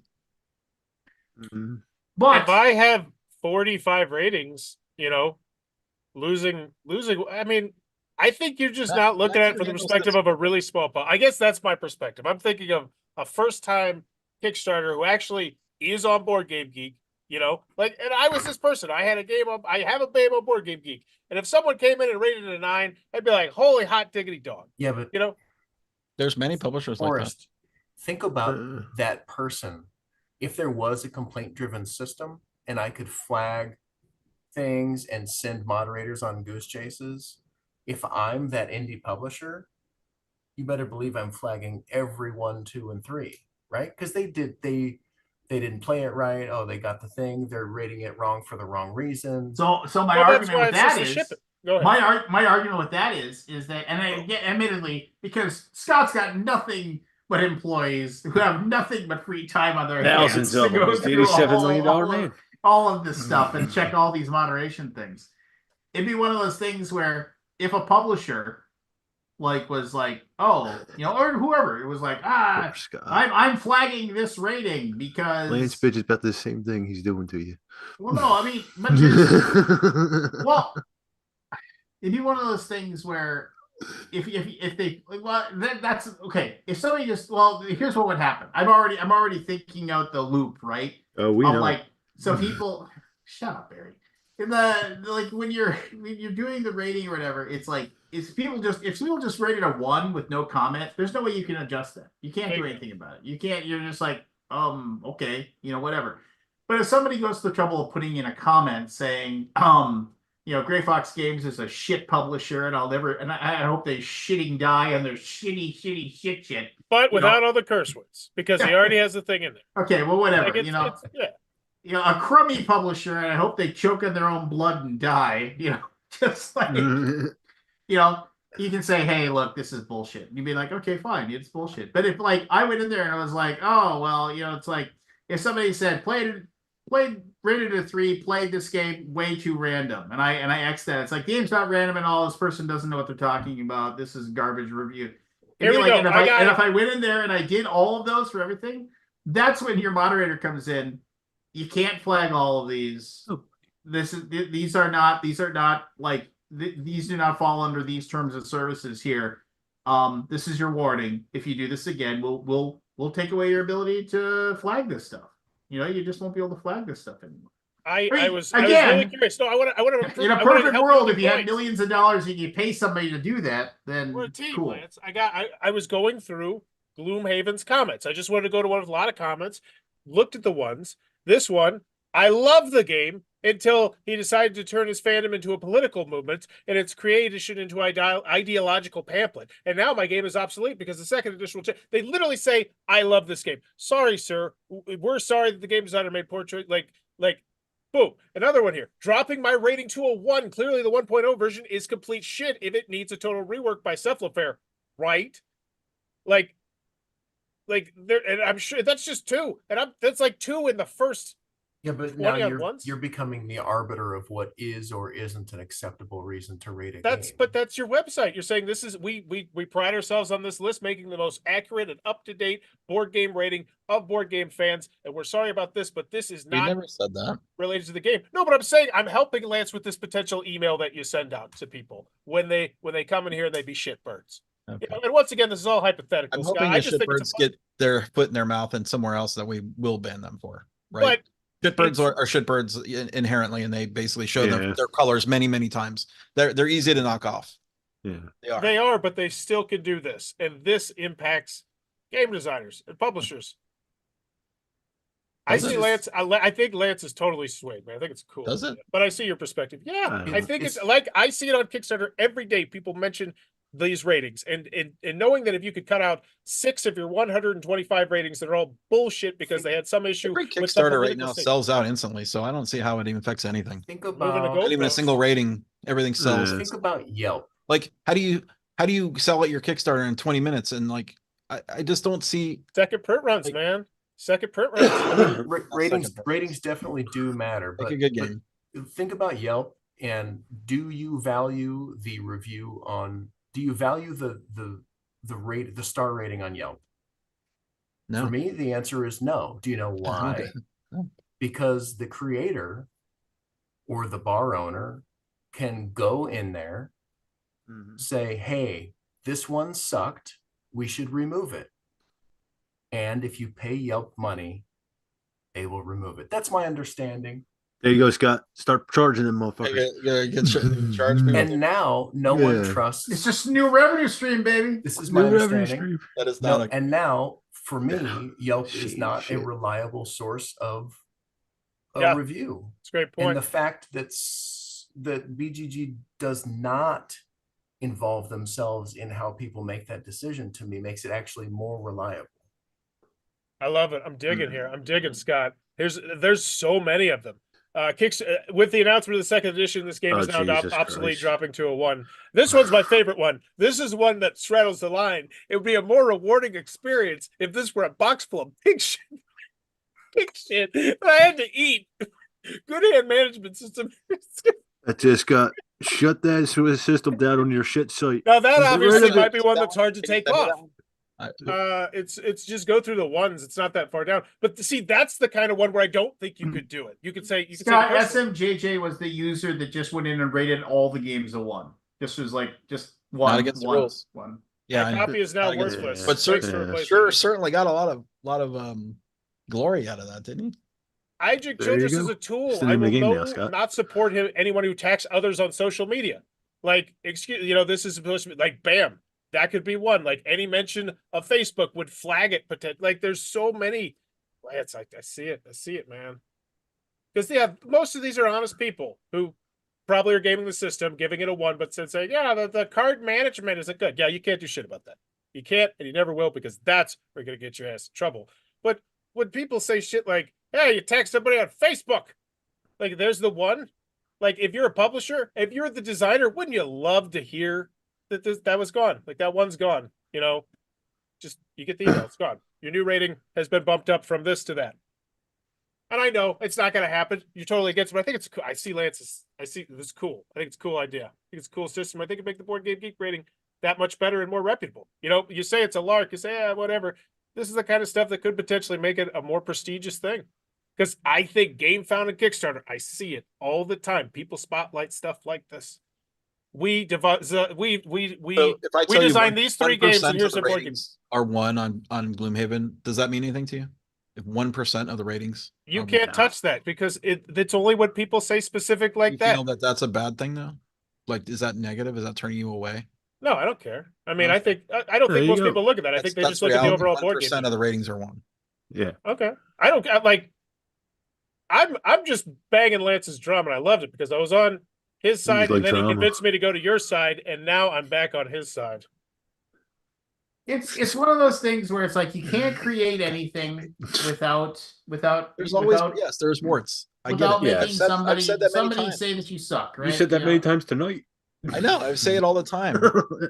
I don't know what Lance is talking But about. some of these are obvious warts that are clearly not game related. Like those ones are so clearly and utterly not game related. There's some that 100% they have revealed that it has absolutely nothing to do with the gameplay at all. And if you have 30 ratings and you lose one of them because some asshole, you beat him up in high school or something, and I know, I think it means a lot to the publishers and the Kickstarter backers. Man, I'm getting to be a softie. I think too much about just the little guys. I was looking at the little telemarketers, scammers, and now I'm looking at the little Kickstarter people.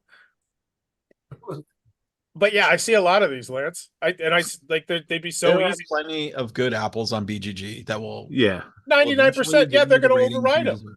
Yeah. Yeah, but they're going to override them. But I get Lance. It would not be hard with artificial intelligence to flag certain words and then have something look at and you can even have AI look at it and when it's so obvious. As soon as I say there's an AI going through things, someone will come by and break it. It's not a solution. What are we naming the AI, to Scott? Grant, right?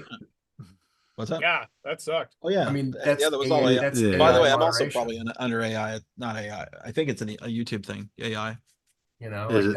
that's I AI bet it got moderation. taken down in some part because of the comedy. I can't imagine it was for anything bored. I imagine it was He somebody. didn't have any comedy on that channel. Oh, was it just? Oh, I thought he think was the it was one where he had Board- it the was Board Games with wrestlers Grant. kneeing him in the nuts and stuff. Doesn't he have that on there?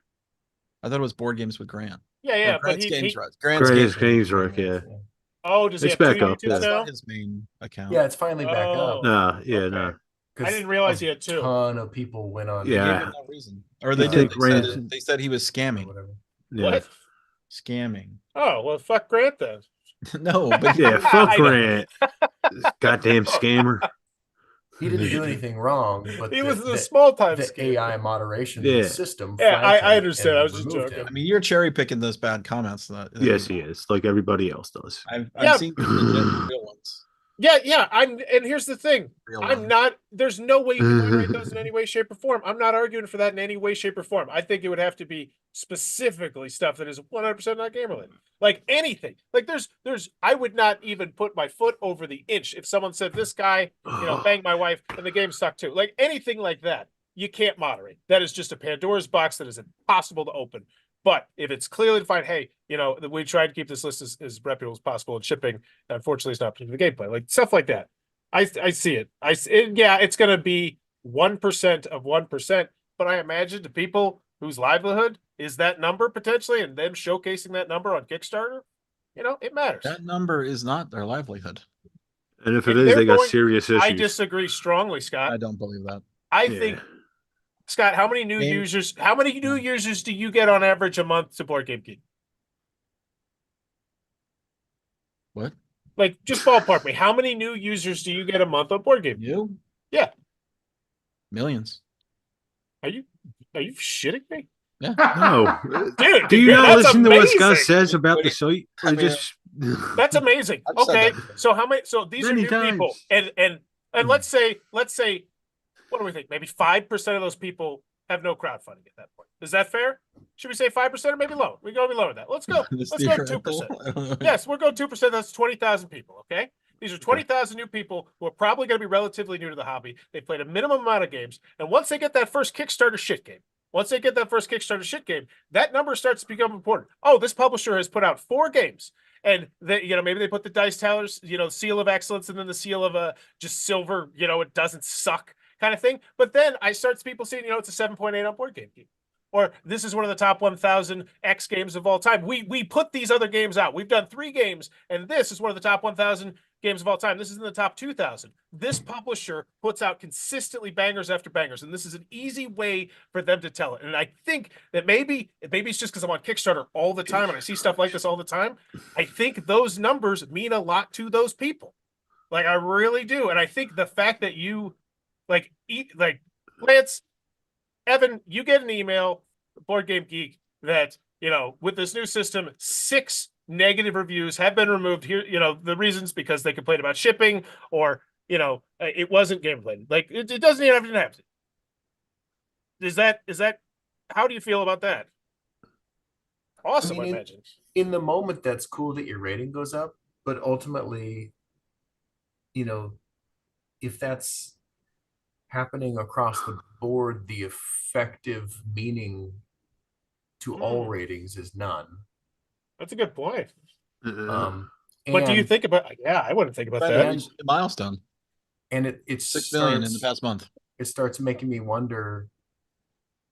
Like, wow, how it just makes me wonder, like, how are they enforcing that? Is it AI? Are good ratings coming off? Well, that's what I was saying. You have a very specific and clear list. If it has anything non-game related. So what do? Do you inform the user that their rating was removed for a certain reason? Or yeah, they get an automated email. We flagged this rating because you mentioned the shipping was the issue, or you mentioned the word first edition. Am I supposed to go back and re-rate it? Yeah, that's it. We have removed your rating. We would appreciate it. Yeah, and you know what? There will 100% be people. I would say this. If somebody goes in there and rates it because this crummy publisher never replaced my missing die, they suck. Rating 1. It gets flagged.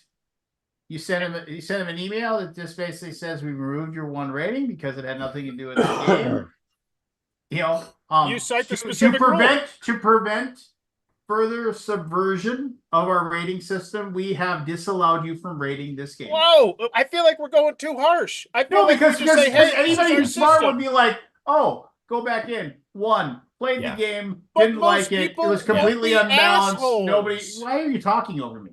Sorry, I don't feel like that. You're just looking at this shitty people. Well, isn't that the whole point? Are we going to police people that rate a 10 too? Well, we replace the people who complain about stuff like, "Oh, this isn't what the rating is." Well, yeah, but here's the deal. I've got an axe to grind about this designer, this publisher, whatever. I go in and I rate Gloomhaven a 1 because I don't really like the fact that they talk about social justice stuff. And then, I rated a 1, and that's what they say. You tell me, hey, you can't rate it for that. We removed your rating. Cool. Go back in. Rated a 1. Completely unbalanced. I can't believe anybody enjoys this game. Well, they just don't post anything. And yeah, it's going to happen. Yeah. But if you actually say we've removed to prevent further subversion of the rating system, we've removed your ability to rate this game. Well, I guess this brings up the question: what percentage of people that would get pinged with this are just shitty people who are going to try and still wreck the system? Most of people. Forrest, ask your boss this question tomorrow. Okay. Ask him what the tolerance is for a defective tooling. Okay, I guarantee tooling on punching boards or whatever. Okay, I guarantee you this will be between 3 and 5%. All right, that's when they decide there's something wrong at 3 to 5%. All right, can you type the number Scott's giving out is way less than that. It's a non-issue. Why are we on this 3 fucking hours later? All right. Scott, I would like to shit on your site more though. The first thing is you have liars. You have liars on your staff. Lincoln and them lie about the clothing they wear during the 24 days of Christmas thing. And then Candace lies to me. Not me personally, but she did a thing at PAX. She said, I'm staying at PAX to visit family in Philly afterwards. I texted her. I said, I'm going to give you the benefit of the doubt. Are you from Philly or are you from the suburbs? She got back to me. She said she's from the suburbs. She's a liar.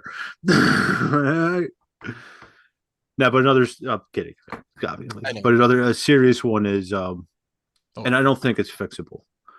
Um, I'm having a problem with the hobby in general because, like, if the heavy gamer thing with the BGG ratings and all, it's skewed, and it's not BGG's fault because there's only a set amount of people that is going to play that game. Like, say it's a war game. The average person's not going to go there, spend 6 hours on a war game, or take that category as something else. I don't think it's solvable by BGG. And another thing is just trying to find a good game. And again, I don't think this is BGG's fault. It's just the hotness is very volatile because it's crowdfunding, and that's volatile. There's thought about setting up a Hall of Fame. Did you? Yeah, it's not even that. Like, I'm talking about, like, trying to find a decent game after all the hype and shit dies down from the crowdfunded games. Crowdfunding is a tricky thing because you basically turn your customer base into your advertisers.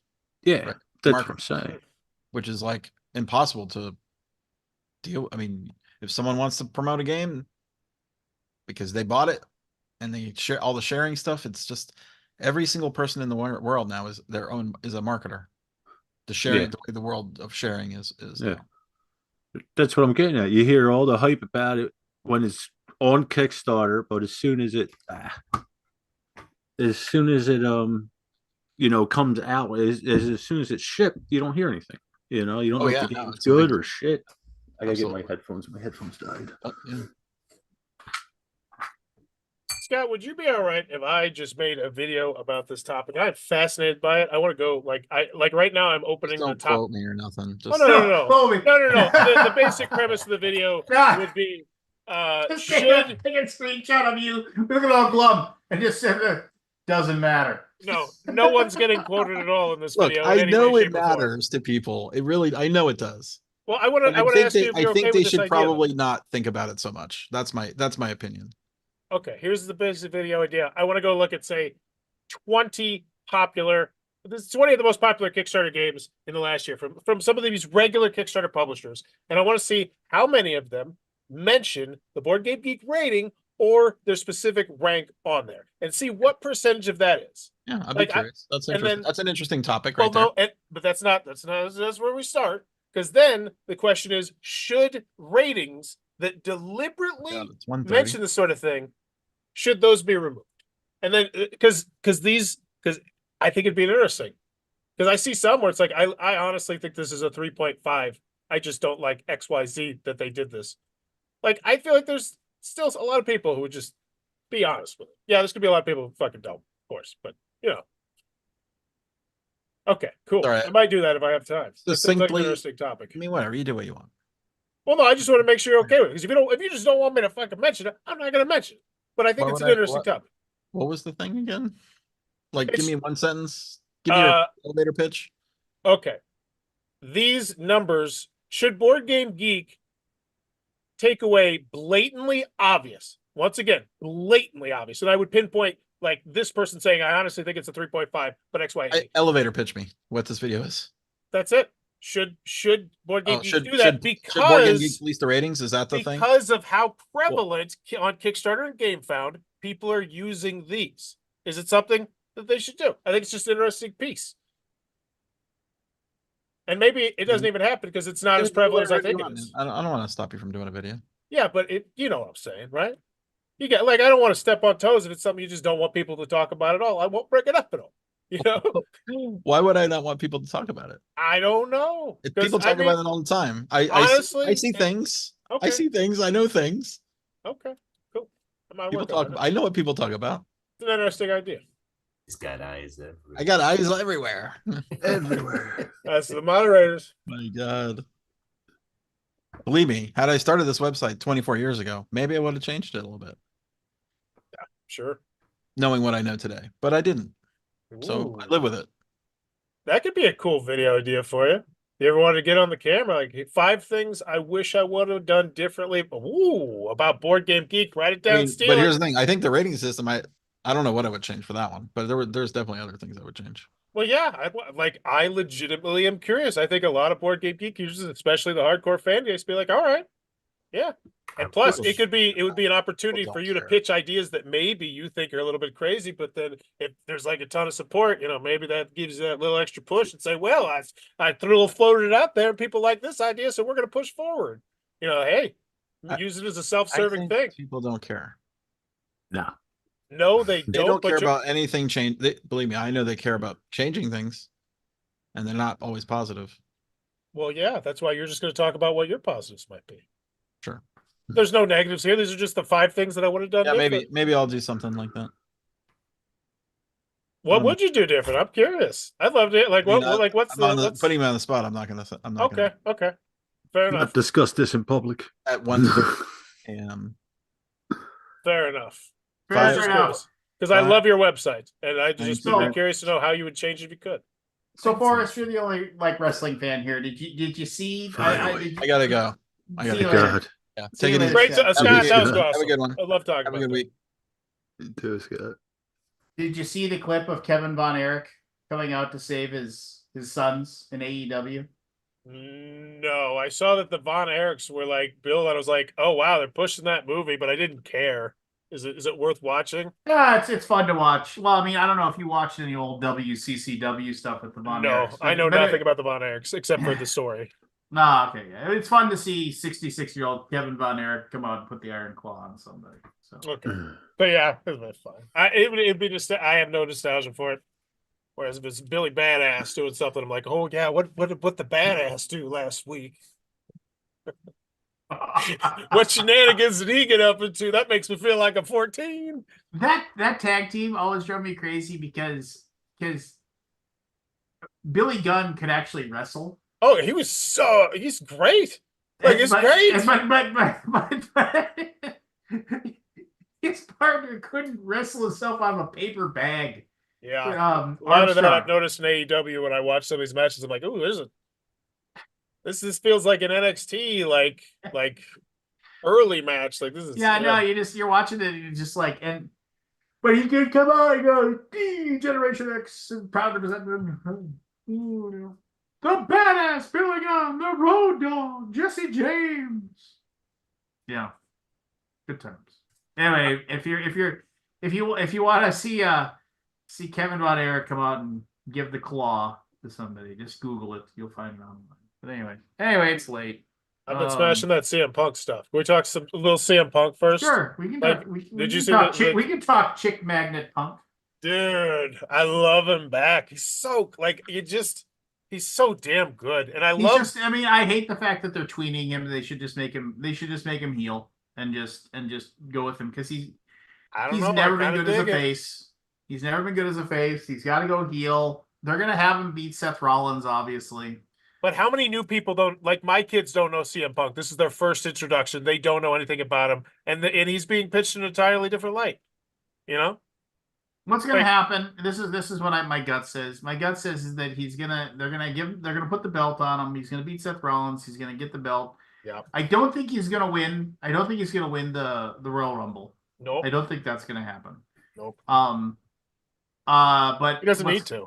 But him and Seth Rollins are gonna get into it. It's for some reason at the Royal Rumble, and so then they'll have a match, and then he'll take the belt off of Seth because I don't know. Seth can work, but I've never been a fan of him ever. I'm just so bored of his 5 moves of doom wrestling.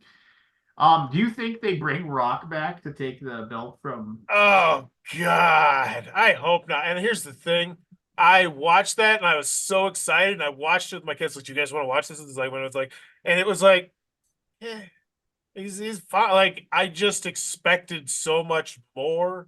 And I don't know. Did you feel it? Well, here's the deal. Everybody was like, "Oh, the Rock's going to lose the belt finally at WrestleMania." That was the whole thing, right?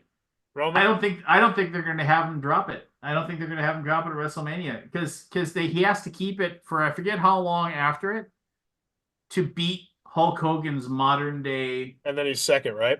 And then he's second because you'll never beat Bruno Sammartino because he held it for whatever 10 years. Makes sense. Yeah. It makes sense. I wanna Which believe is LA such Knights. it's such bullshit that you argue about. Oh, he held it this many days in the fake drama. The script says he holds it, but the problem with every single match. How many matches? I mean, you go back and you watch. He doesn't wrestle much. Which I mean, he's got to be just. If I was Roman Reigns, I was like, this job's easy. I never have to wrestle. I just show up. Paul Heyman talks for me. Paul Heyman talks for me. I The just show Usos up. do the enforcing. Yeah. And then whenever I wrestle, I wrestle. It's a slow plodding match where I work the guy over and I work the guy over and I work the guy over and I work the guy over and I work the guy over and he sells and he sells and he sells and he sells. And then he starts getting a comeback. He starts getting a comeback, and then I work the guy over and I work the guy over and I work the guy over, and then he sells and he sells and he sells. And then finally, like the guy has his big comeback and he beats it. Oh, but the ref got bumped. The ref got knocked down. Whatever. It's like he's got him in the submission hold, and he's tapping, but the ref doesn't see it. He's got him and he's pinned. He's pinned 1, 2, 3, but Paul Heyman grabbed his boot and put it on the foot of the rope. And then the ref's bumped, and so the guy gets up and he's like, "What's going on?" And then every one of his yahoos show up and beat the piss out of him. And then the ref wakes up just in time to see Roman hit him with the spear and cover him. 1, 2, 3, and he leaves with the belt. That's like every match. I think there is one thing to be said, which is I think there's only one person that I think would be a good idea. I don't want Cody. I don't want CM Punk. None of that. I think there's an opportunity there to push LA Knight into the stratosphere. I think there's a rare opportunity. That ship has sailed. That ship has sailed, my friend. It has not sailed. The ship has sailed. The ship has sailed. CM Punk blew some wind in it. Rock blew some wind in it. But damn it, I think if you had, you got to get the Rock out of the way though, or you got to let LA Knight go over on the Rock. Hell, there you go. Pass that torch. Pass that damn torch. I don't think the Rock would be willing to do that unless maybe they grease the wheels on his daughter. Damn it, Lance, we should do a wrestling podcast because his daughter, you don't watch NXT, but I do. His daughter now has a new role where she's like the quasi general manager. It's still Shawn Michaels, but we haven't seen Shawn Michaels in months. Shawn Michaels is never there. All you see is the door. It says Shawn Michaels, and people go in and out of the office. Shawn Michaels is very. My kids have realized that Shawn Michaels is not on the show. Like, he's not actually back there, is he? I'm like, no. That's why you don't see him. Because, yes, if he was there, obviously they put him on the promo and you'd see him on TV. He's not there. And they get that. And it's like, so what they're doing is they're trying to get her to do that. So what if they came to The Rock and say, hey, I bet he would be willing to ball, especially if they're like, all right, we're going to give your daughter a bigger role because she's not great at wrestling. But general manager of NXT, that's something where you're going to start being on pay-per-views. That's where you're going to be at the Royal Rumble, and all of a sudden the daughters, the Rock's like I think you could work something with the Rock there. I think Rock LA Knight. What do you think about that match? I mean, put him over. There's a chance. There's a chance. I mean, but the whole thing was if they weren't gonna have Cody beat him back in the day, then who? If not, I mean, it's one of those things where it's like. At this point, I'm so bored of Roman Reigns. Randy would be a legacy play because Randy, you could solidify him as the next. Because he's big, he's huge, but this, it goes even further at that point. Coming back from the injury, 18 months. It's beautiful theater. Randy Orton comes back, the legend killer comes in and kills the legend. Oh yeah, he was cruising for number 1. Hell no, I'm the legend killer. Boom. Maybe, but I don't really like Randy Orton either. I'm just like. Never been a fan of him either. Lance, we got to do this when our schedules slow down. One of these days, years from now, I think we could do a hell of an entertaining little podcast about wrestling. I'd have to start watching more AEW so I was up to date on it. I just catch clips and what have you. So yeah, I'm in the same boat. Who has time to watch all this shit, right? Well, we could go specifics. It doesn't have to be a huge thing. It's just like here's our thoughts on this specific topic. Should someone go over Roman Reigns at WrestleMania? Boom. Whatever our name is, and we talk, and there's maybe, if we're lazy, we just talk. If we're not lazy, because we got more time, maybe there's pictures that pop up. We go super professional. Yeah, super professional? Pictures I don't think either of us can handle that. Yeah, no. That's a joke. But I mean, plus it'd just be fun to get together to talk wrestling. I'm sure we could get like-minded people in here. It's an idea. It's an idea for the future. We batted it about before. It could be fun. Yeah, maybe. I don't know. It's wrestling is so, I don't know, it's so weird now. It's not like, it's nothing. I mean, I hate to be like, it's nothing like it was. But back when it was real, I mean, I'm not that, but I mean, it's definitely one of those things where you're just kind of like, oh, I don't know. It seems like I was watching this whole thing with King Kong Bundy, and they said, back in the day, if somebody if somebody ever jumped off the top rope and hit a move, the match was over. There wasn't any like, oh, he gets up, it was Kicking out of 6 finishes really kind of breaks that fourth wall of like trying to suspend disbelief. Like, oh, this put away this person, but you've kicked out of 4 of them. Oh, yeah, I get that 100%. I agree. 100%. That has done so. That has done so little for like, yeah. Yep. 100%. No, I mean it's fun. It's fun. It's still fun. It's just changed. It's changed, but I agree. I think it was better when they weren't Superman. They were, Yeah. but there was levels to it, Mick Foley ruined everything. Damn Nick Foley. No, he did. You couldn't top it. A No, match there's with the- the there's the Undertaker. No, that's stunt. But then you see like Sting at 61 doing what fucking flips off of the banister where fans are. You watched that, didn't you, Lance? Which one? Where Sting did the flip from right in front of the fans off the cement. Like it was Oh yeah. Like, what are you, freaking Jeff Hardy? Who also is like in his 50s. Like, is he 50 yet? Jeff Hardy? If not soon. Did you Let's by say any 46. chance, have you ever 46. have you ever seen Angelico and Lucha Underground? The jump, the leap that he did from the did you ever watch Lucha Underground?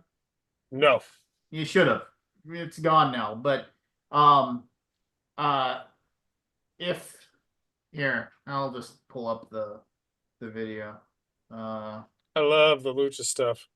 There was one on NXT this week where they propelled him off the middle rope. There were 2 guys on the side, and he was on that middle rope, and he jumped while they freaking flipped them up, and he flew. It had to be 10, 15. It was fucking crazy. Absolute nuts. I'll attempt to get not flagged here for fair use or whatever, because we're gonna rate this, we're gonna watch it, we're gonna react to this. That's why we're showing this right now. So just okay. everybody knows, so This is an interesting turn to the Alaboom. yeah. I dig it. All right. So here we 46 go. seconds. Let's go. Yeah. How's Okay, the now internet in that watch. bunker? Watch. That bunker you got there. Oh my. No, can you imagine? You go back. I want to watch. Can we see that? Just, oh my God, how far is that? It didn't go well for anybody. They're talking about it right there. This is, yeah, they're getting ready for this. Oh my God. The fact that he can't actually like run straight, he's got to do a turn and jump. Let's just watch that one more time.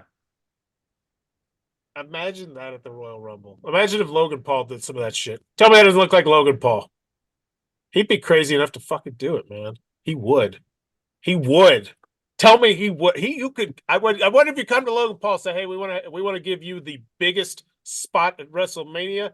You potentially are going to overshow Roman Reigns with this spot that will be on the reel of WrestleMania with Shelton Benjamin for the rest of eternity. You just got to do this one." I mean, so you think what he's like, what, 20 feet up in the air, 25? The ring's about 5 feet tall. So this is like a 1, 2, 3, 4. There's 6 rows. It looks like of people. That is about the same level. That's insanity. Oh, there's more. 1, 2. Like, oh my gosh. So there's the ring. There's 2. That's, oh my God. And how far is that jump? Ah. Well, I mean, it's just like what Well, I mean, if in the planning stages, okay, here's the idea. I'm gonna this is what I'm Mama, gonna do. don't Did he, like, let break your a sons grow up to pelvis be when he wrestlers. landed? Like, what happened? Now I want you two guys Doesn't to look catch good. me. The fuck I am. Yeah. So I mean,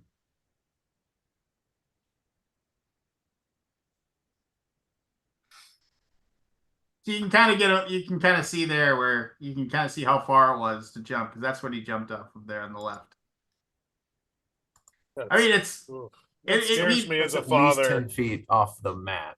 yeah, it's at least 10 feet. So I mean, it's just it's crazy to look at it. You know, just Yeah. I mean, it's That's pain for the rest of your life if one thing goes wrong or one person screws up. That's you having debility. Oh my god. I mean, I watched 98 King of the Ring live in my buddy's apartment, and we were like, holy shit, Mick Foley just died. I mean, we were like, that guy's Right. dead.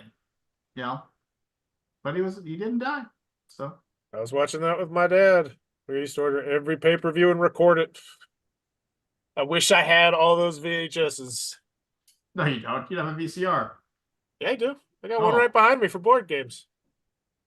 You, Come on, Lance. What do you have a what kind VCR of for dog and board pony games? show you think I'm running here? Yeah. I Oh, got for those. the old VCR board games? Yeah, one of these. I'm actually a little bit scared. I've recorded the entire NFL VCR game, and I'm like, I'm nervous about putting it on YouTube just because I'm like, even if I don't monetize it at all, I'm just like, is this gonna be a problem?